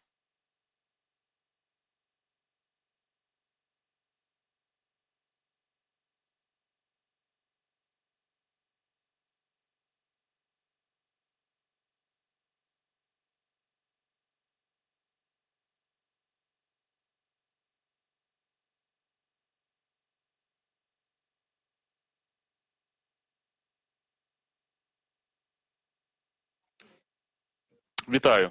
Я зараз в ці 5 хвилин хотів би поговорити. Welcome. During these 5 minutes, I would like to talk about the problem of the improper distribution of deputy mandates, which we faced in the recent 2020 election. It is not a new problem. We also saw a similar problem in 2015. Back then, the civil network ОПОРА had the raid around the archives, so we were analyzing the protocols on voting results and compared them to the information on the website of the CEC. This is where we found out that many territorial election commissions have been changing the voting results and other details. As a result, the wrong candidates received the deputy mandates. Since that time, in 2020, the situation hasn't changed. We conducted the analysis again, and we found out that in 18 communities, the deputy mandates were distributed wrongfully. We created our own algorithm that verified all of the data from the Central Election Commission and from the Territorial Election Commission, especially in communities that used that proportional system. So we analyzed the deputy mandates and the data published on the website of the CEC. We identified 18 cases with the alleged violation of the deputy mandates. The website of the Central Election Commission does not have the protocols on voting results. Therefore, we needed some time to verify this data and this information. So we identified several more problems related to this aspect. First of all, this is about the untruthful data. The website of the CEC published the false information, the wrongful information about certain communities. This is a problem because this is the impediment and the barrier for the voters to get the full and verified information about voting results. In Ostrog, City Council, we can see that the All-Ukrainian Association Svoboda did not submit the relevant data, and they did not reach the 5% threshold. But as we could see later, that the website of the CEC basically made a mistake. Which also confirms our suspicion that the data from tax are transferred through a rather complicated pathway to the Central Election Commission, and they are later published in the wrong format. Another issue is the lack of legal regulation. Specifically, we have the provision in the Electoral Code, Part 4 of Article 260. We have the situation if the remainders in two or more electoral lists of candidates from organizations or parties are the same, then the first additional deputy mandate shall be allocated to the voting list of the party organization, which candidates received more votes from voters in the single member in the unified multi-member constituency. Another problem is about the inaccessibility of the data.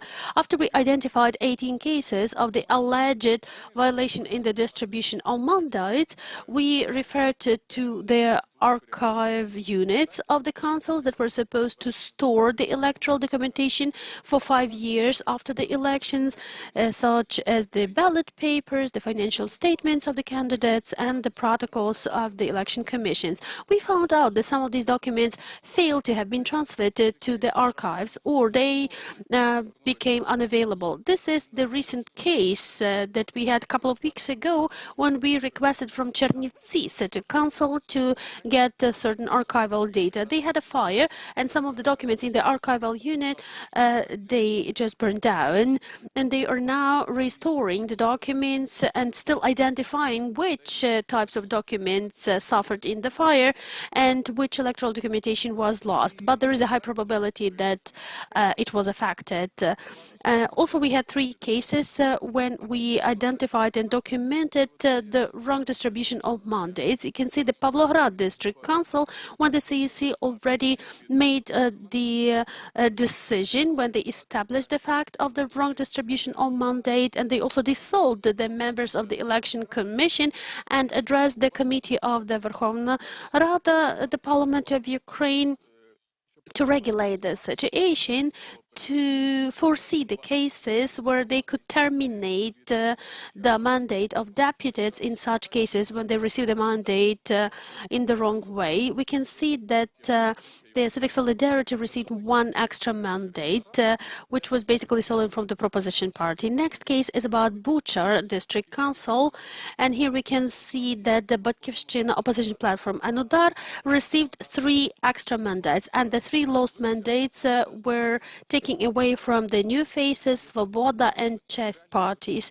We had a chance to contact the members of the Election Commission, but no one contacted back to explain how these deputy mandates were actually distributed, which directly infringes the rights of these candidates who failed to have been elected, but also it infringes on the rights of voters voting in this constituency. Another case comes from Zalishchik district city council, and here we can see the situation with the extra mandates added to one party and claimed from another party. The members of the election commission explained the situation with the fact that this Galician party did not have the number one candidate, so it didn't guarantee the mandate for them. This implies that the level of professional competence of members of election commission is not sufficient. The procedure for distributing the mandates is rather complicated, and it requires high competence of the election commission members. How do we address this issue? First of all, we need to be talking about the changes to the law when the electoral code shall regulate this respectively for the equal number of votes for candidates and how this shall be resolved. Also, we need to have the changes about the termination of the mandates for the deputies in case they have received the mandate in the unlawful way. As we had the case that I've mentioned before. Also, we need to publish the voting results by polling stations, which will allow us to immediately see and analyze and identify any such cases, especially when we have the open data format. Also, we need to think how to automatize the processes of distribution of mandates and how to transfer the data to the CEC. We also need to increase the professional level of the competence and expertise of the members of the territorial election commissions, because it also helps the members of the district election commissions to establish voting results. We believe local elections shall have a similar approach because the territorial election commissions shall transfer the correct information to the CEC, and this data could help to distribute the deputy mandates to all levels of commissions. Obviously, the expertise of the TAC members and DEC members shall be enhanced, at least from the executive positions, in terms of understanding the procedures of distributing the mandates, etc., because these are complicated procedures, and the qualification and the competence of the territorial commission members shall be enhanced. I'm going to conclude here, but if you want to know more, you could check our website where we publish the full and complete information about the electoral data, including. Thank you.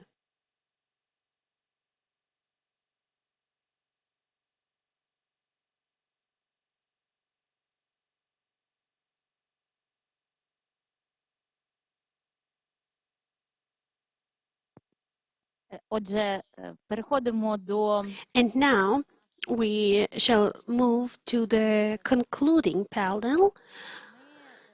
To start with, I need to say that our project of civic ombudsman was very fruitful, and we have worked for 2.5 years. At this forum, we had a detailed discussion at the panel related to these aspects. But I also need to say that this was the significant contribution of the team of 35 people. We had the fruitful meetings, and we are going to talk about the specific cases now. But we need to keep in mind that there is the huge scope of work behind these findings. Since the forum is focusing on the local elections rather than on other aspects, we only slightly touched upon the issues related to voters staying in the places of detention and the voting rights of inmates in particular. In order to raise these issues and to identify these issues, we needed to visit dozens of such institutions. This would help us draw the relevant conclusions about the required changes.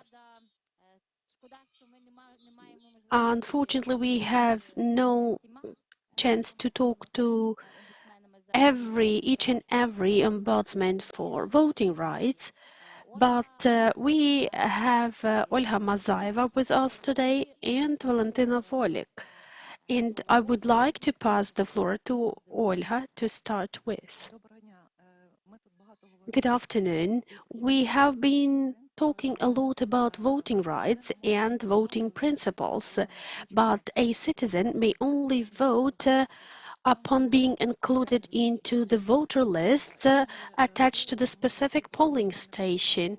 When we started working in January 2019 before the presidential election as civic ombudsman, the first situation we faced, we had to conduct the trainings for young people. When we started running these trainings, we realized that many regions of Ukraine face the issue that many young people that turned 18 in between the previous elections and the current elections have not been included in the voting list. It's good that we managed to establish this problem rather fast, but we only had about 7 or 8 weeks left to figure this problem out, even though it was a large-scale issue. So we started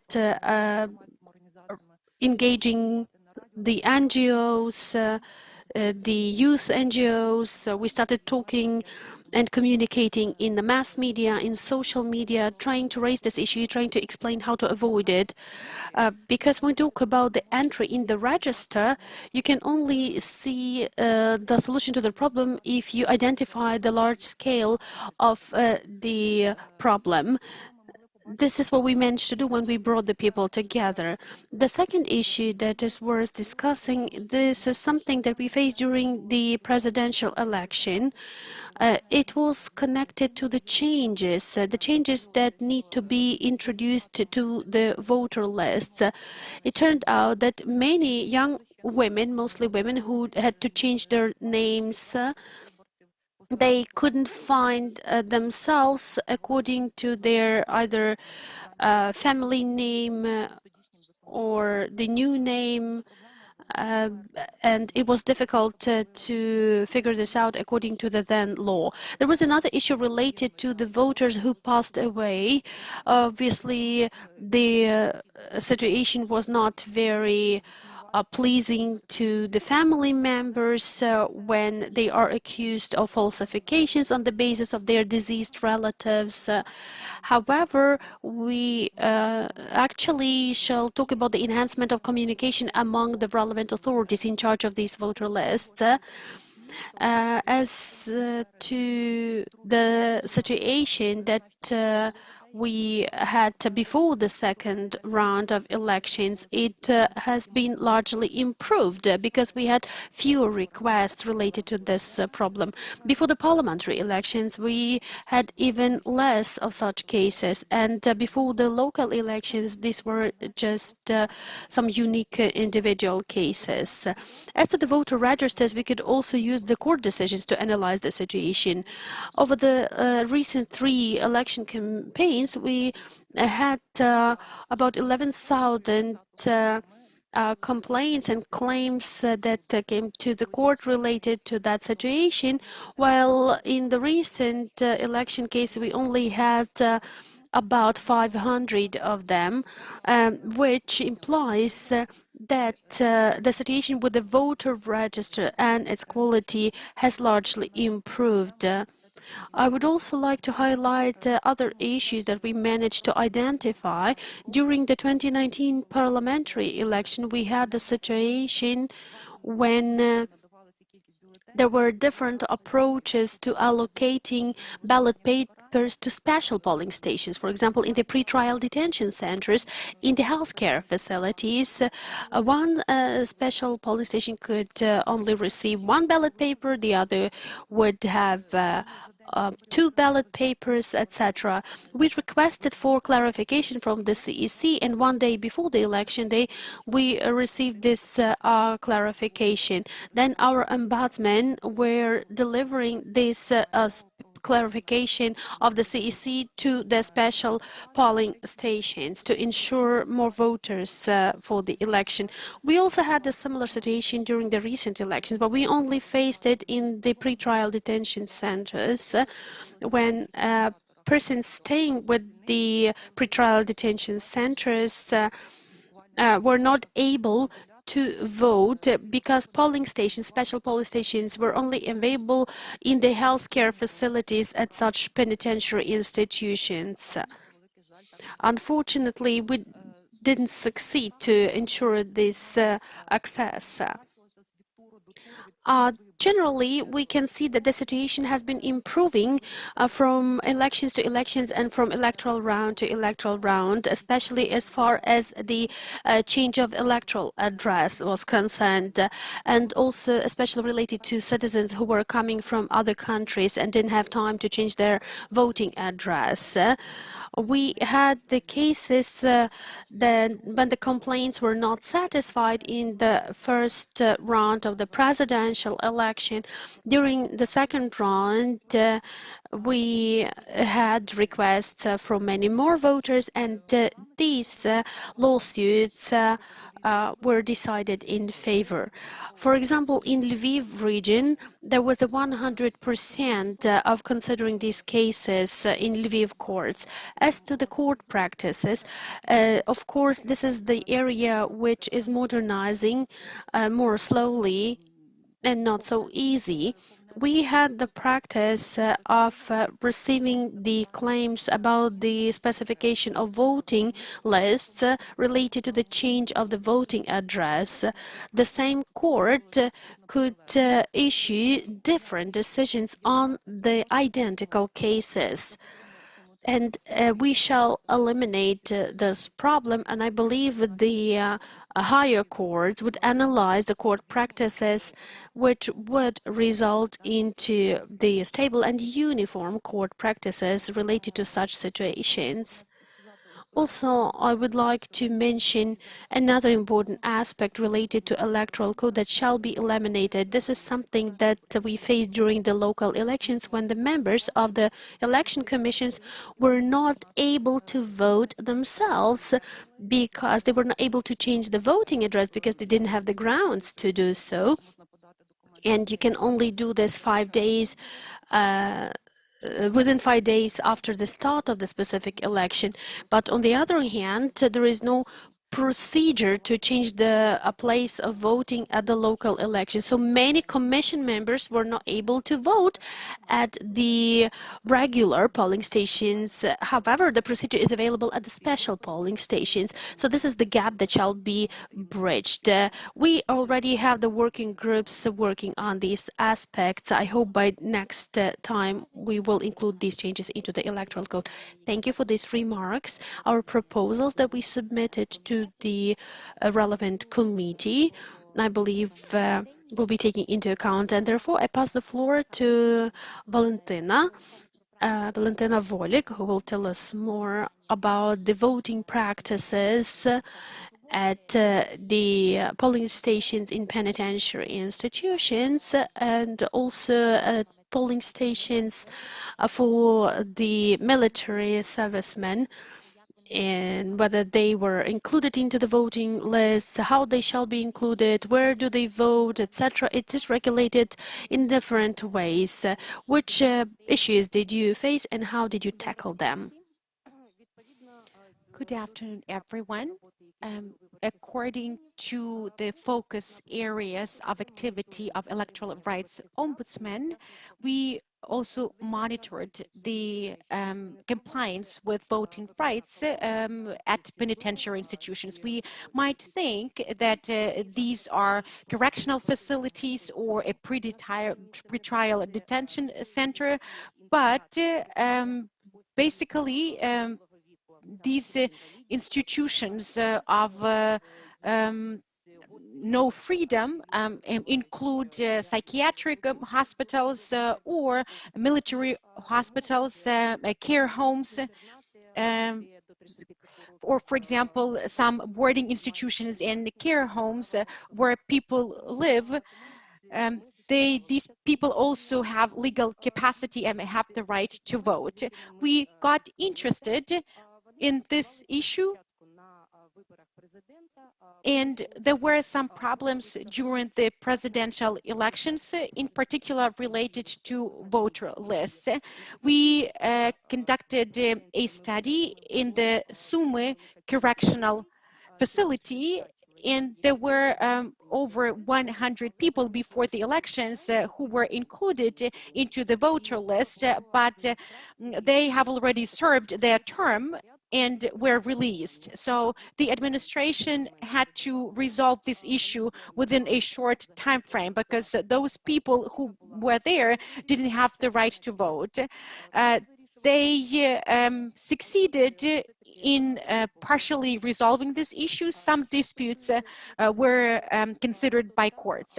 As for the recent local elections, only those people voted that were affiliated with a specific territorial community. Within correctional facilities, we have people from various communities, and they are still registered in their native local communities. So basically, they cannot really vote in a correctional facility.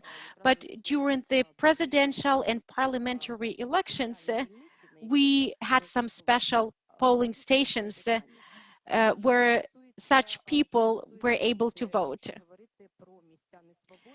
A couple of words about boarding institutions, old people homes and care homes where people live on a permanent basis and they are registered in that specific territorial community.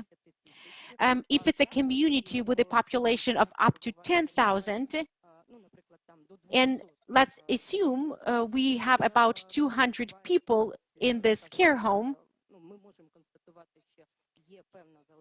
we can claim that a lot depends on the local administration because they have some influence on certain people. And there were cases when 90% of such boarding institution residents voted for a specific candidate or a political party. And we think that it's an illustrative example of the influence that the local community can have on the residents of care homes and boarding institutions. And there's no way for us to change that because the procedure, the voting procedure in these institutions is quite open, but we can no way control whatever is done before the elections.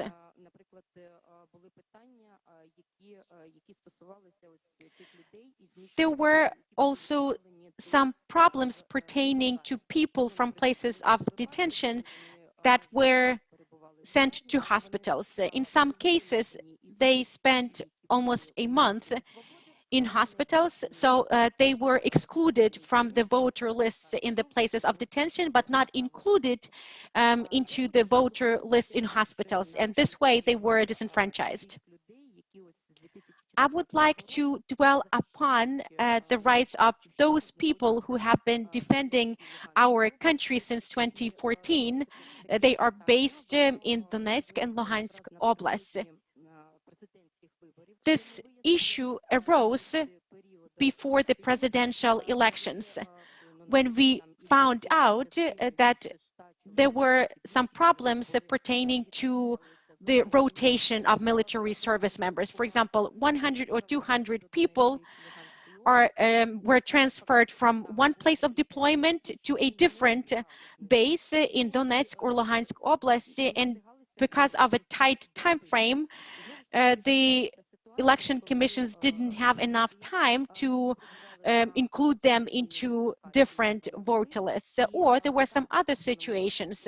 Military service members would come to their permanent base, and there was very little time to make sure that they were able to vote there.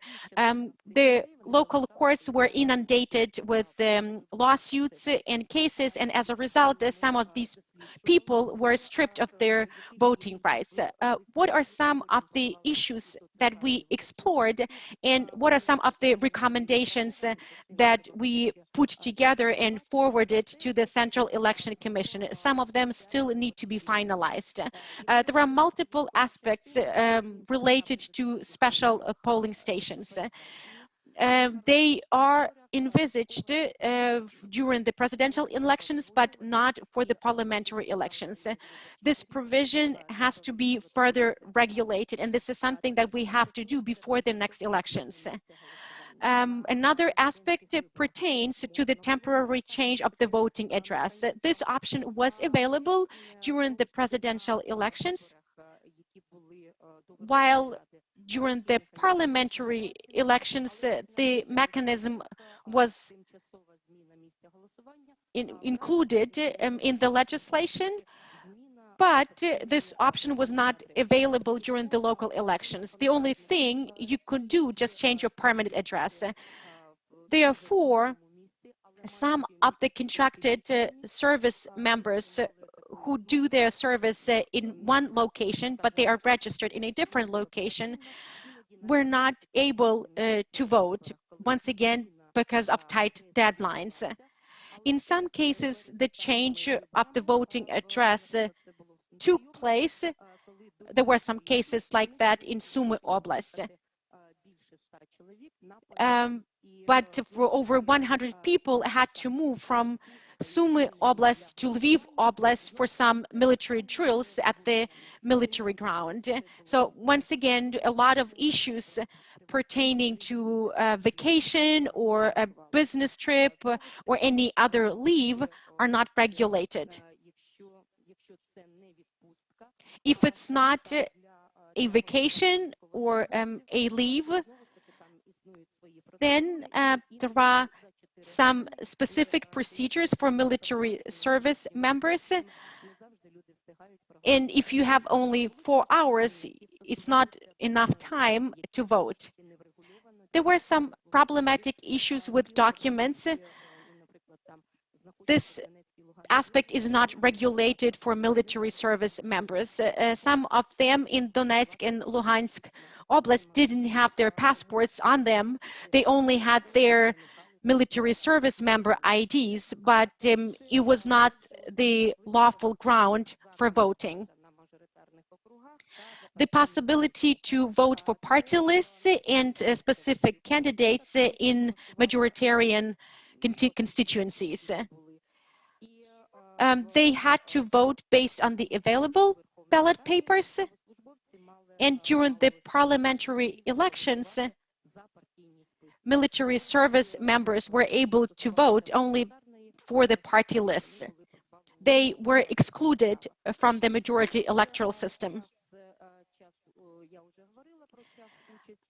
I have already touched upon the issue of voting timing.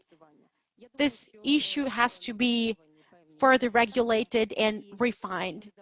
As we have heard, multiple proposals and recommendations have been crafted. They have been submitted to the Central Election Commission. I really hope that in the near future, they will be consolidated and transferred to the competent bodies. We need to make sure that before the next elections, we make the relevant amendments to empower our military service members. We need to wrap up because we are running short of time. I would like to express my gratitude to Olha. She made some blanket statements about the need to establish cooperation with those bodies that are responsible for voter list inclusion. But I think that this issue of including the deceased into voter lists would not have been resolved if Olha had not knocked on the door of the relevant public official. And together they started sorting this situation out. This should have happened without the involvement of the Electoral Rights Ombudsman. But basically it became possible just because one specific person knocked on the right door and dug down to the essence of the problem. We have heard a lot about courts and the system of justice. Olha put together a report on the inclusion in voter lists, and it's true indeed that courts rule in different ways on exactly the same cases. And a lot of work has to be done to further research this problem. Only upon analyzing all the court rulings and decisions will we be able to understand which court decisions were appropriate and which ones flew in the face of the current legislation. It particularly pertains to special polling stations, to those people who are located in the places of detention and in penitentiary institutions. Those people who are in pretrial detention centers are basically deprived of their voting rights just because we don't really have proper regulation of special polling stations. We are still not sure which option is better, whether we need to establish special polling stations in the places of detention, but at the same time, this way we might create some closed polling stations vulnerable or susceptible to pressure and harassment. The same pertains to the change of the voting address. We didn't raise this issue during the panel discussion on accessibility, but it's a real problem indeed. For example, during the local elections, a person with disabilities wanted to change a polling station because their polling station was inaccessible, and it was not possible because that procedure for the temporary change of the voting address was not available during the local elections. So as you can see, there's still a lot of work ahead of us. Thank you everyone for your attention, for having been with us for such a long time. And now I want to give the floor to Olha. She will summarize our forum.